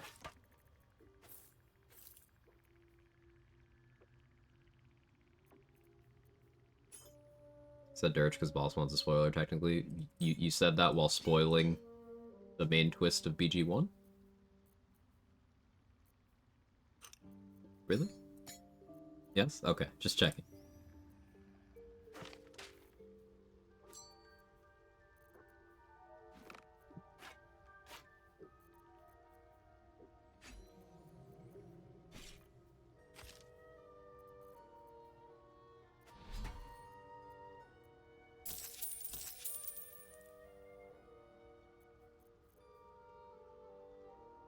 You're just creating a ball sack.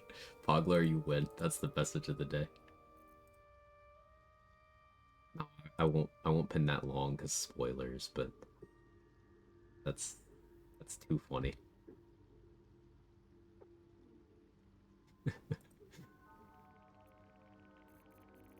Pin for 5 minutes.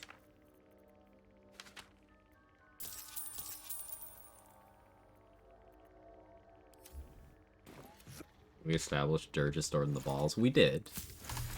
But I thought this was funny too. No Karlak this run? I will be recruiting Karlak this run. Why do you ask, Gigi? What, with me selling the soul coins? Karlak's the only one who could use them anyway. They're money. Oh. I don't need to keep them, even if I have her.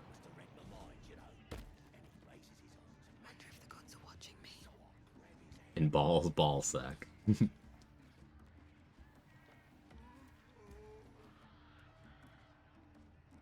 give it a shot. The game changes, the chat usernames change sometimes, the chat content stays the same. No sacrifices of the Great Lord Boal this run. Yeah, I have to complete companion storylines, so I can't cut any of them short that way.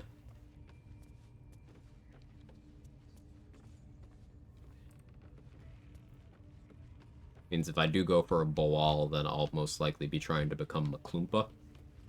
So I can just throw the big boy in the pit. Are you murdering my dear Karlak? That was 2 runs in a row where I didn't kill her regiment. 2 runs. 2 runs. This is the 3rd run.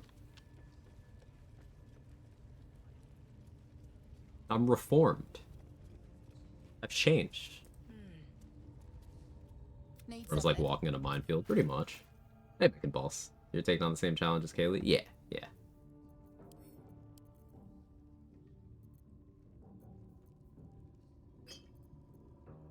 Maybe I don't buy this yet.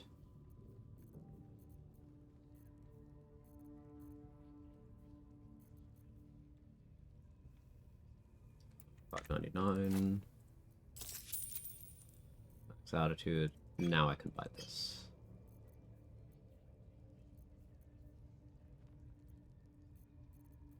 I want bow awareness too.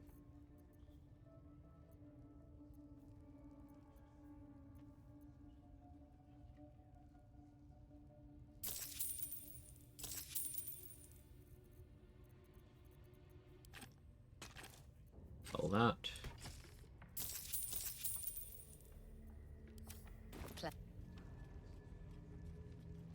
The original Baldur's Gate ball created is progeny the traditional tried and true way that includes humping dragons, kobolds, filthy elves. Whoa! Whoa! This post was made by a dwarf.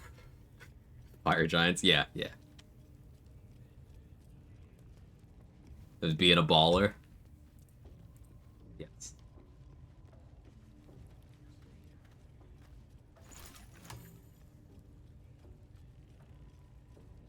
Technically, if you sacrifice a star into Boal, you're just expediting later sacrifice to Cazador, who did nothing wrong. Alright, Cazador. Nice account.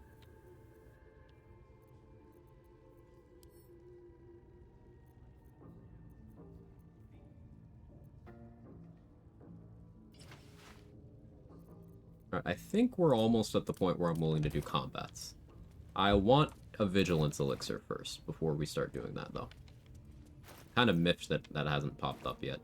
Maybe we can try to hit level 4. make that happen. I know there's a fair amount of these goblins I can kill by luring them and throwing them over there. Yeah, thank you for the 100 bits. Commander Lightfeather's alt.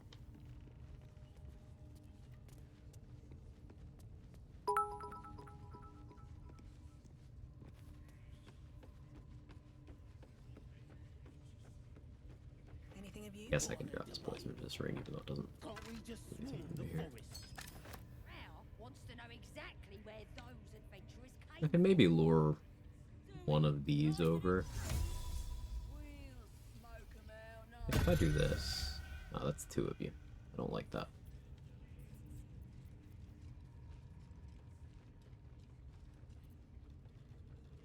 Gribbo's over here too. Huh. I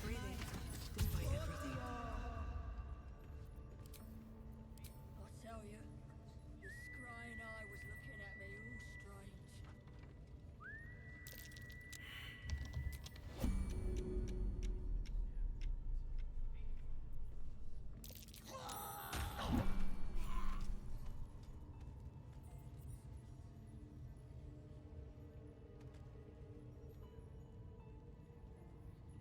Oh.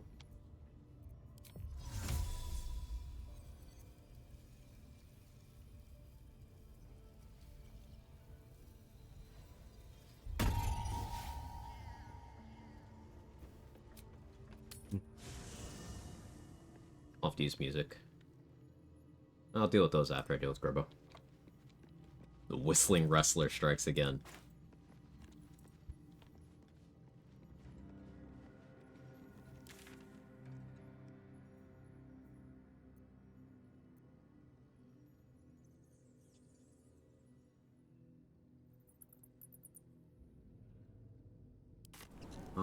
Swamp access. Let's see how much initiative Joel and Demir have. If they don't have much, then I can kill them. It's only 2 XP, but it's something.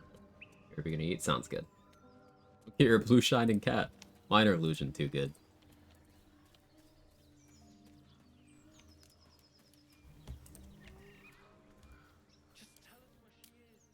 Right, -1. And +0. Right, I'll always beat them.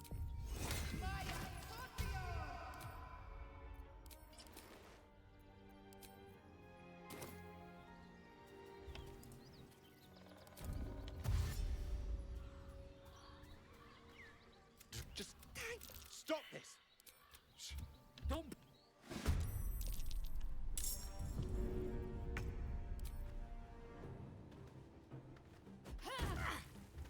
12, really?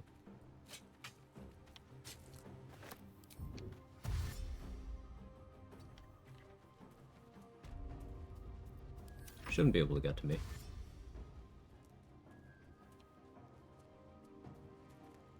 I mathed okay. How's no hit routing going? Shadow Monk? Hey, so black.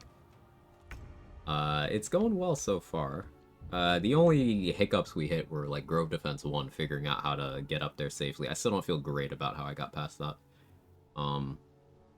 But it's okay.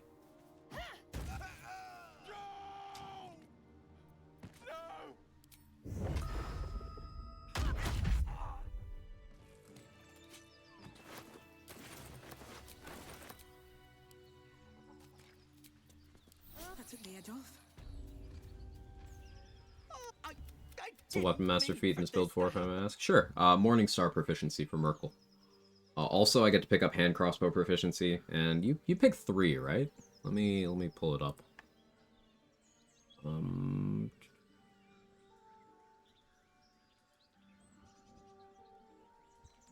Weapon, is it 4? Even better. 4, even better. Yeah, alright, so I'm picking up Morningstar. I'm picking up hand crossbow. I could also go... I have spear already because I'm a half elf. That gives me options. I'm excited about that. Minthara is now a Ghoul Warlock throw build. Nature Clerics be put on hold to explore this idea. Love it, love it. Yeah, throw lock makes sense. You went Blade Pact for the extra attack, I assume? You can either 5 lock 7 Druid or 5 lock 2 Druid, 5 Rogue. 5 Rogue for big sneak attack die makes a lot of sense. You could be Assassin even if you wanted to. Because then the soul branding damage would get increased by the crits as well. You could make a case for Monk and then go for Garb of the Land and Sky in Act 3. Because that works, that's force damage that works the same way soul branding does. But, you know, maybe that's trying to do a little too much.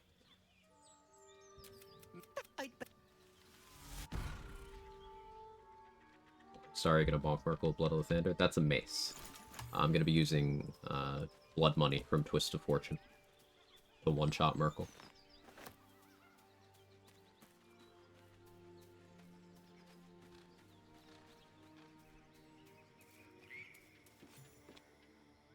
Throwing into Hadara's advantage too for free sneak attacks. Ooh, that's real good. You feel like you're being watched.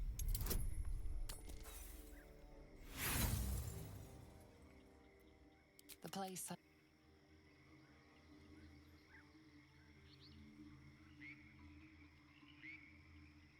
I'm surprisingly got a lot out of my dual wield runs recently. Which thing, Pogler? Sorry, I lost track of the conversation. What are the 3 going to be? Hand crossbows. Maybe trident, like Mustard said. Haven't really decided on a 4th. Weapon Master, gotcha. Unsure if I should count Globe as a hit. You don't take damage, though you get hit. So I'm conflicted. What do you think? Well, I think it's kind of the same as if you use temp HP or you use damage reduction or evasion or something to reduce damage to 0. Like, your HP didn't get reduced. So I think it's fine. And like with Globe, you can only get access to Globe for this rule set in very specific ways, right? You have to be a spellcaster that can learn it, or you have to have non-squid Orpheus, who isn't allowed to help you anyway. Other than that, how are you getting Globe? Pickpocketing scrolls of it into certain NPCs' inventories? Maybe. But I feel at that point, getting uptime of it at all is the puzzle to be solved for some very short-term gain. I feel it's fine. Because again, I kind of interpret it the same way at damage reduction. Might have good around Twist of Fortune on your Gale run. Just globe chaining. Because you'll have 2 casts of it, right? You could cast and then Spellcrux Amulet for another cast. Are you allowed to do that in combat? I never remember.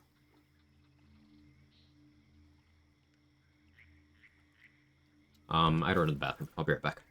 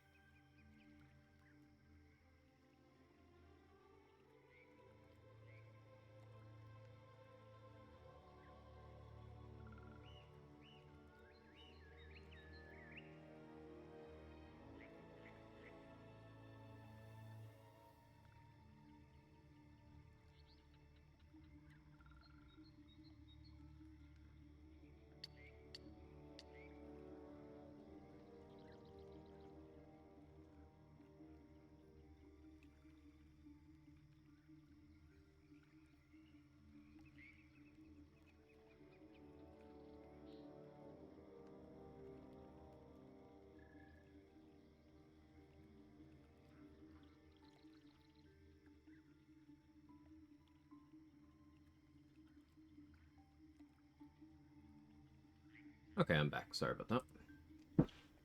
Glad I didn't take Stealth Archer route for this round. No, you don't generally lean into that, but still. Yeah, I'm thinking throwing is more effective and synergizes with my monk kit better anyway, regiment, so. But yeah, Kaylee, I was thinking about it a bit while I was away, and I feel like Globe is perfectly fine. Like, accessing Globe with the no scrolls restriction is hard enough, and I feel like any line you draw to disallow Globe is also going to cause certain other things to become suspect.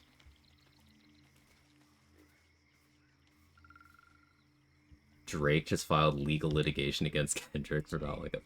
Bro cannot just take the L. It's crazy. That's insane behavior.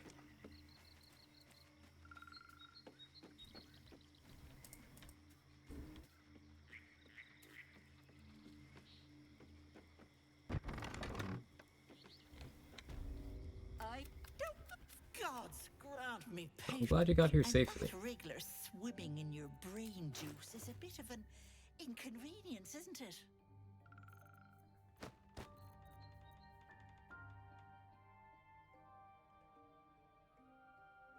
So Color Spray is not going to be for Ethel, because I am going to be in that 33 hit point range, I just realized. But that'll be for... Once I have Eversight Ring in Act 2, I can start selling Color Spray scrolls to people. Ethel's going to get Featherfall. This is going to delay her spawning clones when I fight her by 1 turn. Once I get a Darkness Scroll, I should sell her that too.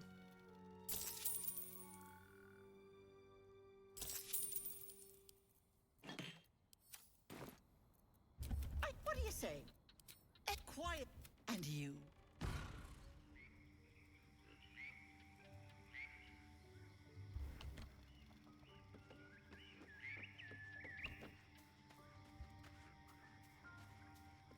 Now, I won't have blind immunity for a while, so using the darkness hiding strat in certain locations is going to be something I'm going to need to practice for, get the hang of.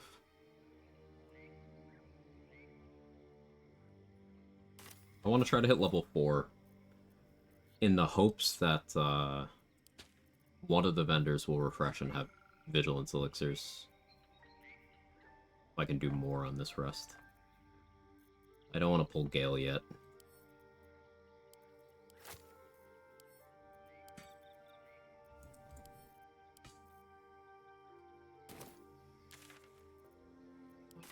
Oh, there's the dagger. I didn't pull the +1 dagger. Just out of view.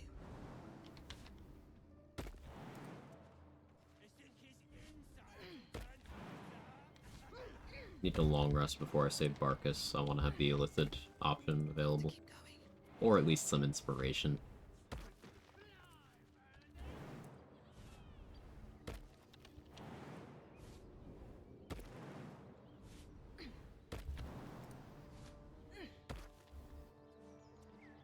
I like how I went Charlatan, because I was specifically like, okay, this inspiration route is fine, and I get sleight of hand proficiency, and I just haven't gotten any inspo with how I've been playing. So this check is, it's fake. If you click investigation and you failed, just exit the conversation. You can just retry. There's a few things throughout the game like this. You just go until it works. The dagger is tightly embedded. There's 2 reasons we want this. 1, this is 15 XP. 2, it's a +1 dagger, which is going to be great for my throwing. The dagger is tightly embedded.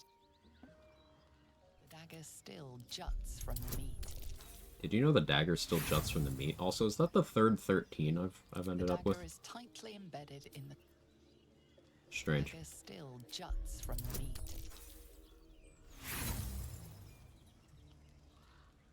The dagger is tightly embedded.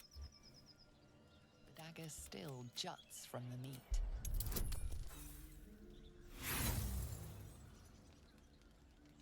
The dagger is tightly embedded. This gives you a good idea of why I want inspiration before doing certain other things. There we go. Is it still jutting? I think so. You notice the blade is thanks.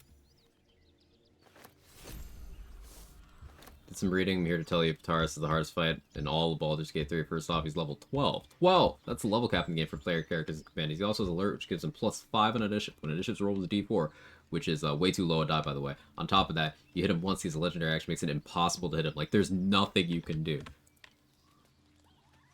How long did you spend on that Macintosh entire? Because that is fucking perfect. Like, that is an ascended shitpost. Taking everything I've ranted about today, except for the Sorlock thing, and just putting it all into one.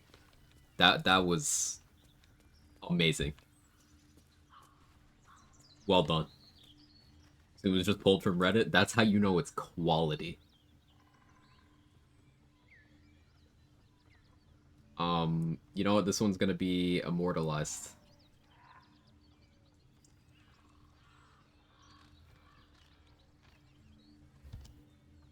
Here we go. Probably need to put a cooldown on that command.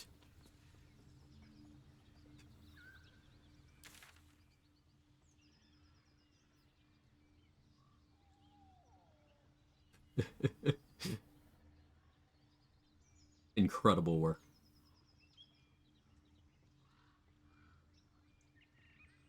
Bugbear Assassin?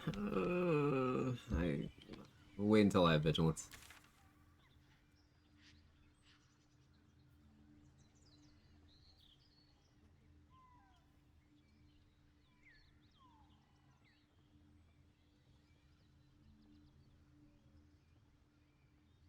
Finding a little more XP here without risking a fight is difficult. I could sneak my way into getting the Susur weapon crafted. Let's buy the jump ring from Dareth. Going back to the dome, I think it should count as a hit if someone swings at you. You need some things in place to take no damage, counts as a hit. Only time wouldn't if that misses. So, like, by that logic, there's a bunch of things that become questionable with Silva. Like, for example, using evasion to make a saving throw effect its dexterity do 0 damage. So you took 0 damage. Is that allowed anymore? No point in lingering now I've got the noble stock. Like, if something happened, but you took 0 damage, so you weren't hit. And I don't think there's a wrong answer to that. It's just that's the discussion, right? Be clear, that's not one of those leading questions. I'm just asking for interpretations.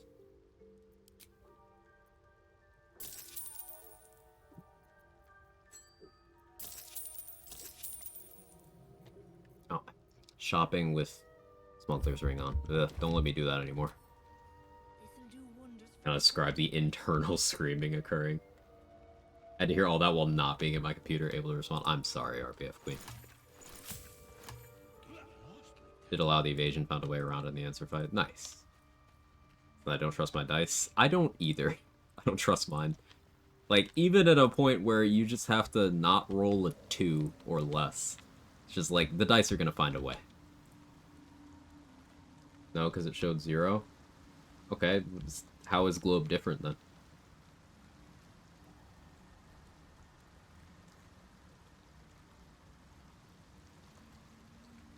Bonus health from Aid, Armor of Agathis allowed. Aid and Armor of Agathis are 2 different mechanics. Aid increases your max HP. Oh, so you're saying if it's showing a 0, that also doesn't count, in your opinion? Okay.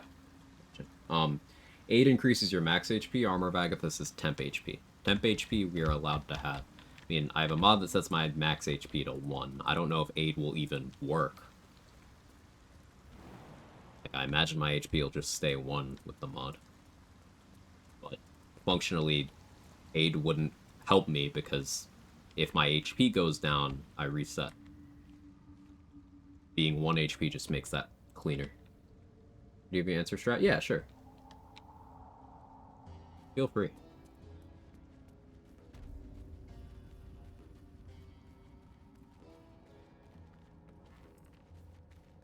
So I run as Gale, see how far I can make it hitless. Waltz to Moonrise, about 20 minutes. He killed over dead as the game over. He's just said, yeah, that happens if you try to walk into Moonrise without talking to Elminster. It's nothing to do with if you eat. It's if you try to walk into Moonrise without talking to Elminster. That's why, Solo Gale can't kill Elminster. In group, you can. I didn't see him. He may not show up if you eat, then. He wasn't at Mountain Pass? Then yeah, maybe you have to eat to get him to show up. Possibly? Hey Wales. No Hit, one of my favorite alternative runs to do in games, that mindset of over repairing times a million. And just routing to the point of safety and satisfaction. What do you mean? You still alive? Still hear me?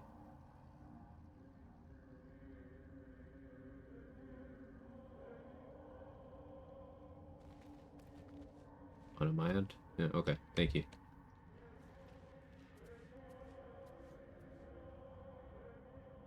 Okay, thank you. Level 1 Hitless' wizard's pretty funny. Yeah.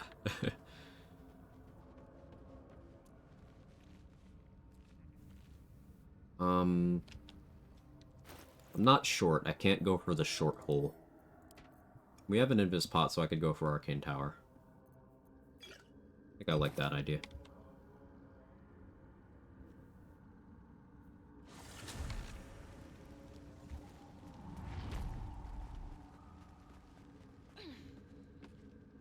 Sorry, I thought you were relaying that. What do you mean to me? No, you're good, Wales. You're good. Hope everyone's well. I'm doing great. Hope you are too. Any class in Jack of all trades that don't change your spellcasting for items? I believe taking Fighter or Rogue after level 1 doesn't change your spellcasting, because you have to pick the casting subclass for them to change, Keta. I think that's how that works. So, like, if you start as Fighter or Rogue, it's Intelligence, but if you start as Wizard, or if you start as, bad example, start as Cleric, I don't think they change it. Or Barbarian does? Yeah, Barbarian changes you to Charisma.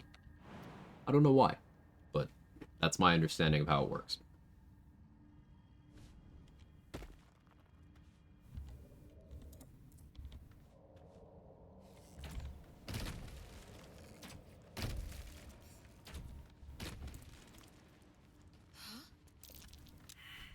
Every time I keep thinking, okay, there's no way to do this without bonus action crouch, and then Kaylee does it. Something's burrowed in there. Something big. I'll take that. Half this drow's body is crushed. Must have fallen from pretty high up.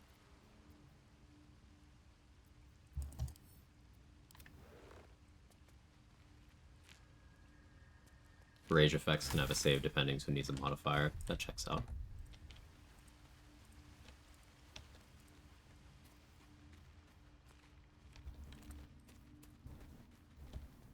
Alright, so my plan here is to drink an invis pot, and then what? Guess I do want Jump and Featherfall for this.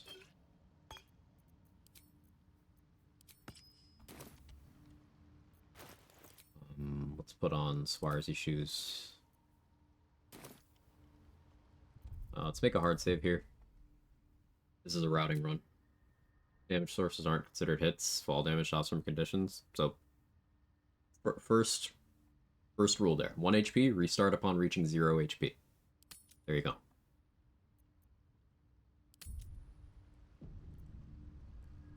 That fully covers it.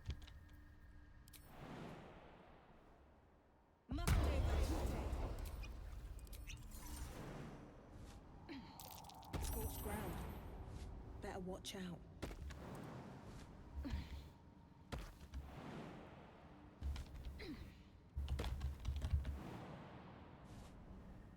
Does bonus health do anything?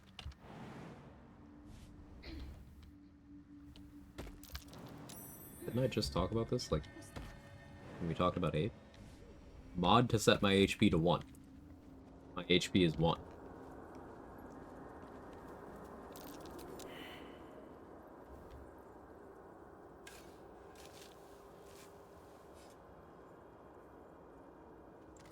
Hey Druid, how are you? Light scroll? Bummer. So for something that would sell better.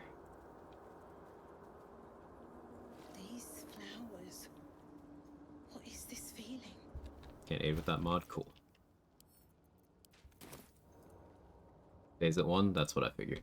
Make cute. Do an armor bag of this stuff in Sorcerer Wizard, somehow able to cast at the highest level completely free, no action or spell slot use. Do you have any mods installed?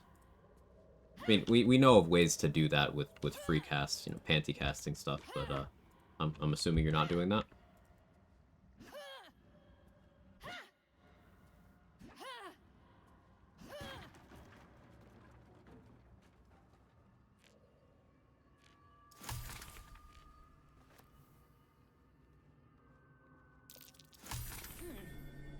What's that?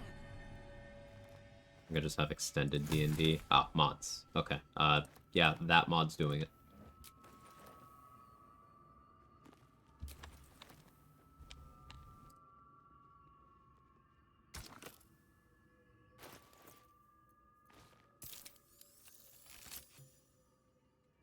Want to get into harder challenge runs, get serious progress paralysis. I'm not confident in my ability to beat something. Well, here's the way I view that, Regiment. Unsolicited opinion time. Dying is good. Context of challenge running. Because it means you learn something. So, like,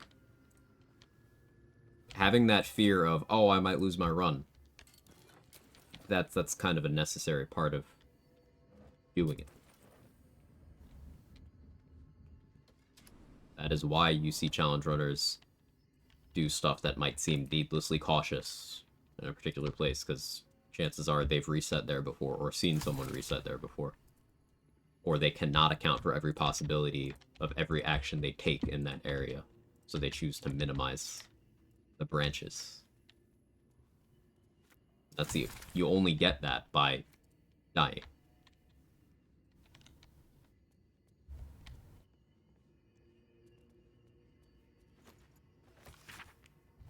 Seems like the owner was quite the literary type.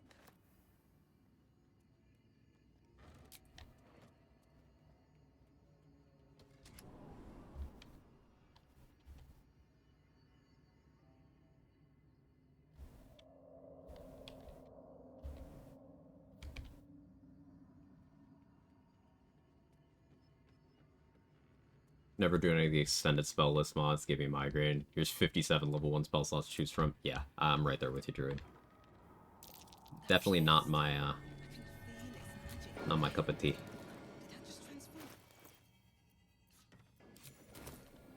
A chest of transformation.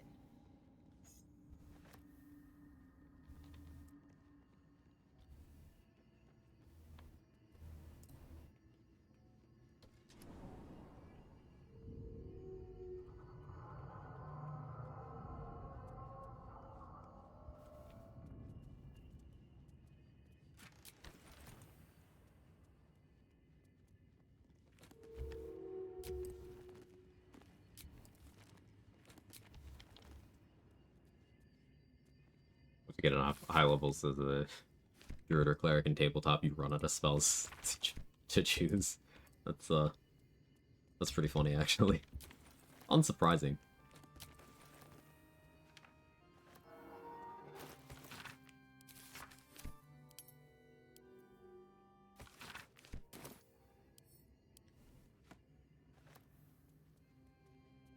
So far, I've died 4 times in a row, the same person in the crash, then once Merc, understandably, most recently on the damned Dwargar boat.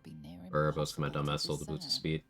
Well, that boat fight, Druid, unless you care about a very specifically niche Warhammer, there's absolutely no benefits to doing it. Like, you get the XP for it by just crossing the boat peacefully. So, like, challenge runners, we don't do that fight. Unless we want that item.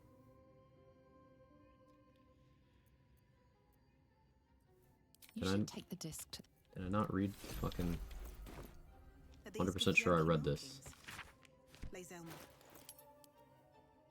Circular symbols are etched on the disc. The disc doesn't... Hello?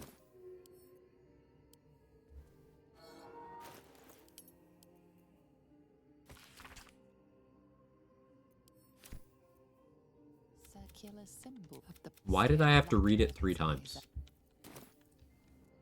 Now I'm nervous about Roads to Darkness.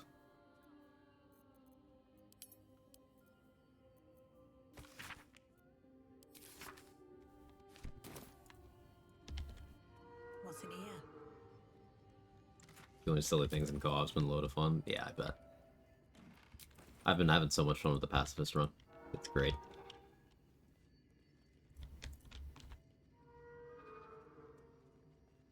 Let's see. Fight happened because I selected the first option, caused Dwarga to go, don't come back unless you have the boots, gave me only options to fight or turn back to the beach. How'd you get on the boat without the boots?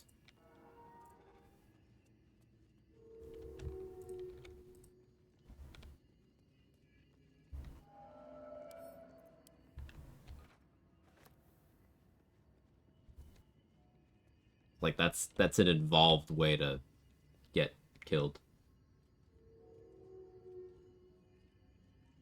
Running around as a Dwarga and with bone spike boots, proning enemies and shooting darkness arrows. Hilarious. You know, both without the boots once you kill the Dwarga on the beach. And why would you do it that way? You're given the boots for free. In either path, whether you're helping them or not. Click on the boat. Yeah, but that only works if you kill the guy standing next to it. It's like, actually, no, you need to do the boots thing. Like, you see what I'm getting at? Like, you chose a very specific route of not considering your decisions, and that's how it got you there. Always killed Gecko K. It's not about killing Gecko K. Like, you don't have to, is the thing. The reason why you died there is because you took unnecessary risks. Like, you can just say... You don't even have to talk to Gek. But, like, what I do is I get branded. I go there, Gek's like, who are you? I'm like, hey, I'm branded. He's like, okay, fine. Then I'm like, hey, what are you doing? I'm looking for boots. You need help with that? I'll help you with that. Then I don't speak to him ever again. Gek is also how I get lump killed without actually having to fight them. So I call them in the lava in Grimforge. And they die without me having to be in a combat at all. There's always less risky ways to do things. And this is a perfect encapsulation of what I was talking about earlier, where the more challenge runs you do, the more you minimize risks. Those past TC5 you're branded? No, you do not.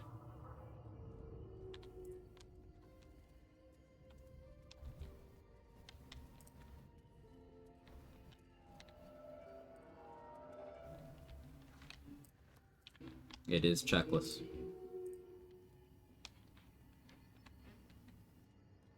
Dialogue is checklist, the branded one.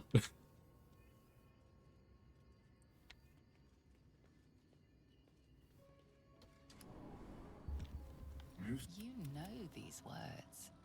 Command as you see fit, my lord. You lose XP by feeding the ogres to the lava? No, you get their XP when you are given the horn.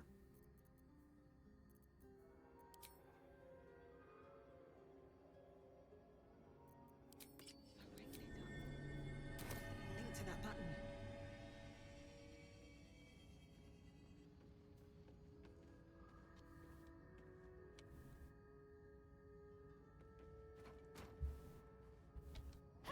That chair leg could make for a fine weapon. I think part of my issue is I was taking advice from Reddit posts on maximizing XP. Just had to go with the Underdark before it in the Goblin Camp for some reason. Yeah, that's... Reddit moment. Yeah, I'm sorry they got you with that, Druid. That's, I would consider that not on you.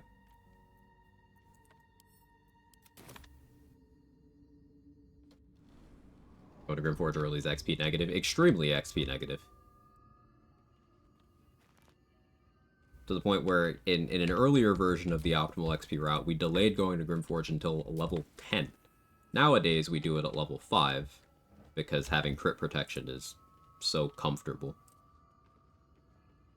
But going to Grimforge early is just flushing XP. Especially going there before the Goblin Camp. That table, yeah. Subclass of Monk, this is Shadow Monk. Exclamation mark build will tell you my plans for my character for the run. Pure class Shadow Monk feats will be Tavern Brawler, Weapon Master, Moderately Armored. I may change my tune on Moderately Armored. I have until level 12 to figure that out.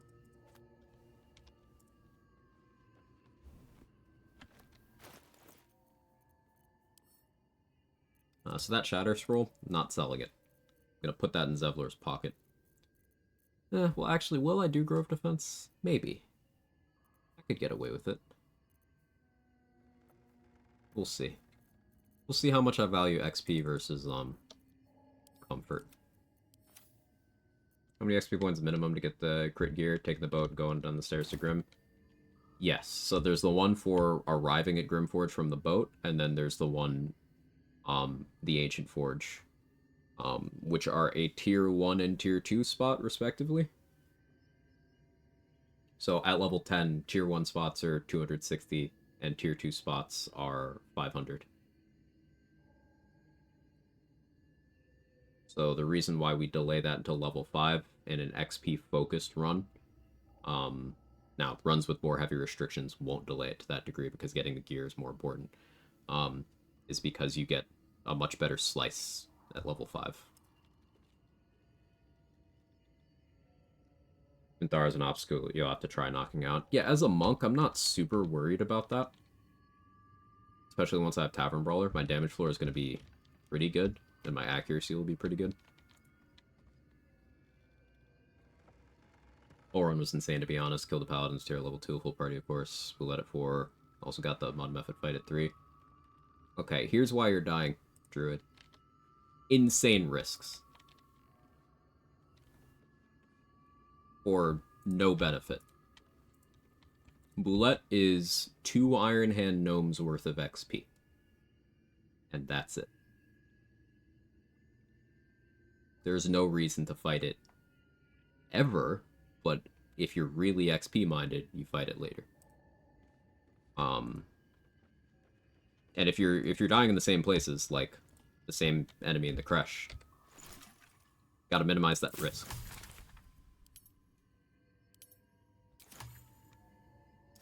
Isn't the Boulette where I got the Blood Guzzler garb? Yeah.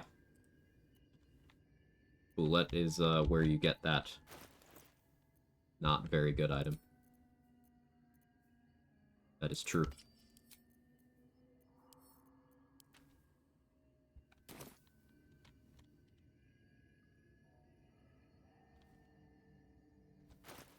I'm not going to do a Mullum's quest right now. We're going to sign the level.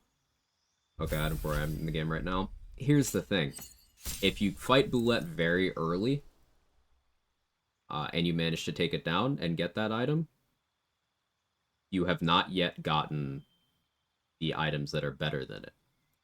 Or you have, and it's not useful to you. But then, those items aren't too far off. I made the challenge to minimize risks at all costs. Yeah, it's a great thought experiment. Wrath is better than nothing. It's not a free slot. Once again, like, it's not a free slot. Your options in that slot are not nothing. Especially by the point you can actually take down the Boulette. Don't have better items yet? You've definitely had access to those items. For example, in terms of robes, there's the robes in the Grimforge that are +1 AC and saving throws while you have lightning charges. +1 spell save DC, whether or not you have lightning charges. That's a better item. Same slot.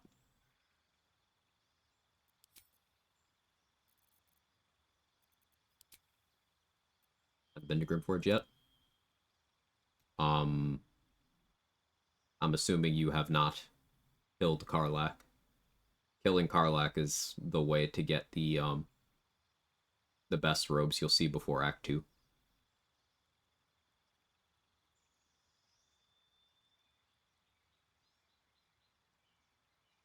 Babalaga, how are you? Did not kill Karlach. So, outside of those 2 items, then yeah, that's probably the most desirable clothing item at that point in the game. Want to use Blood Guzzler, of course, on another retaliation build. Retaliation builds, let's go!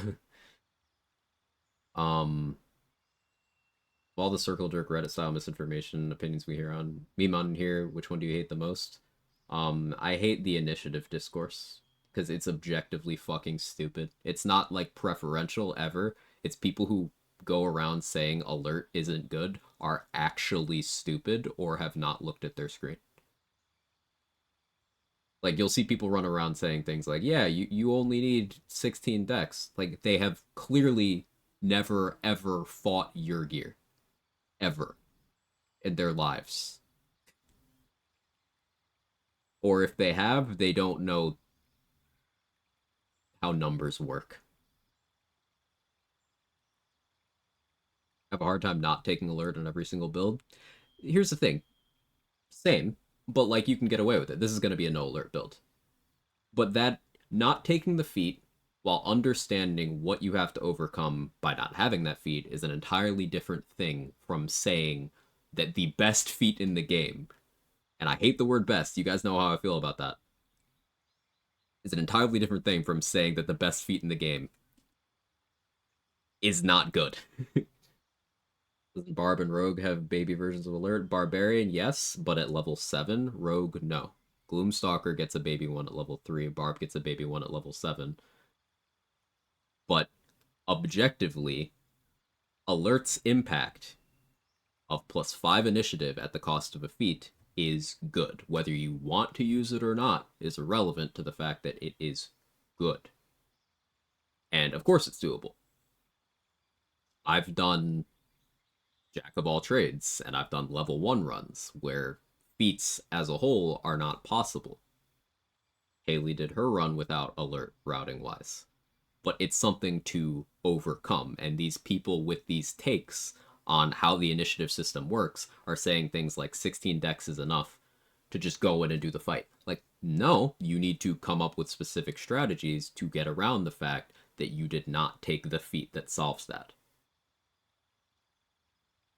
Otherwise, you're going to have to foot the bill somewhere else. Like Sobak is saying, gear is a common place where you have to fill that gap. Equipping the Sentinel Shield, the Bow of Awareness, the Mask of Soul Perception, Ballist Armor later on even gives you initiative. I almost took Mobile for my first feat on Gloomstalker. That's not dumb. Mobile's a great feat, and Gloomstalker is one of the classes that gets some initiative natively, and therefore is even less inclined to go towards alert and still can hit important brackets. They have the proficiency to equip the Sentinel Shield and the Bow of Awareness and whatever else they need. That's not a dumbass idea at all, Druid. Still say Crusher is the best feat in the game. Nice. Usually don't say best, but Quag, highly recommended feat instead. I should say highly recommended, but the alert is 100% mandatory aside from some edge cases like a high-level Barb or Gloomstalker boost initiative class subclass. It's not mandatory. It is so impactful that you do need to account for the absence of alert with solo routing. Because let's throw out some more numbers. I mentioned your gear. You need +12 initiative to guarantee you go before your gear. He has alert himself. He cannot be surprised. So you need 12 if you want to guarantee being ahead of him. Otherwise, you're taking massive risks, and you need to mitigate that somewhere else, somehow else. Starting the fight in Sanctuary, starting the fight in a position where he's not going to be able to do anything to you. Somehow. Other figures. Steel Watchers have +6 initiative, and they have 20 dexterity. Meaning to outspeed a Steel Watcher, you need +10 to guarantee that. And a Steel Watcher getting a turn before you is a very big deal, because they have a lot of annoying shit they can do to you. It's not that they do that much damage with the mitigation you have available in Act 3. It's that they have a lot of troublesome control effects, and they are hard to remove in terms of if you are also having to deal with other things. They can pull you off roofs, they can turn on permanency invisibility, they can shut off your movement, they can knock you down while shutting off your movement. They can cut you, they can shoot you, they can run and jump really far. They can put you in a position where, sure, you can kill them, you can blow them up, but then maybe an area where you wanted controlled isn't because their self-destruct is happening there. It's a wild card. Having consistency, having control is valuable. And I can tell you, having +3 dexterity modifier and nothing else does not let you beat Steel Watchers. Again, you need +10.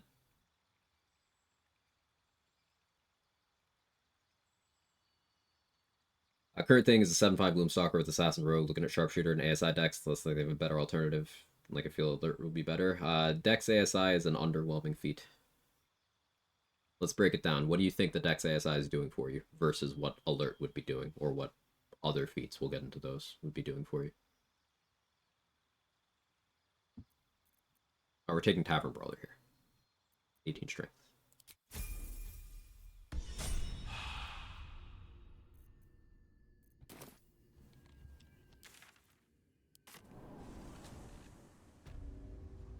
Personally prefer a 7-5 Rogue Ranger. Go 7 on the Rogue for evasion, 5 on Gloomstalker for extra attack. Yeah, Haley and Fries are on the same page, and I would second that distribution if you're going just those two classes. I would second that.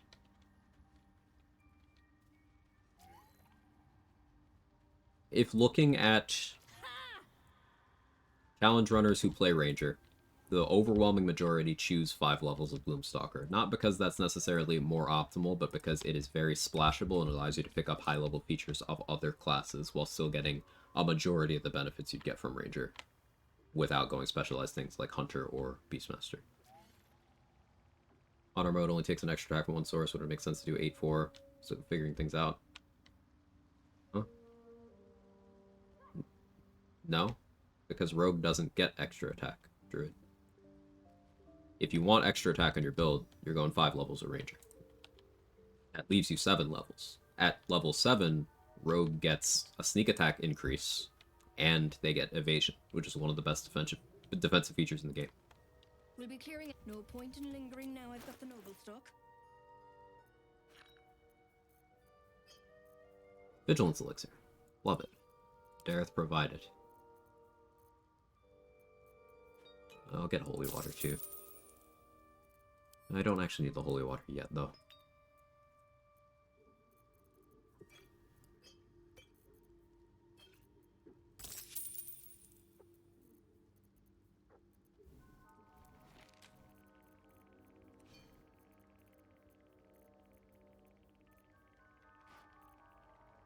Maybe not so coincidentally to my point, the people who say just use Dex gloves, never take them off, believe that is an alternative to alert. So they're believing 1 is a equivalent number to 5. Gotcha. You see how that sounds to me?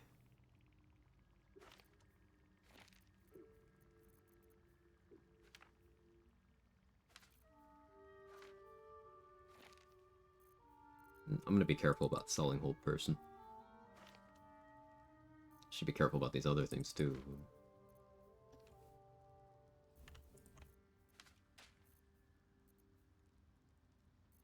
Not having access to see invis scrolls will create some interesting situations, now that I think about it.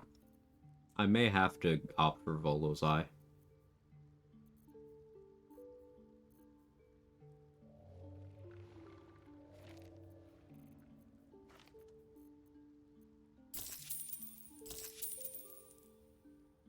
I think Dex gloves are both overrated and underrated. I agree.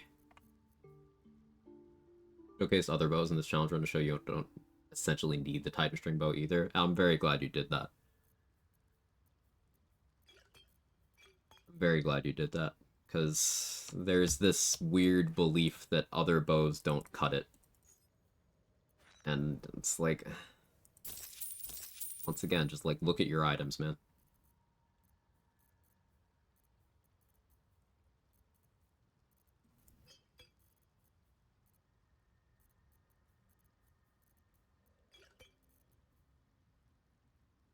I don't want Dex gloves, I need sex gloves. Based!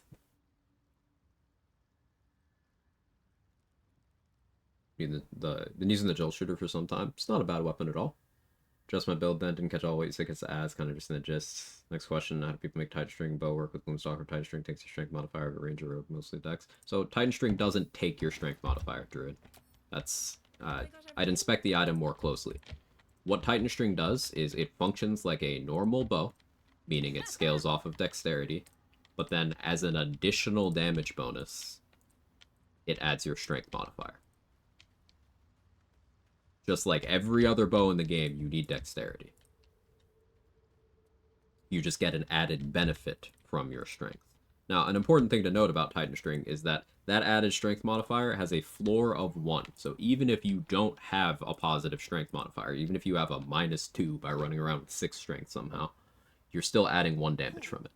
And the way the game applies that extra damage makes it so that Titan String bow is unquestionably the most damaging bow in the entire game across its entire weapon category, with only situational being passed by very specific items. The Titan String Bow is stupidly overtuned. But I should also mention that even on an archer build, there is no reason for you to neglect your strength, whether or not you are using Titan String.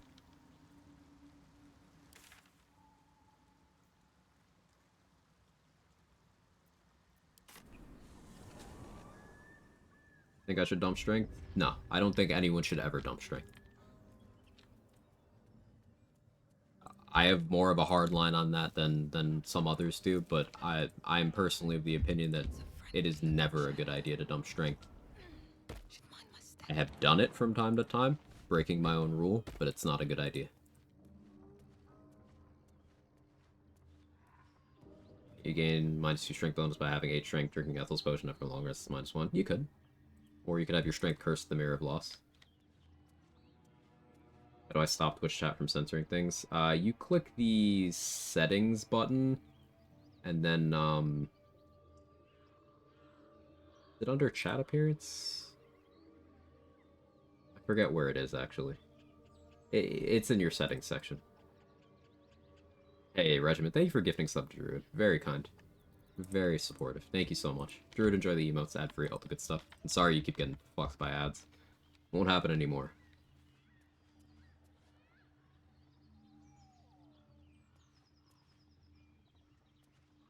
Current thought process is working into the lower crits thing, so Deadshot under Mountain King, eventually using Orin set. Yeah, it's a good approach.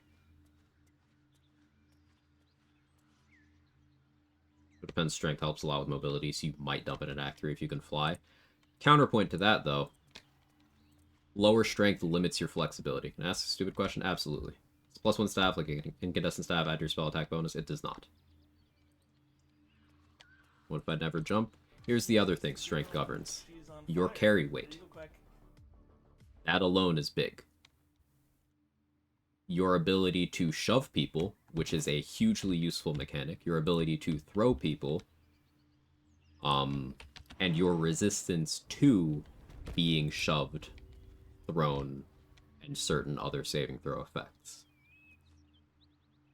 You don't gain much by dumping strength, but you lose a lot by dumping strength. I don't do solo, doesn't matter. Like, what do you think you're gaining by dumping your strength and making yourself more susceptible to all manner of detrimental things? Doesn't matter if you're solo, doesn't matter if full party, doesn't matter if you're using the mod to have every companion in the game in your party at the same time. Dumping your strength isn't helpful. If you are a very experienced player who has certain alternatives to certain things and knows how to avoid stuff, like how Haley suggested you can, once you have the ability to fly and are very familiar with your defensive kit, yeah, you can make a case. I did a co-op run where no long rest, region locked. I played a monk that dumped strength and set it with an elixir. But I am very familiar with what I need strength for, and when I wouldn't need my elixir slot. Weird, I can't have 3 stats max, strength, dex, charisma. What do you think you need the charisma for, Brett? And also, there is a pretty big workable area between completely dumping your strength to 8 and putting it at 12 or 14. It's not an all or nothing.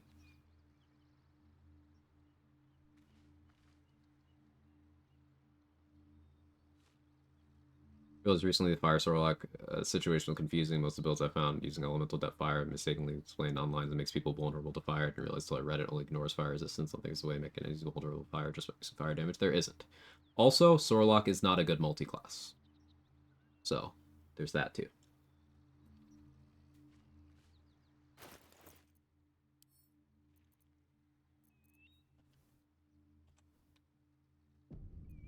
Dialogue needs charisma. No, it doesn't. No, it doesn't. But again, like, there's workable areas between 8 and 16. But let's play this out. What dialogue needs charisma?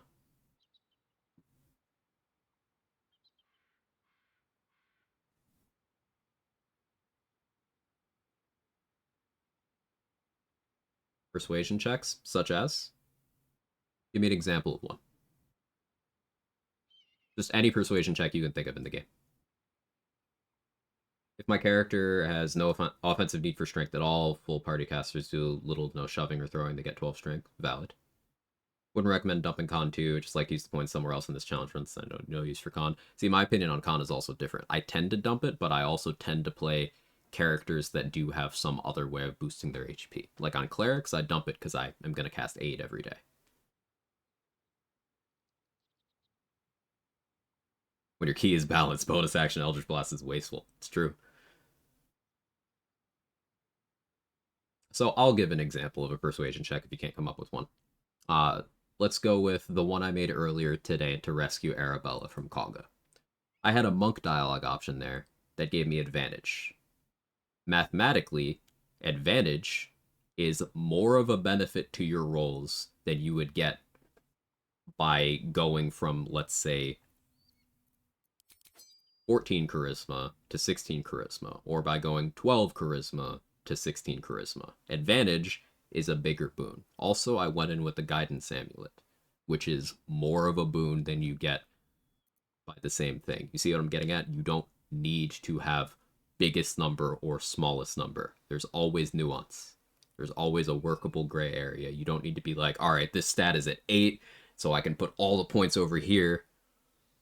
If you're gonna think about the decision at all, think about the in-betweens. And opportunity cost is always a factor.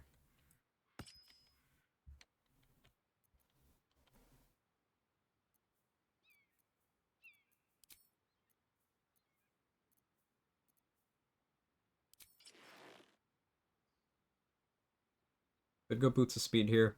I'm kind of willing to invest key points, though.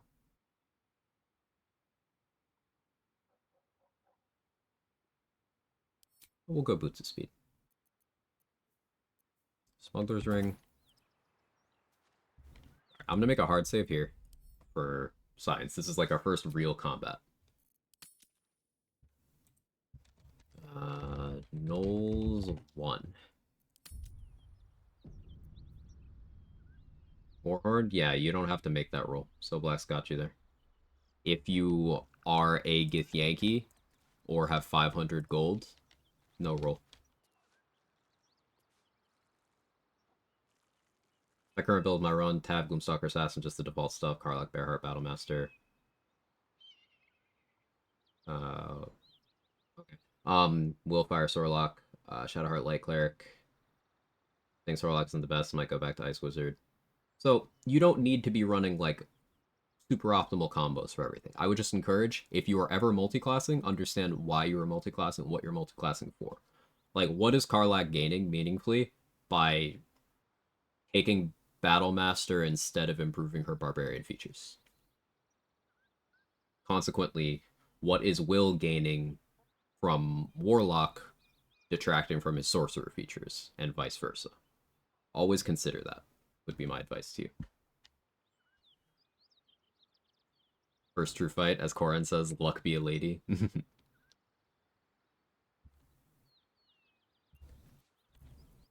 Alright, so what I'm going to do here... I'm going to make a darkness cloud. I'm going to hang out here. Put a minor illusion here.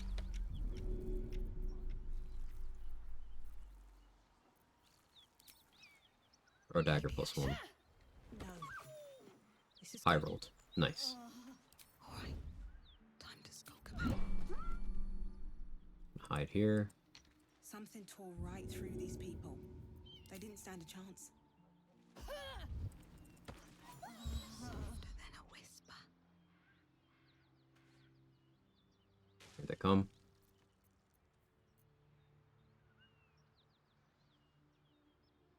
Not moving. Oh, now they are.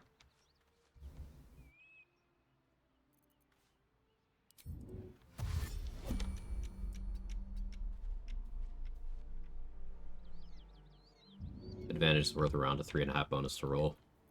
Yes. And remember, 2 in a stat is 1 to the modifier. So the difference between having 10 charisma and 16 charisma is less than the bonus you get from advantage.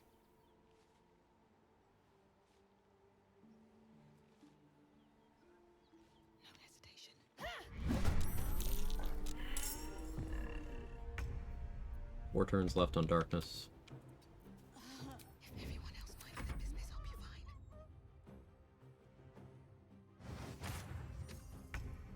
That's what the cat's for.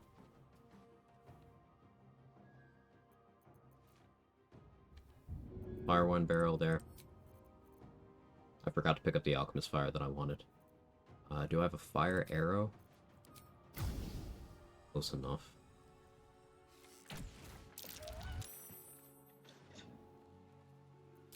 Returns.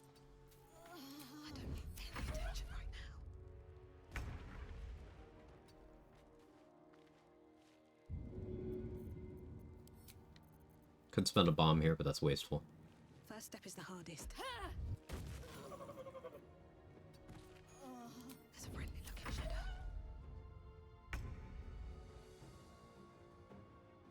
Depends on the DC.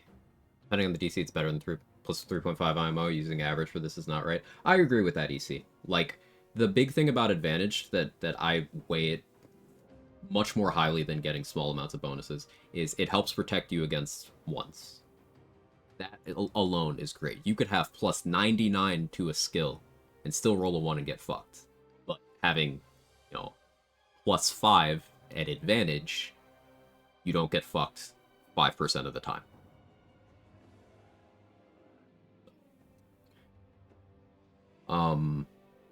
Also, advantage allows you to cancel out disadvantage if that's ever imposed on you. Primary reason I'm doing Forfighter is the superiority die allow me to basically create that walking threaten. Post, obviously. The other two are goading, gives archers or disadvantage if they try to attack someone else. Menacing, preventing harder melee units from moving, which can allow more mobility to other party members. Actually, animal aspect, brutal critical don't necessarily give me reason to take multi-class option. So, everything you described about Battlemaster can be achieved elsewhere without watering down your class features, and the things you are missing are much bigger than that. For example, you are not getting your extra initiative and surprise immunity from level 7 Barbarian. You are not getting your second feat from level 8 Barbarian. Brutal Critical, you already mentioned level 9, which is just damage, but it's not a small amount of damage. You're also missing your second animal aspect at level 10, which gives you many of the things you just mentioned wanting. Also, animal aspects, as So Black mentioned, are resource lists. Superiority die are a resource you get a limited amount of per short rest, and you cannot successfully combine them with many other actions. For example, you cannot click, let's say, topple if you're hitting someone with a quarterstaff. You can't click that and use superiority die. Now, your counterpoint to that might be, but Strimmer, I could use stripping attack. That's a limited resource that you could be using on other things, such as riposte, which is a good feature.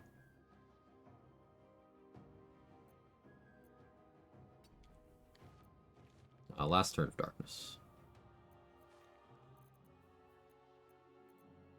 I'm gonna end my concentration. Do it again.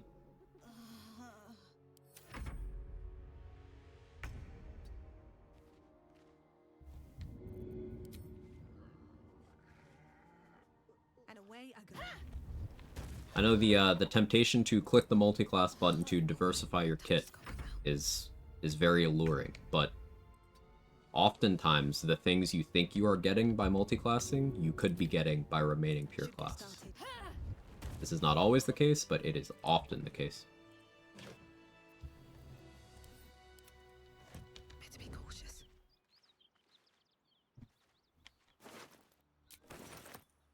Making bombs explode multiple times fall under the umbrella of barrelmancy for the purposes of the run? No. Putting a pile of bombs and destroying it would be barrelmancy. By the nature of the rule set. However, me throwing a bomb, that's me throwing a bomb.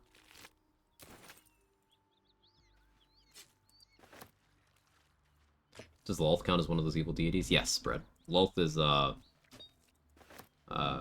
especially according to that graphic you mentioned of how many times Lolth comes up, and I'm thinking of a few checks. Lolth is one of the more solid deities to pick from a gameplay perspective as a cleric. very beneficial for you overall.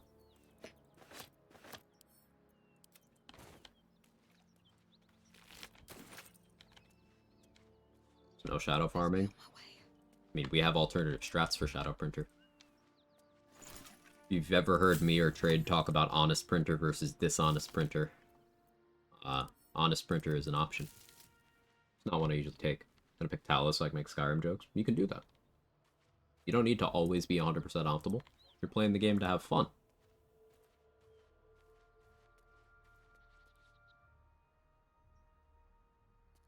Doesn't reading that paper give 15 XP?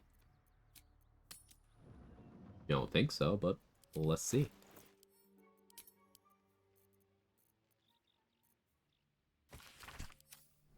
No.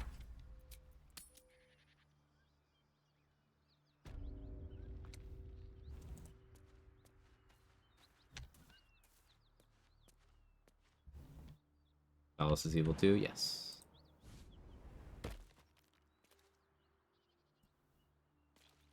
Never actually beat my monk solo on our fighters. Probably next might take Battlemaster, might bite the bullet and take EK. I don't know how taking the objectively better option is biting the bullet. But at the end of the day, it's all viable. Play what you enjoy. These boots have seen everything. He was looking at the animal aspects. The only really enticing one to me was always bear aspect. One or two seemed remotely interesting. It'd be elk and croc for extra movement. Advantage against being prone. Can't justify tiger and wolverine. Most weapons only give you bleed and single enemy once per short rest. So that's just, no. So, let's go through animal aspects, just off the top of my head. Honey Badger allows you to rage outside of combat without consuming rage charges, and, you know, rage charges are a huge resource bottleneck, but you can rage in combat without consuming rage charges too. That is very noteworthy. And there are way more ways of applying bleed than that. For example, Slicing Short Sword available in Act 2 applies bleed when you attack with advantage. Barbarians starting from level 2 can always attack with advantage. Just apply bleed every time you hit someone. If you went aspect of the tiger, or if you went Tiger Heart rather than Bear Heart, you'd have access to Tiger's Bloodlust, which is a spammable AoE cleave that applies bleed to everyone you hit, which is often taken to synergize with Tiger or Wolverine aspect. Tiger aspect gives you accuracy against not just bleeding enemies, but poisoned enemies as well. Make sure you read full descriptions. And Wolverine's maim applies to way more things than just bleeding. Again, it's also poisoning, but it's other conditions too.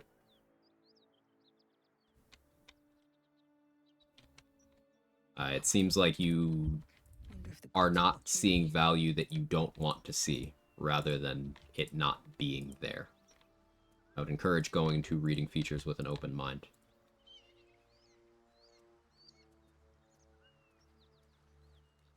But also, let's go back to the reasoning you outlined for going Battlemaster. Paraphrasing. You want more mobility for your other party members, which is something that there's literally specific Barbarian Wildheart features for. Create that walking threat, and I'm not sure what you mean by that. If you mean just sitting in range of things and keeping them with the threatened condition, well, if you hit someone with aspect of the Wolverine, they can't move away from your Barbarian, which is pretty good at that. Menacing attack, sure, it makes someone can't move if they fail a saving throw after you use a superiority die. Sure. Aspect of the Wolverine, they can't move. There's no saving throw. There's no resource. They can't move.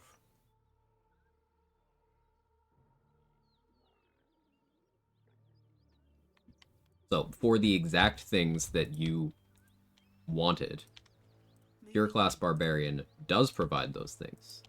Now, adding a disclaimer here.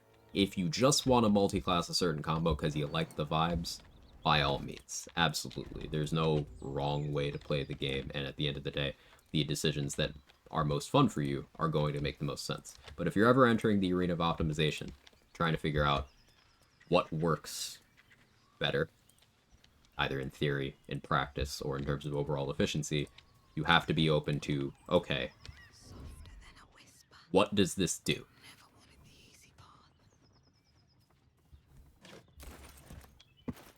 And the answer for what animal aspects do on Barbarian is a shit ton. A scholar with good taste, perhaps. Or maybe a bit of a drinking problem. With haste. I can kill the sleeping bugbear. I don't need him.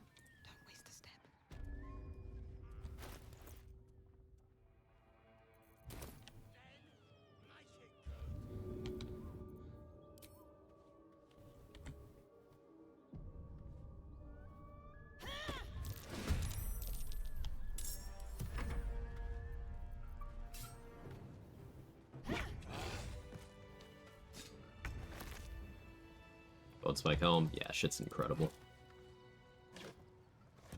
Another step forward. Let's have a look. Nothing Battlemaster offers that I find it worthy of taking over EK. I just think it's cool. Yeah. It's biting the bullet. Maybe by taking EK is a more effective route because I need the optimization. You don't need the optimization, though. Is the entirety of the point I'm making. You can accept that one thing is more effective than another and still pick the option you prefer more. It's just a matter of accepting that one is more effective than the other and proceeding in the way that you have the most fun.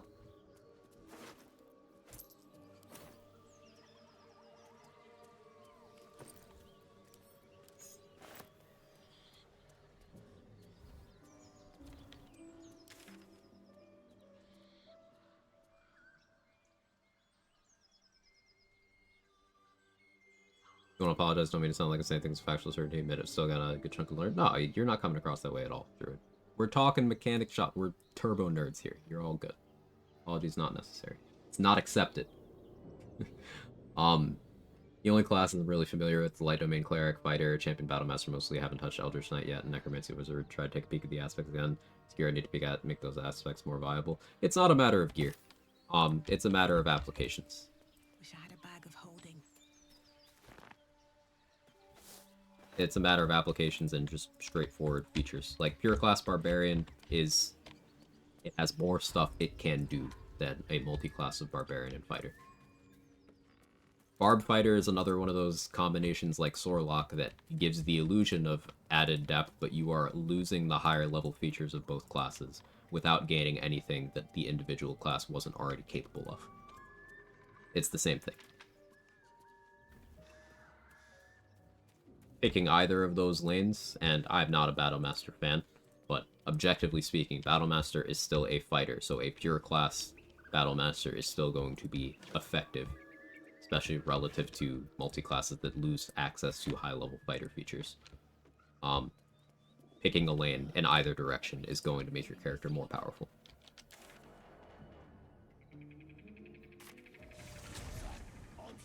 I think part of my tunnel vision is because I've only made it past Act 2 twice, experience pretty much up to level 6. Yeah, I'd say try to do less. That's not, like, the best way of putting it. Hey, is an element. Thank you so much for the prime. I hope you've been enjoying. Sorry I've been especially ranty today. Hey, Dade. Good to see you. How are you? Great point about Sorlock. I went 12 Sorcerer Spell Sniper for Eldritch Blast. Ended up liking it way more than the Warlock did. Yeah, even in the wheelhouse of just Eldritch Blasting things, like, I think Sorcerer is just better at that than the Sorlock combo too, and that's gonna sound real spicy, Dade, but real spicy to other people, but Dade is cooking here.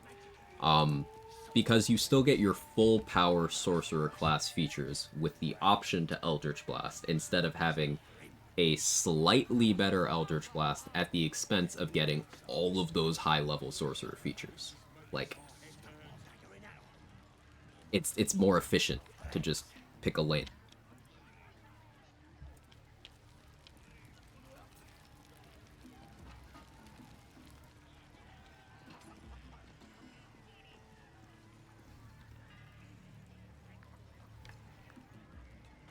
I was gonna do something, but my ADHD told me no. I don't remember what it was. Anyone remember why I came to the Goblin Camp? 1 barb, 11 fighter, no armor for the win, a couple more HP. You could take a feat instead of that by going level 12 fighter and having your 4th feat. You could take heavy armor master for 3 damage reduction plus 1 to strength and then go all in on armor. Or if you want more HP, take the tough feat, which would give you 24 more HP rather than like 6.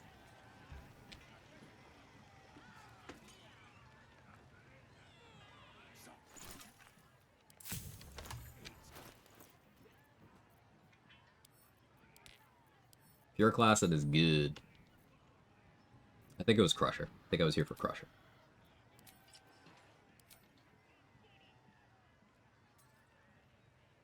Hey, RBF Queen, thank you so much for gifting us up to Batchet.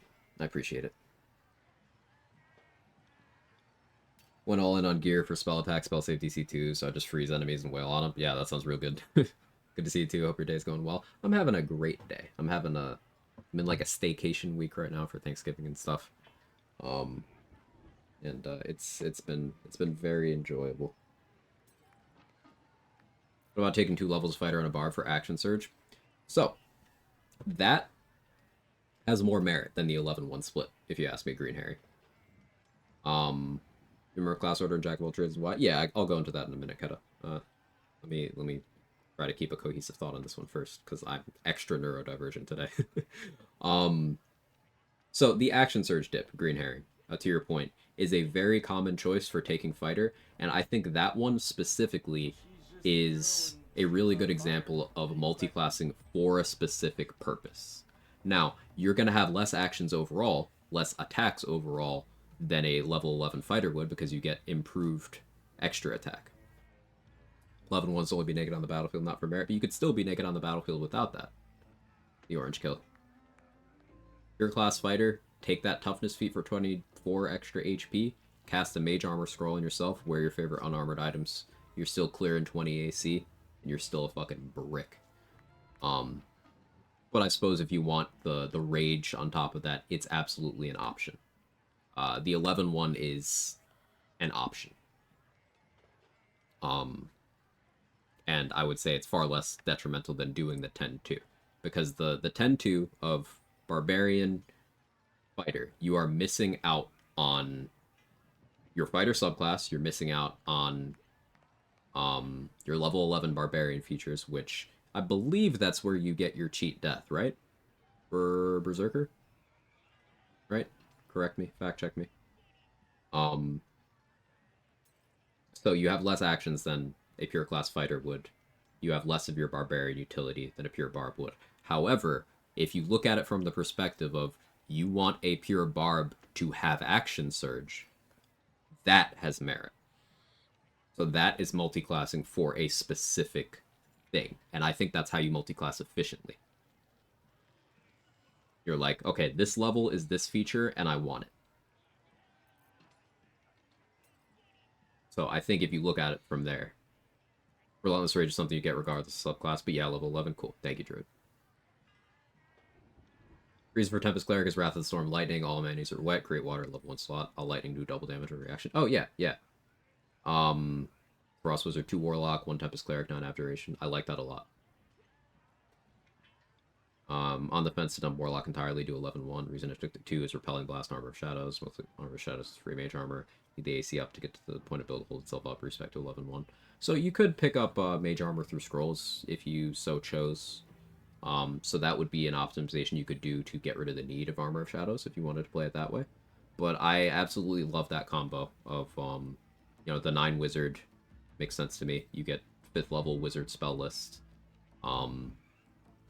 Tempest Cleric is fine at any configuration of levels. I love it as pure class. I love it as a dip. It's just every combination of that class works well, especially when combined with other casters the way you did it. That's a multi-class I can stand by. That's going for specific things at specific levels. You're getting obvious value with each individual level there. I like it.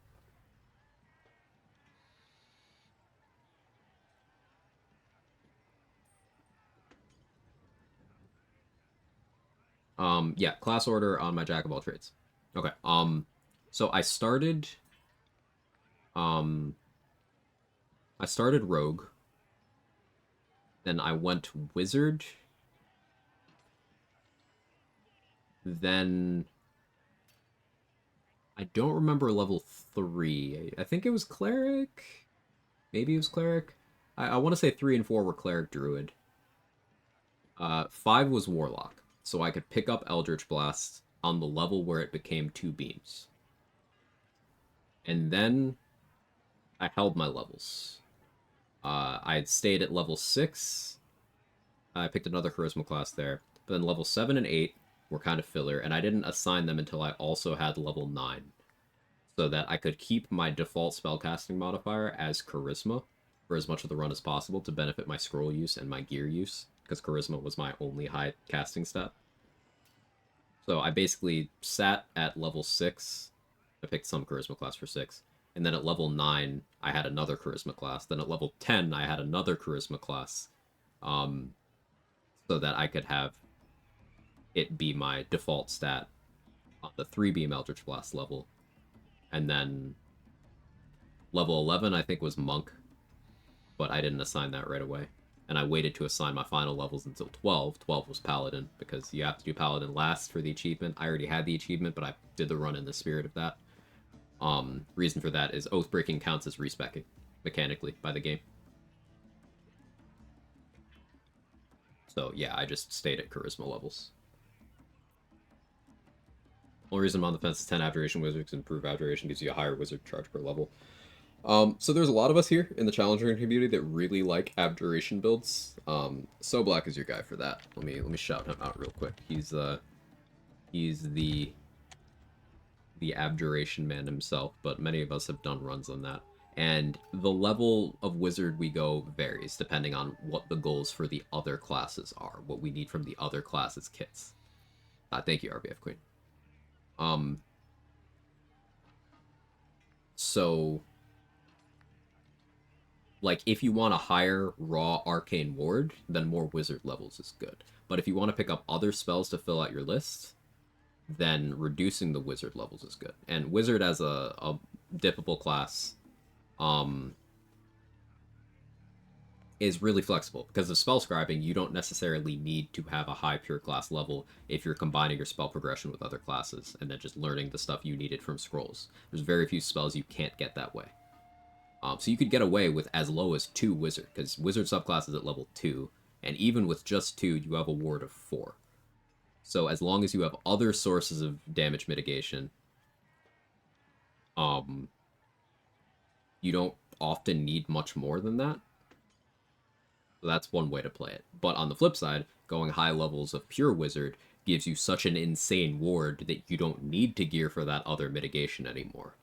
And you could instead do something more traditionally offensive while just having a brick wall in front of you at all times, right? So, trade-off. There's merit to either approach. I have done a build where it was a Barbarian, Warlock, Abjuration, Wizard, Cleric multiclass, where my entire premise was going to sleep in front of enemies so they would auto-crit me, doubling up the die they took from my retaliation effects, causing them to one-shot themselves. But that's a totally different approach from going pure wizard and just standing there. At a certain point, enemies won't even want to hit you, so funny when that happens, yeah. I'm just going to mention my new Nature Cleric idea, which involves Abjuration. You have the floor, sir. Only multiclass, 100% want or need the Tempest Cleric, just create Water, Wrath of the Storm, down to 9 Wizard and 2 Warlock or 11 Wizard. Yeah, you could, I suppose if you're not super attached to Warlock, you could go Draconic Bloodline White Sorcerer, pick up Armor of Agathis that way, and continue your combined spell progression to get up to 6 level spell slots as long as you have 11 levels of caster. So you could do like 9 Wizard, 1 Sorcerer, 1 Cleric, have a flexible level, still have your 6 level spell slots, still have Armor of Agathis. That's an option. It's gangster. I'm glad you think so, Dave. It was a really fun run. It was really fun. 8 Nature Cleric, 2 Wizard, 2 Barb, White Dragonborn. I like it. I'm yapping so much today. Let's get killed by Crusher real quick. This is a routing run, so I don't have to be too careful. The mark glows, but you feel nothing. I don't think I'm better than anyone else. I'd sooner spit in your face. Oh, sorry. That's more like it.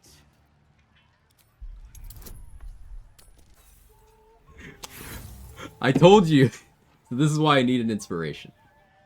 I need to have an inspiration for this. There's a 5% chance to get fucked here.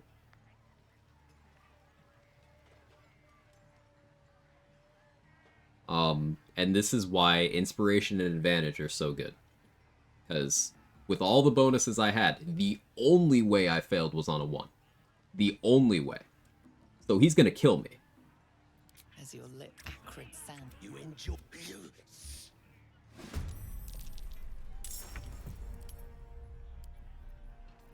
Like, I didn't even get the ring.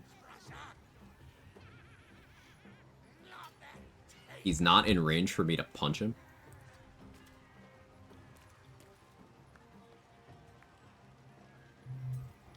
I may have an out here.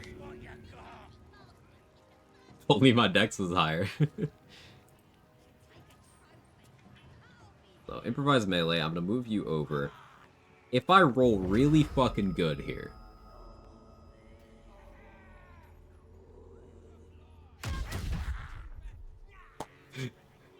Cinema.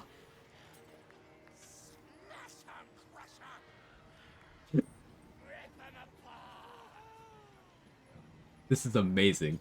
This is my favorite sequence of this game ever.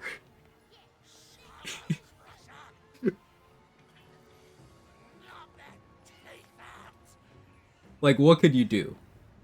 This is a perfect example of, if this was a live run, this would be my fault. Dying, because this is always a possibility.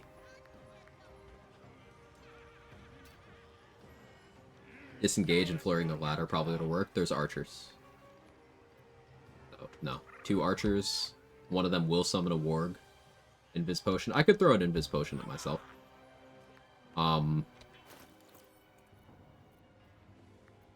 That's probably my best out here.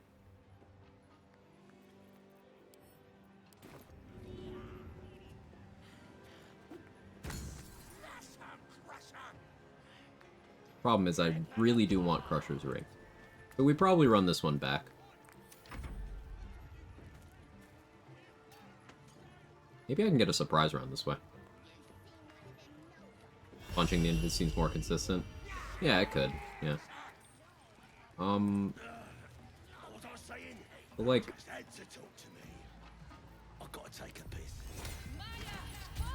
Nope. Oh, you're just going out? Okay, cool.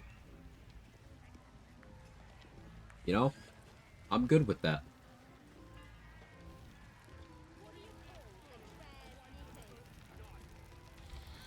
Never punished? So I wasn't sure he would actually go to his spot where he pisses back and forth forever. In the failed dialogue. But I learned something today. Jake is a fan of learning as well. I guess failing that still leads to piss purgatory. We've all been in piss purgatory. Right, Jake?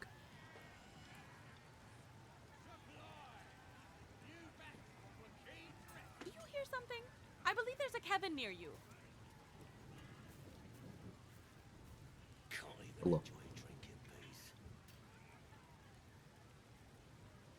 Take your order, sir.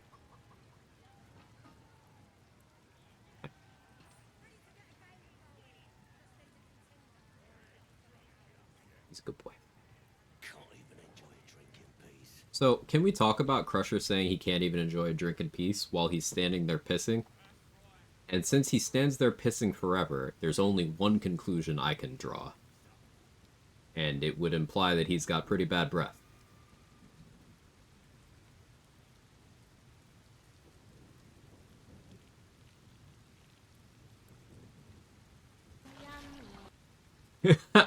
Nice, Druid.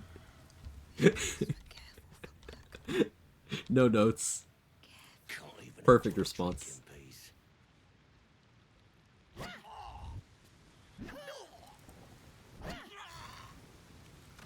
Thanks for the clip, Hollow.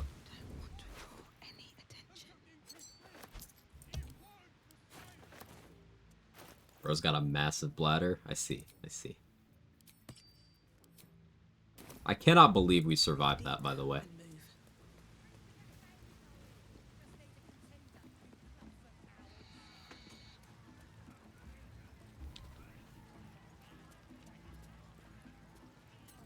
Yeah, I'm saving this clip. Bladder shaming, of course. I may have it now. Only my dex was higher. Improvise melee, I'm gonna move you over. If I roll really fucking good here.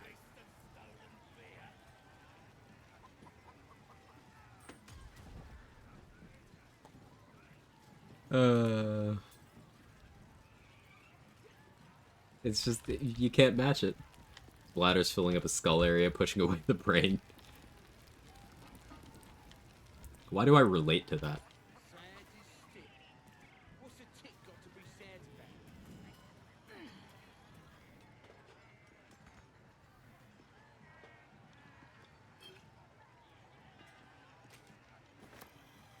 Go ahead, cat. Tail whip me in the face, why don't you? So I have no key points, I have no short rests. I want to get another Vigilance Elixir before I sleep. Well, we did get Crusher's Ring, which is a very big deal. Now, I think I still have to go into the Goblin Camp through the top, so I'm not positive. This is the kind of thing I should find out. We'll test that right now. Have to keep going.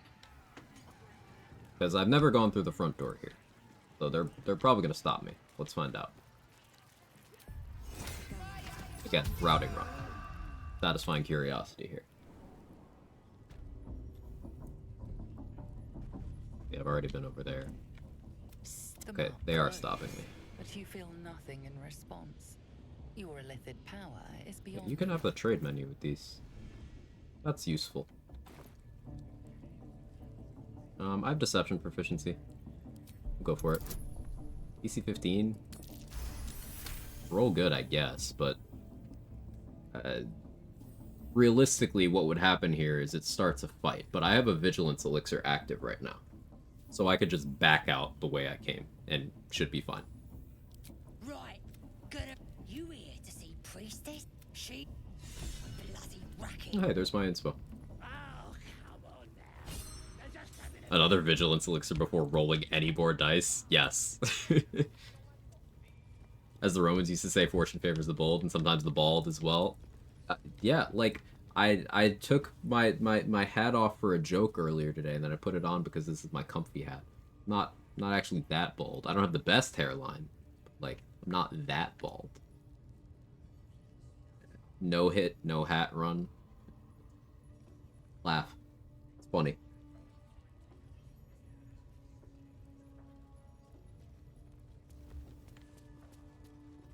Need something?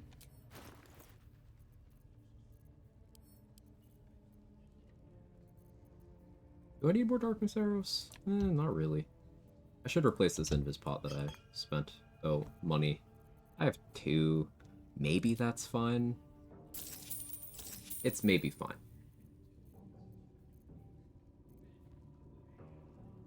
It's probably fine. Who needs hair anyways? Astarion. He looks nightmarish without it.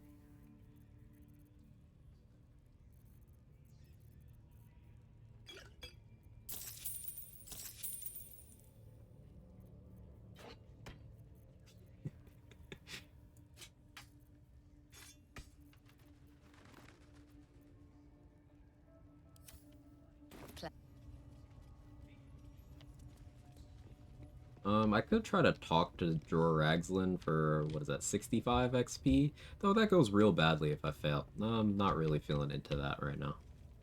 What else can I do now that I'm level 4, but I don't have key points? I could rescue Volo by tossing Gribbo.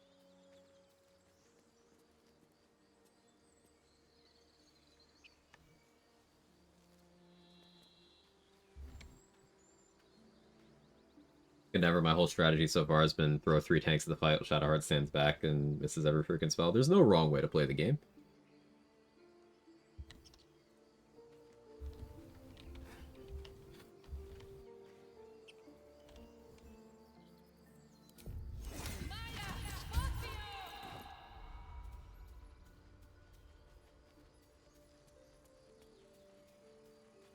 Of course, is Act 1 of this challenge. You need specific strats in Act 3. Act 2 feels not that hard.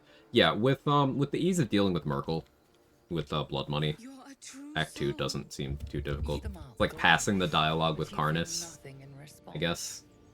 But you can lock him down pretty easily with spell strats. Like to have your take on it? Yeah, I'll let you know.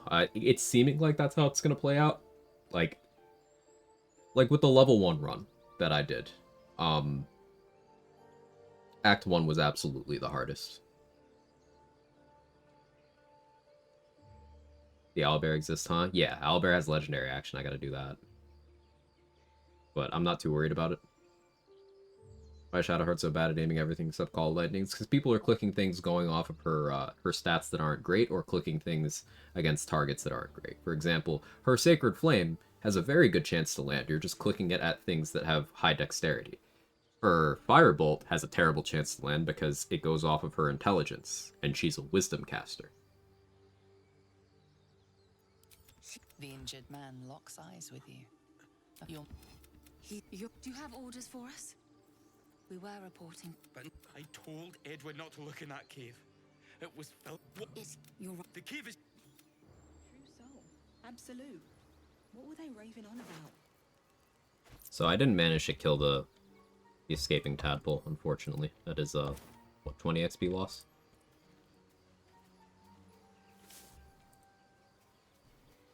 I'll take that. 10. Dex Hex with Sacred Flame. Unfortunately, Hex does not affect saving throws. Ability checks, not saving throws.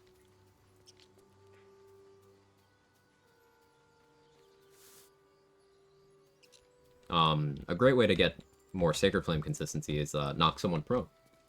Then they have problems with Dex saves. Knock someone prone, apply Reverberation to them.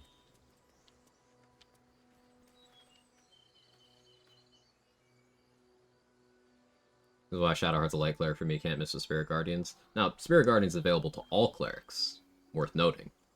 But to your point, yes, Spirit Guardians is one of the best spells in the game because it is converting your movement into damage. You just sit there, you can still take all of your other actions, but you have a fuck you aura around me that not only does a bunch of damage, but it reduces enemy movement as well.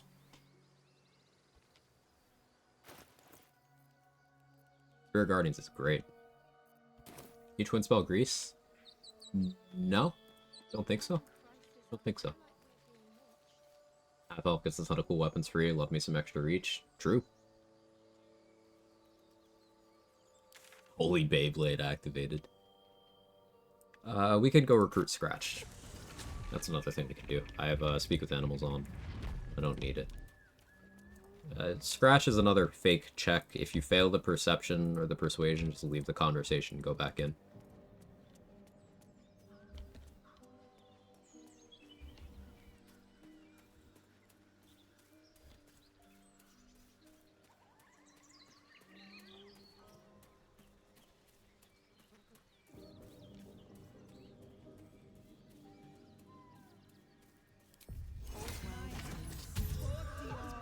Now, I can't summon Scratch, but he is good as boy.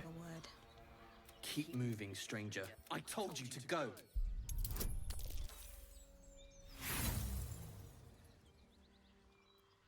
What are you doing? Get back!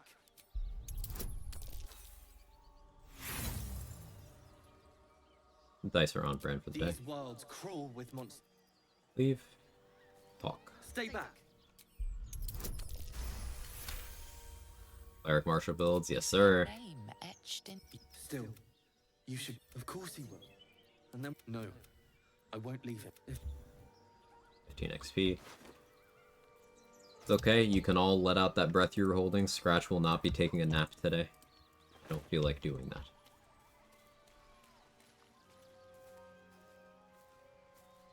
Ranger but melee only? What about that's funny? You know that Ranger has the exact same support for melee as it does for ranged, right?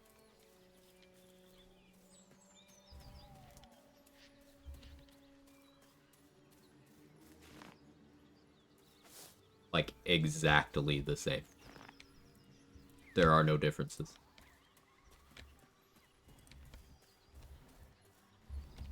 Open up.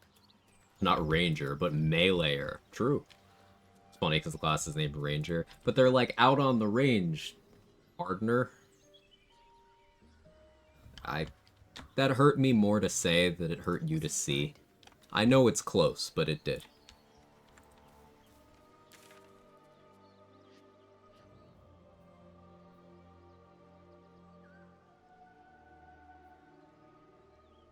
Get cowboy hat right now.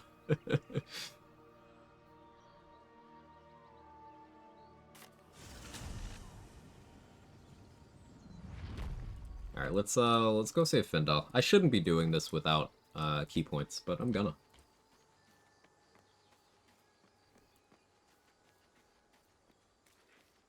Forgot Scratch Aggers, Pickpocket Withers. I've not yet had that happen. I Pickpocket Withers a lot. I guess maybe if you do it while you're in Scratch's Cyclone. But good to know that's a possibility.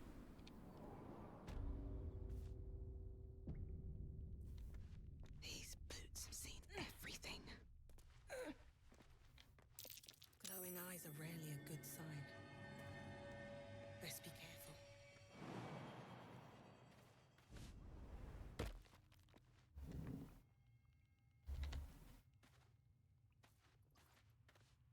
Here you go. Shut it. Boss should whip you for Alright, so I have +9. I don't have any hand crossbows.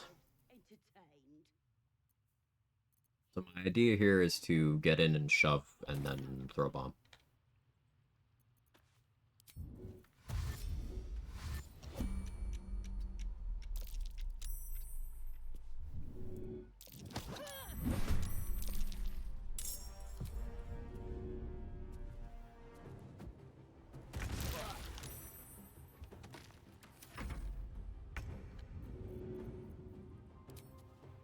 Good idea, I think.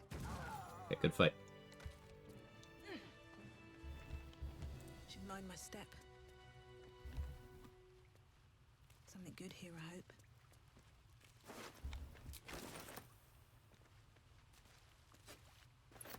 Didn't know anyone besides Oathbreaker could aggro on that. Yeah, same.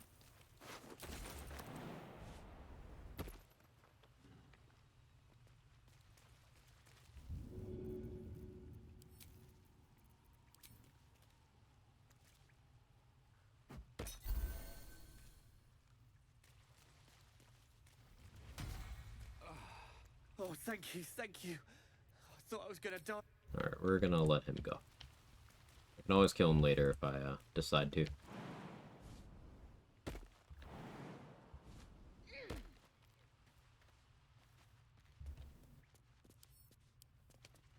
This chest is trapped, and I may need that.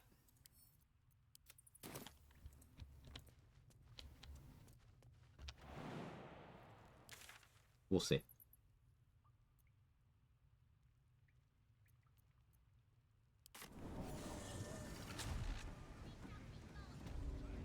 Why did I get XP?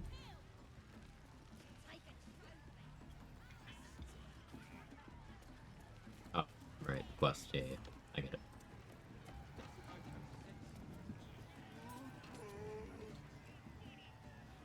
Huge margin of Act 3 and 2 fights can be nullified by easily obtainable ACs. That can be a big part of the plan. No, if something is able to make an attack roll against me, my strat has been suboptimal. The main plans are people can't attack me if their AI can't recognize that I exist because I'm hiding in darkness. Or I'm hiding up at a ledge where they can't quite interpret where I am. But also, people can't attack me if they're not in range, and that's where Step of the Wind comes in.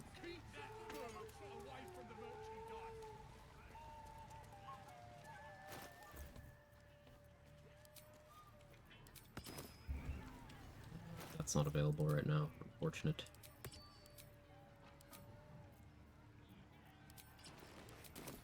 Can I jump up from here?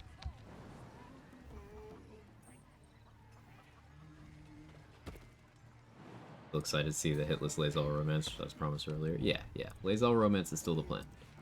If everyone else minds their business, I'll be fine. Definitely still the plan. Now, if this was Neverwinter or Waterdeep, maybe in trouble.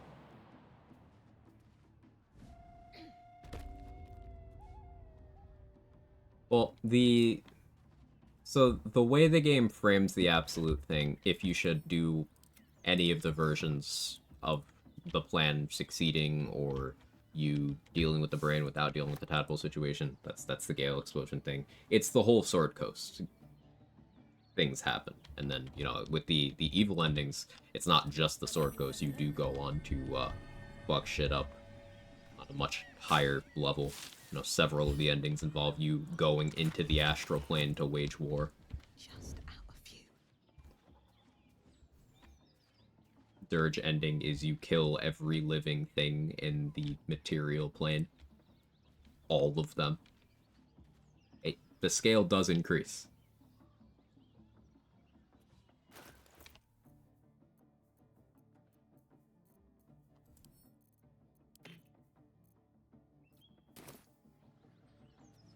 Another streamer I watched pointed this out the other day. Lazel just might have the most beautiful eyes in the game. I could agree with that.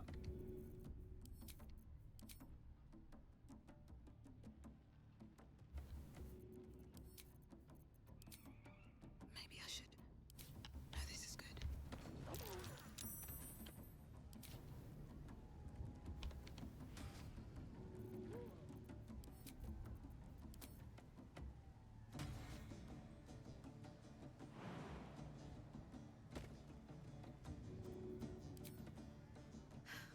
Alright then. A crit. What was that? Crit?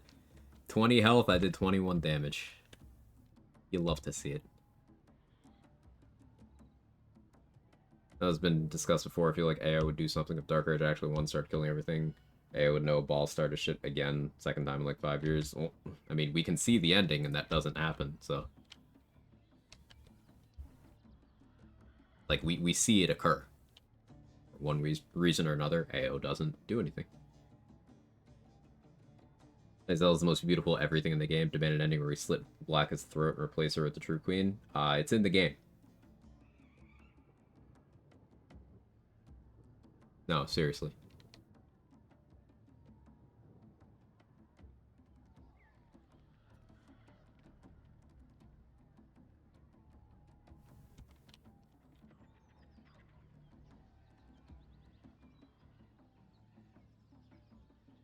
Let's put my boot options on my hotbar here.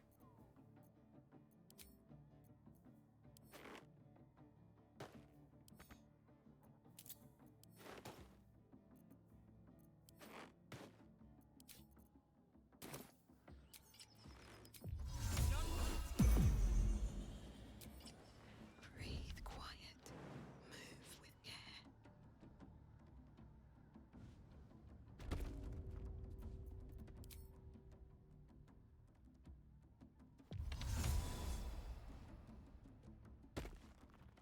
How am I going to deal with these three, is my current question.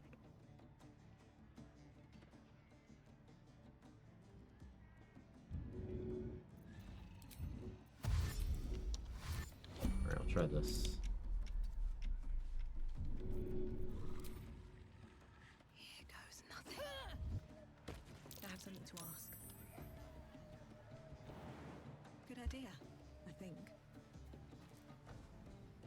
Yeah, auto mod is an overachiever sometimes, Brett. Sorry. Just out of view.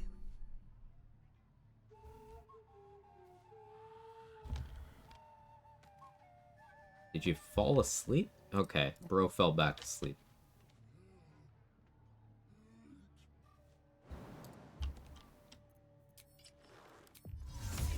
If everyone else minds their business, I'll be fine. Must have been the wind. We've entered the Skyrim section to run. That's a friendly Didn't even heal. Just went back to sleep raw.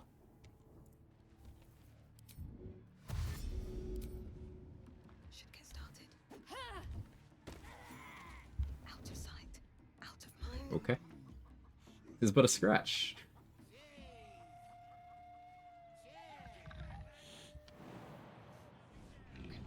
Dead 3 maybe dipshits, at least they aren't cowards like Mistra. Yeah, I mean, the Dead 3 have also died. Mistra doesn't have a monopoly on that.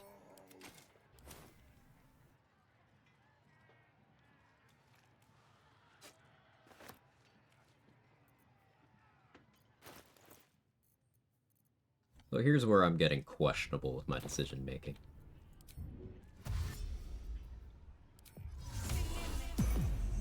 This calls for careful footwork.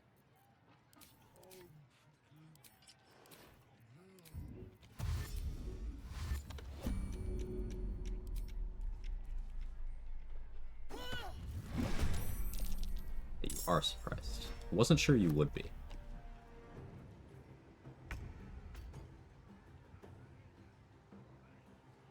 Wonder if the gods are watching me.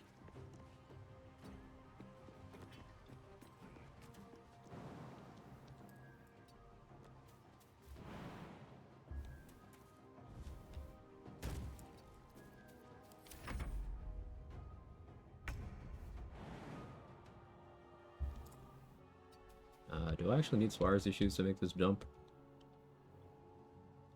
I might. That could be a problem.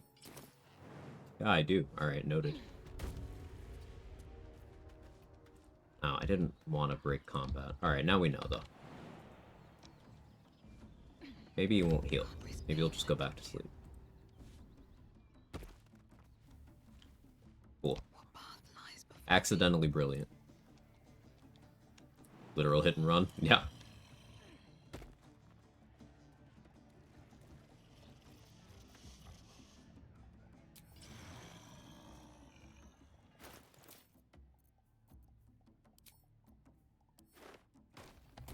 Soon. Right. 6 is those. Don't want to draw any attention.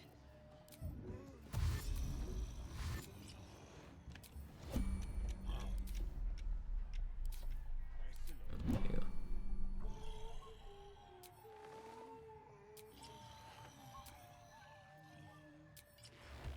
Alright, 4 is these. 8.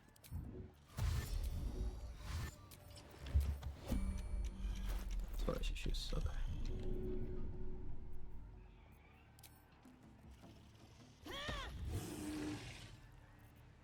Alright. Time to skulk about. That was in case he lived somehow.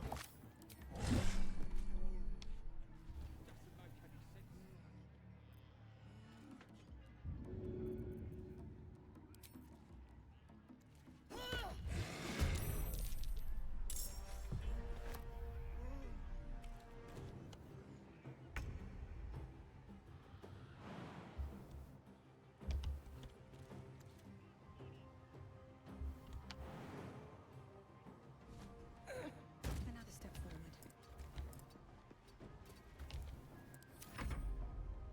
Funny shred I've seen there.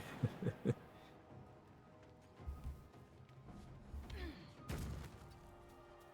of sight, out of mind.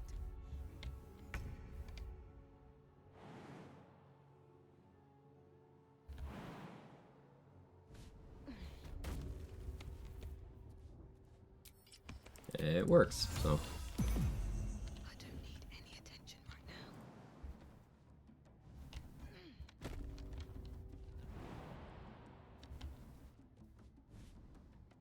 Basically a 9-year-old picking a fight at recess, punch once, run away. Yes. Honor mode. You're so right.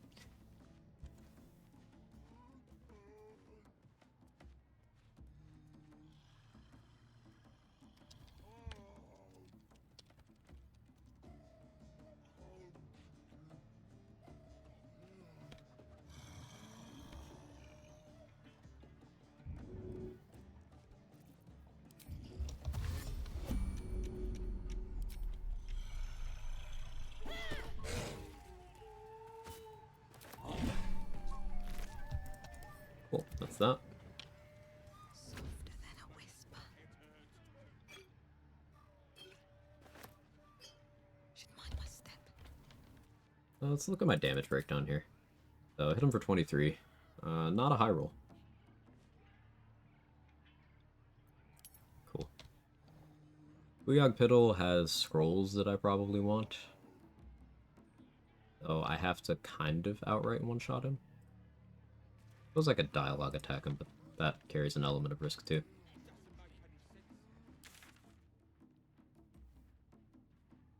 What's safe for me to do?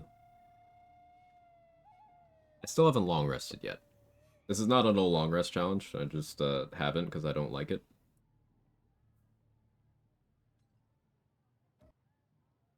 Go kill those intellect devours. Goblin tossing. I've tossed a few. I could go for some more.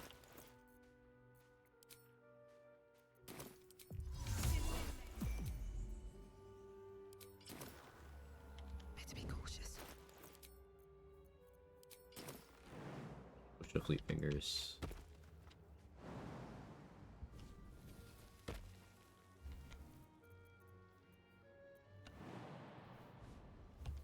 More of those wretched things. Don't want to draw any Saw me. Now you move up. Now you go perma hostile. Have minor illusion. Good idea, I think. Where are you going? Best be on my way.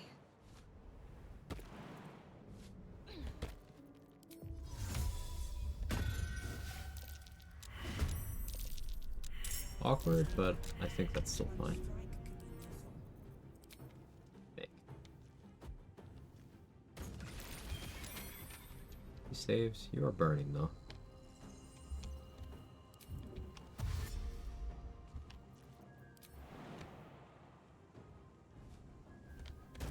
Light on my feet.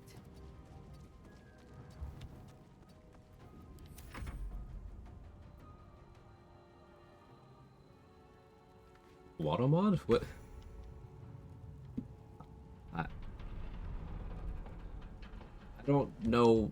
It didn't like the word toss, Flora. I don't really understand how colossally down bad automod is. But that's where we're at right now. Swift as my feet can carry me.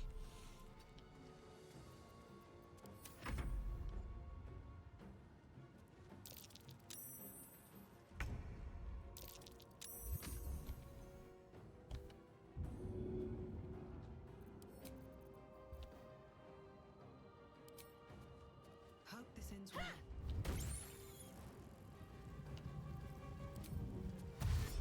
Need to find a way forward.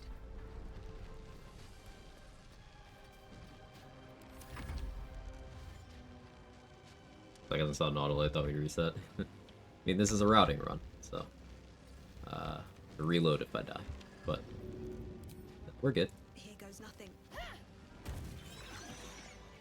Might be useful.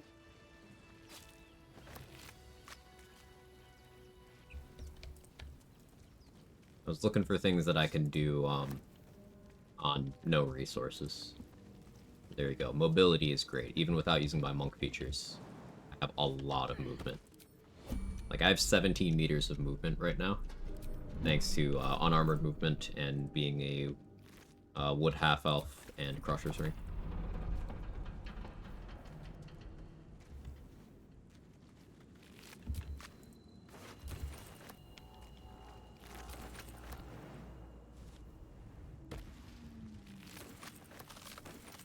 Wizard's Bane oil, that could be useful.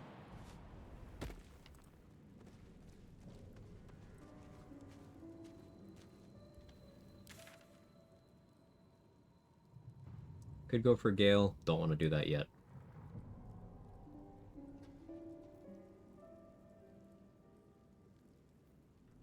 Could switch to a Strength Elixir and toss the Paladins. Haven't recruited Will yet, though. Don't recruit Will until I've done Joaquin's, because I do want to kill them all for XP. Do second Null group, but I don't have any... Don't have any key points.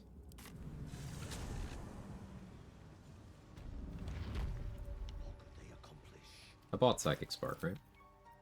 I did, okay.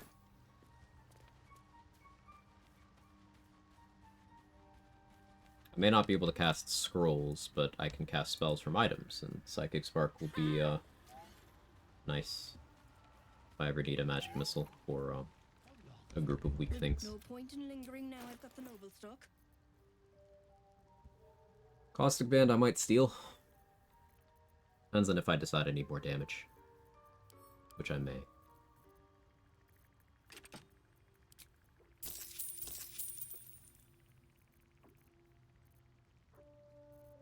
Two more strength elixirs to switch to. Could try killing Hook Horrors to get mats for vigilance elixirs, but.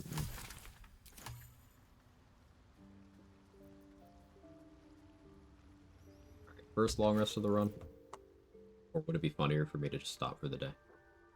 Not do the illithid thing on Flynn and just bug out, that kill any XP you gain.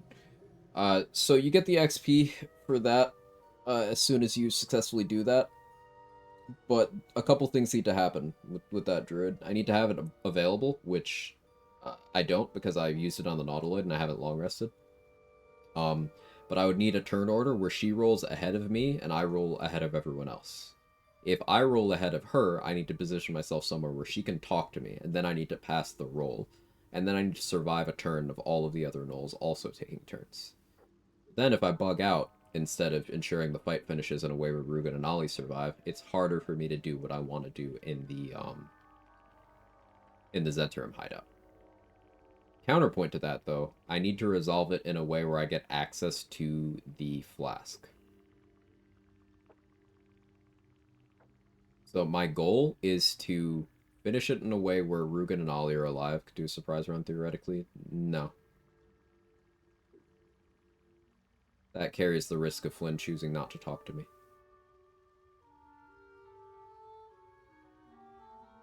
And, like, she has to walk up to me and talk to me. And she needs to be able to take a turn for that. If she's surprised, she's not going to take a turn. So that's just me sitting there for an additional turn to no gain.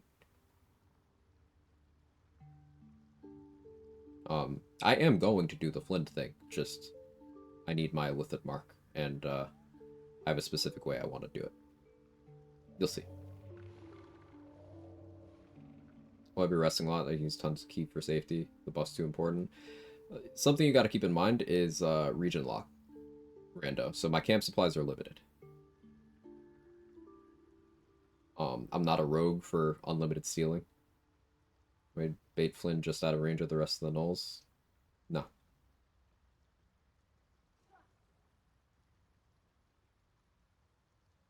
Can't hear talk to without thinking talk to it. Stop it.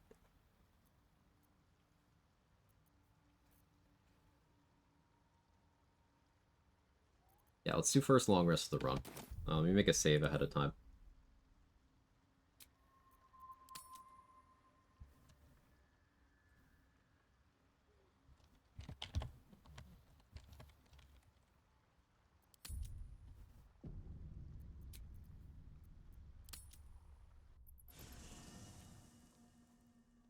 Throws kick you out of stealth before it lands, so it's only triggers surprise run does it. Correct. Yeah. I'd have to use other means to actually land the surprise. With scrolls off the table, with bows and throws inconsistent, that would be me going up to Flynn and punching her, which is very, very scary, and also reduces the likelihood of her being willing to talk to me, because I'm pretty sure after I've done a certain amount of damage, she won't even try to talk to me anymore.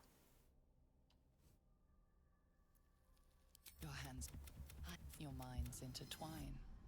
Now, I can die here, too. But we didn't roll terribly.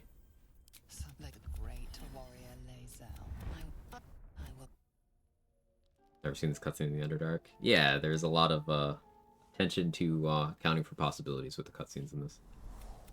What is possibly the most threatening boss in the game? I wouldn't go that far. It's just, if you are fighting Flint early, you have very limited tools to deal with the things at play.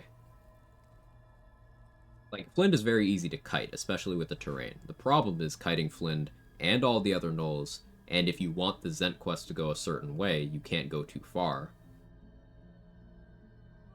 And then also dealing damage at a rate that's not slow.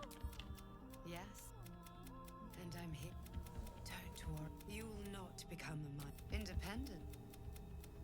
Best surprise opener is silence. Yeah, silence would be great. Problem is I key points. I have nightmares about my Dream Guardian. I just click randomize. I already forgot what they look like.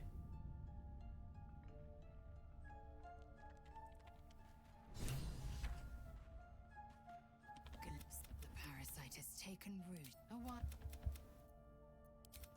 Your head buzzes in concert. Drivel. The library was the gift. Yet we still collect more. It is imperative we locate a crack. Yet, or then you have ceased to with the first symptoms. Fine. I expect I am your fur. You are that large, fleshy. It no matter. I do not. Alright, cool. Hunter's Mark from Hunting Shortbow is also good. True, that's a good option. I should buy that.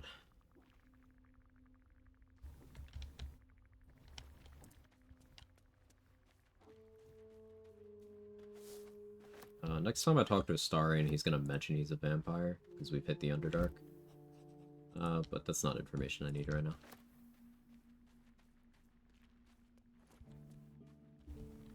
We do have Withers here. Talking to him doesn't do anything for me. So let's hope that Dareth has Vigilance Elixirs. If she doesn't, I am willing to partial rest until somebody does. Something's on my mind. No point in lingering now I've got the noble stock. This is the situation I'm in by taking Tavern Brawler rather than Alert. I can buy bombs each of these partial rests, though. And that's nice. Maybe I also shell out for Vigilance? Not Vigilance, excuse me, Invis. But more realistically, I just bag up the potions. I'm being careful who I sell certain scrolls to. Because vendors will use scrolls in their inventory against you. So if I sell someone Hold Person, and I'm running around without immunity to that, past me could screw over future me very easily.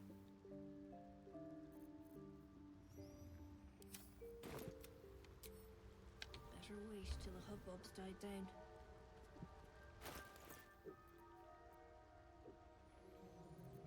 I could go to Cyril and see if she has bombs too. Doesn't hurt to have more bombs. Let's do that.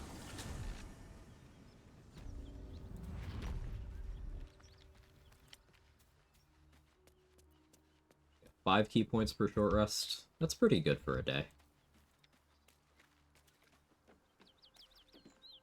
Get a couple more per day out of the Sentient Amulet. Should maybe move up my priorities for that.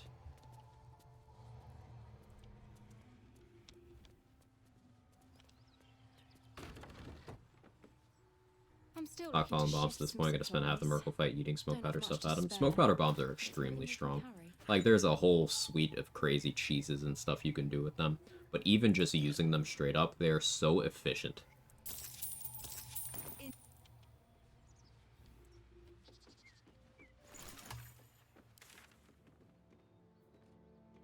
I didn't loot the basement of the Toll House. I could do that too.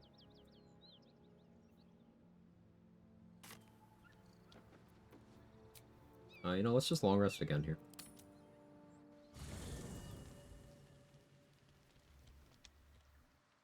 I don't want to talk to Scratch yet. The first time you pet Scratch, it's approval for all nearby companions. Something's... No!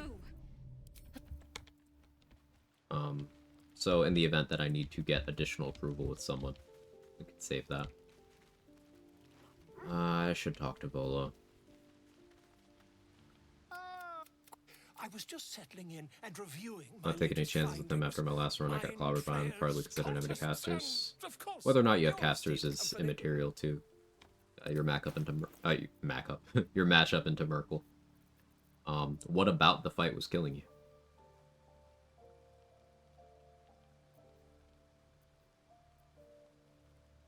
Do I want the Whispering Promise? I mean, eventually, but not right now, I guess. The druid Halson had here. That... Tell me, That's quite impossible, isn't it? Oh, Captain Glenn, how are you? Smoke powder arrows do the extra triggers thing the bombs do? No. However, they are innately 2 instances of damage, 1 force, 1 fire, so you do like Callous Glow, you get some nice extra mileage. Callous Glow lightning charges. It's extra value, just not in the same way. On break, how am I? I am chilling. I'm grinding.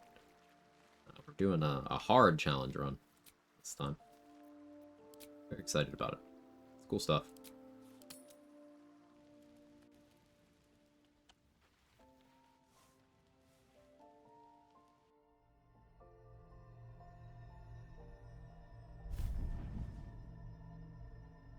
I promised I'd be back. Don't worry. I have things under control. For now. You haven't been using the parasite's power. You think you don't need it. But you're desperate to be rid of it. Tell me who you are. The parasites are merely... Tell me more. Were it not for my protection... I don't trust you. Or I can find you. Okay, bye. Found out I died because a lot of it came down to not having a lot of answers to the Necromites, not doing enough damage to Merkel. I was trying to fend off the Necromites, slowly getting whittled down. So there's a few avenues of approach there. 3 martial melee guys, 1 ranger. Aelin also died really early on. So without specifically supporting her, Aelin is not going to live there. But there's a lot of mechanics that play with Merkel that give you... Merkel's one of the best mechanic sandboxes in the game because there's so many answers. And it more or less boils down to picking a lane. Either you want to commit to killing him before the Necromites become a problem, or you commit to stalling out and waiting for him to stop spawning Necromites. He will do so after healing 7 times. After 7 times, he stops trying to heal anymore. He stops spawning more enemies. It's just him. And knowing how to influence what attacks he's doing. For example, if he successfully makes a scythe swing on a turn, he will not do Call of the Damned on that turn. Call of the Damned is a room-wide AoE. If you have a full party, or if you have summons even, or if you position Aelin well, you can have someone bait a scythe swing every turn. And then that's sparing the rest of the room from getting the AoE. He'll still do Call of the... He'll still do Gaze of the Dead, rather, on one person, but... again, that's less than the entire room getting hit. Now, you could turn the entire room getting hit to your advantage, because it will also hit things on his side. But one of the level 1 strats, the one I did on my successful level 1 run, was it involved taking advantage of him hitting me with Call of the Damned while I was way outside of his range, still counted for some retaliation effects. So it's a matter of picking a lane and figuring out what your approach is. If you weren't full committing to either damaging Merkel or stalling him out, then yes, you can get overwhelmed that way. If you didn't have some dedicated party members or summons on Necromite duty while everyone else executed your strat, then that can kill you. But it has nothing to do with having casters or not, or marshals or not. It's about your strategy. This is a great example of how with BG3, you can solve any problem with any class, with any build, but your strategy matters. It's true disarming strike on him in round 1. Okay, so you increased his damage round 1, Druid. His unarmed does more damage than his scythe. And again, if he is not making his melee attack, he is doing his room-wide AoE. If you died, it's because you took damage.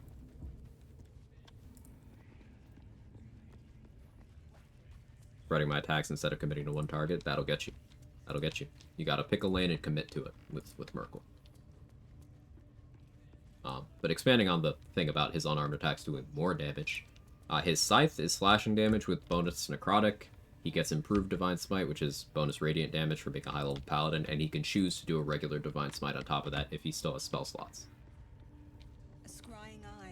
With his Claw attack, he no longer gets the Paladin features, but that Claw attack does bonus Cold, instead of bonus necrotic.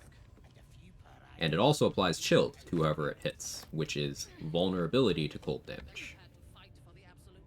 So Merkel clawing someone twice is way more damage than him smiting them. So disarming him doesn't cut down incoming damage. Unless you're having someone with cold immunity tank, and that's specific summons. So that disarming attack you landed on him did absolutely nothing to improve your situation.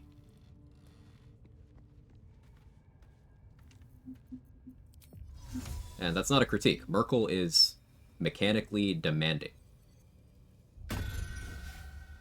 Merkel is set up in such a way that, in my opinion, he's the litmus test of BG3 game knowledge. Out of sight, out of mind.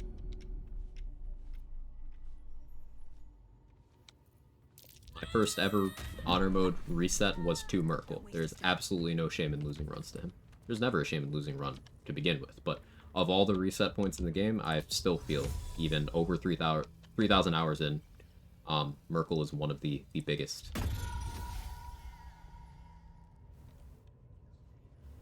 Known run killer? Yeah, absolutely. I don't need any attention right now.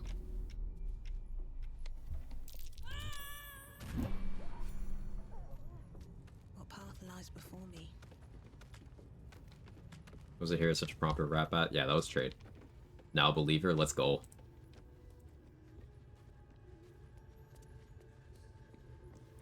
Pocket full of light hammers or earth elemental go-aways clear necromites. Yeah, what Rando's pointing out there is great advice. Necromites have bludgeoning full. They have armor of Agathis, so you don't want to melee them because then you'll take damage, but throwing a hammer at them from range, you don't even need investment into a throw build. If you have decent strength, they get one shot, especially if you have something like Call the Weak. Earth elementals and earth and mud methods are exceptionally good at dealing with the necromites as well, because they also do bludgeoning damage. Even zombies from Animate Dead are good at that. Now, they'll take damage from the armor of Agathis, but zombies have to be killed twice to die. And they do bludgeoning damage, so they can easily take a necromite or two out with them, on top of soaking aggro up for you.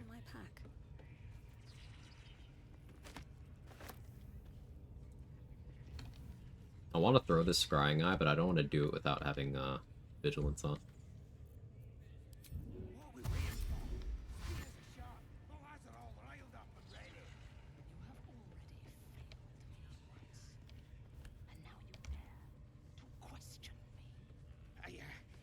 Maybe I do it from this angle. Your ladyship. Honest, I didn't. Life, much like your world, is well. End the latter. Do the chase.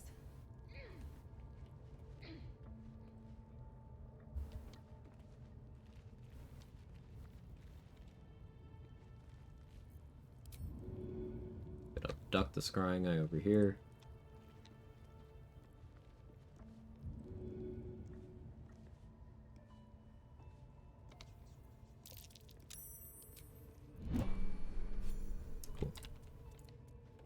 One less problem. I should probably go deal with all the drums.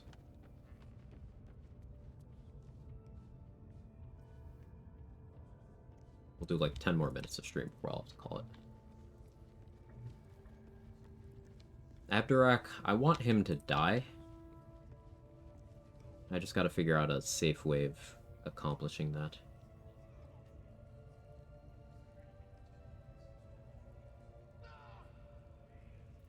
Because I want his weapon. I'm proficient with it, and it's necrotic resistance. Now, I don't plan on taking a hit, but there's a vague use case for planning around using evasion on a fireball as a fourth string backup strat when fighting certain Merkelites. So it's something I want to be prepared for.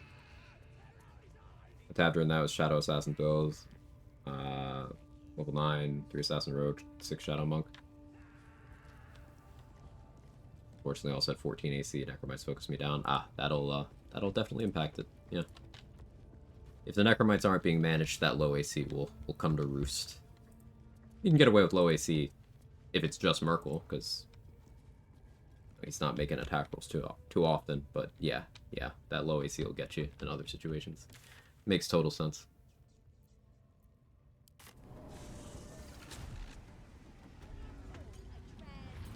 I could start chipping away at the residents of the camp, but again, not until I have vigilance. Did I check Roa's inventory? I don't think I did. I need to do that. Let's see what this does. Build it like a train. I think we'll 75 HP. Get a turn or two. City with advantage. Just blast cannon. Yeah. That'll get you. You can get away with low AC against things that aren't making a lot of individual attack rolls against you, but or if you have mitigation means other than AC, like if you have necrotic resistance and some damage reduction, maybe a large HP pool and some temp HP as well.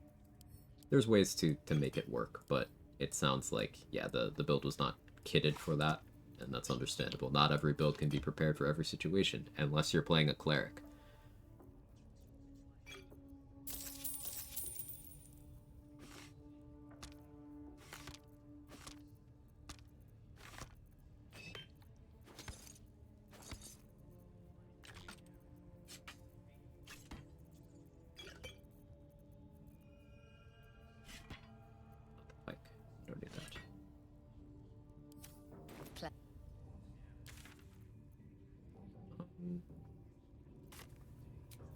Yeah, long rest again. Rat Bat, Silliness, or Char Spear of Evening. Different rolls. Apples and oranges. Damn, left to grow before I get Karlach's first upgrade. Grid or late, it's gonna be an issue. No, you can get the first upgrade in Last Light. If you so choose.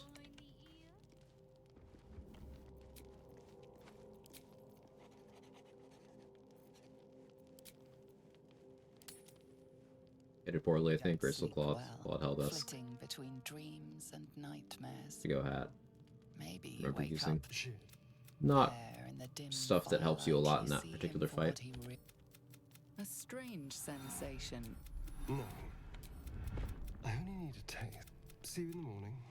You watch him. Don't let a star bite you. If you fail the rolls, you die.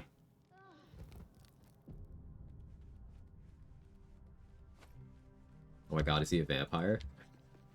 As first I've heard of it.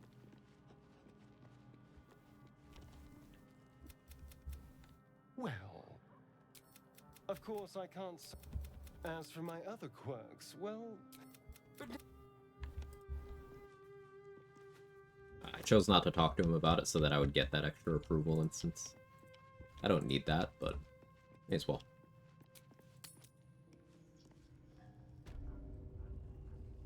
Not a true vampire, he doesn't glow in the sun. True!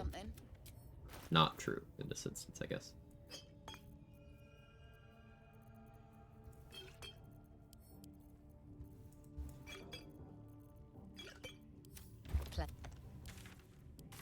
Need vigilance elixirs.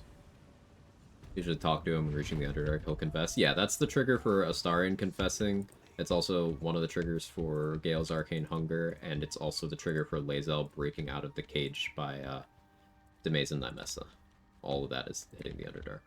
I let it ride there just to get the extra approval with him. I don't need it, but if I wanted to romance him or something, that's a way to get a little more. No point in lingering now I've got the noble stock.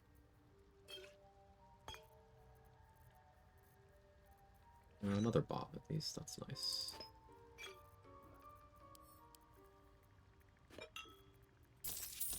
I could use one of these rests to go use my mark to free Barkus, but I do want to have Vigilance for that too, to try to squeeze the Fezzik XP, which is definitely greedy, and I shouldn't be planning that way, but I'm doing it anyway.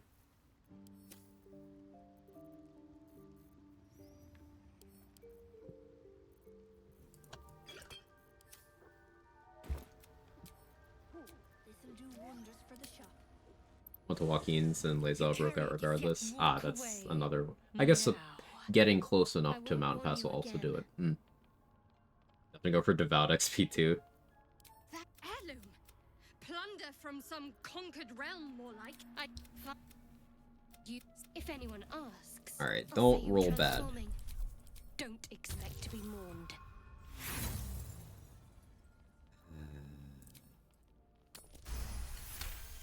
Didn't want that inspiration point anyway. Let me up, and I'll. Fucking hell.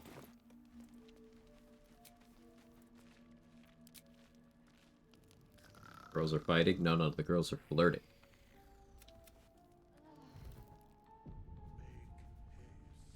Imagine if there was a mod that made a star and do the Twilight thing. Have I got everything? No point in lingering now I've got the noble stock. I do still want to try to get to 4 inspo for Cardis. If I can somehow make that happen.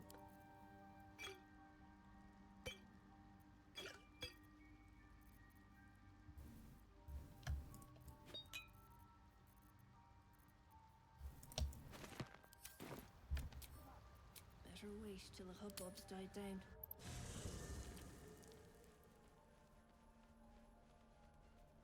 Will steals your XP and Shart steals your inspiration. It's true.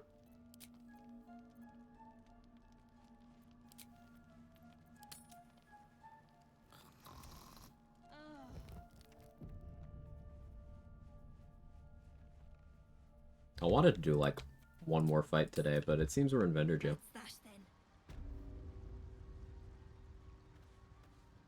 No point in lingering now I've got the noble stock. Guess we're not doing another fight today. I'm kind of out of time now. I got things to do.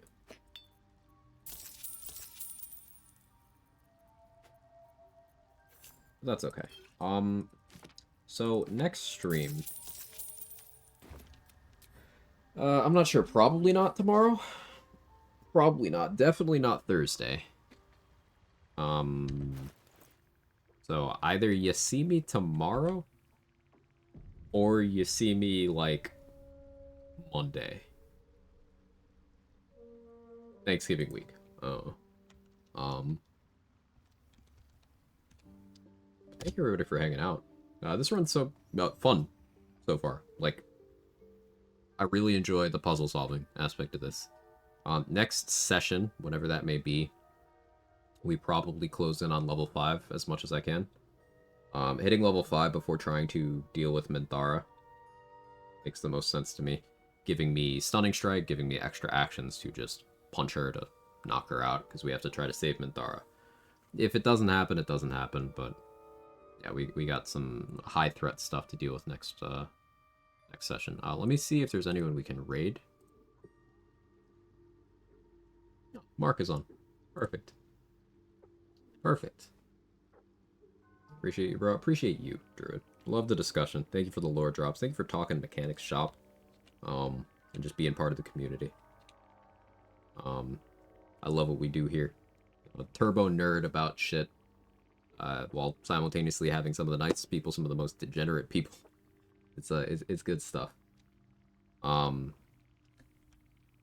I hope any of the mostly useless scraps of information that we challenge runners fixate on ends up being useful to anybody that hangs out.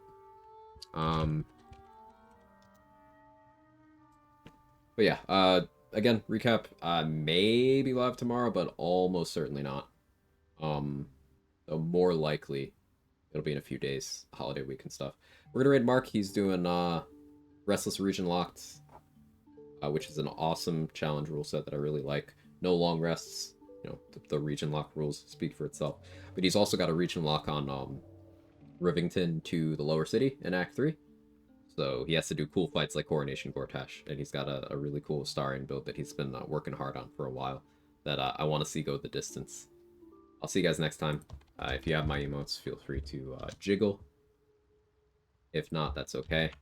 Have a wonderful rest of your day, and if I don't see you, if it's relevant to you, have a happy, safe holiday. If it's not, still have a happy and safe time. Boom. Get appreciated. Bye.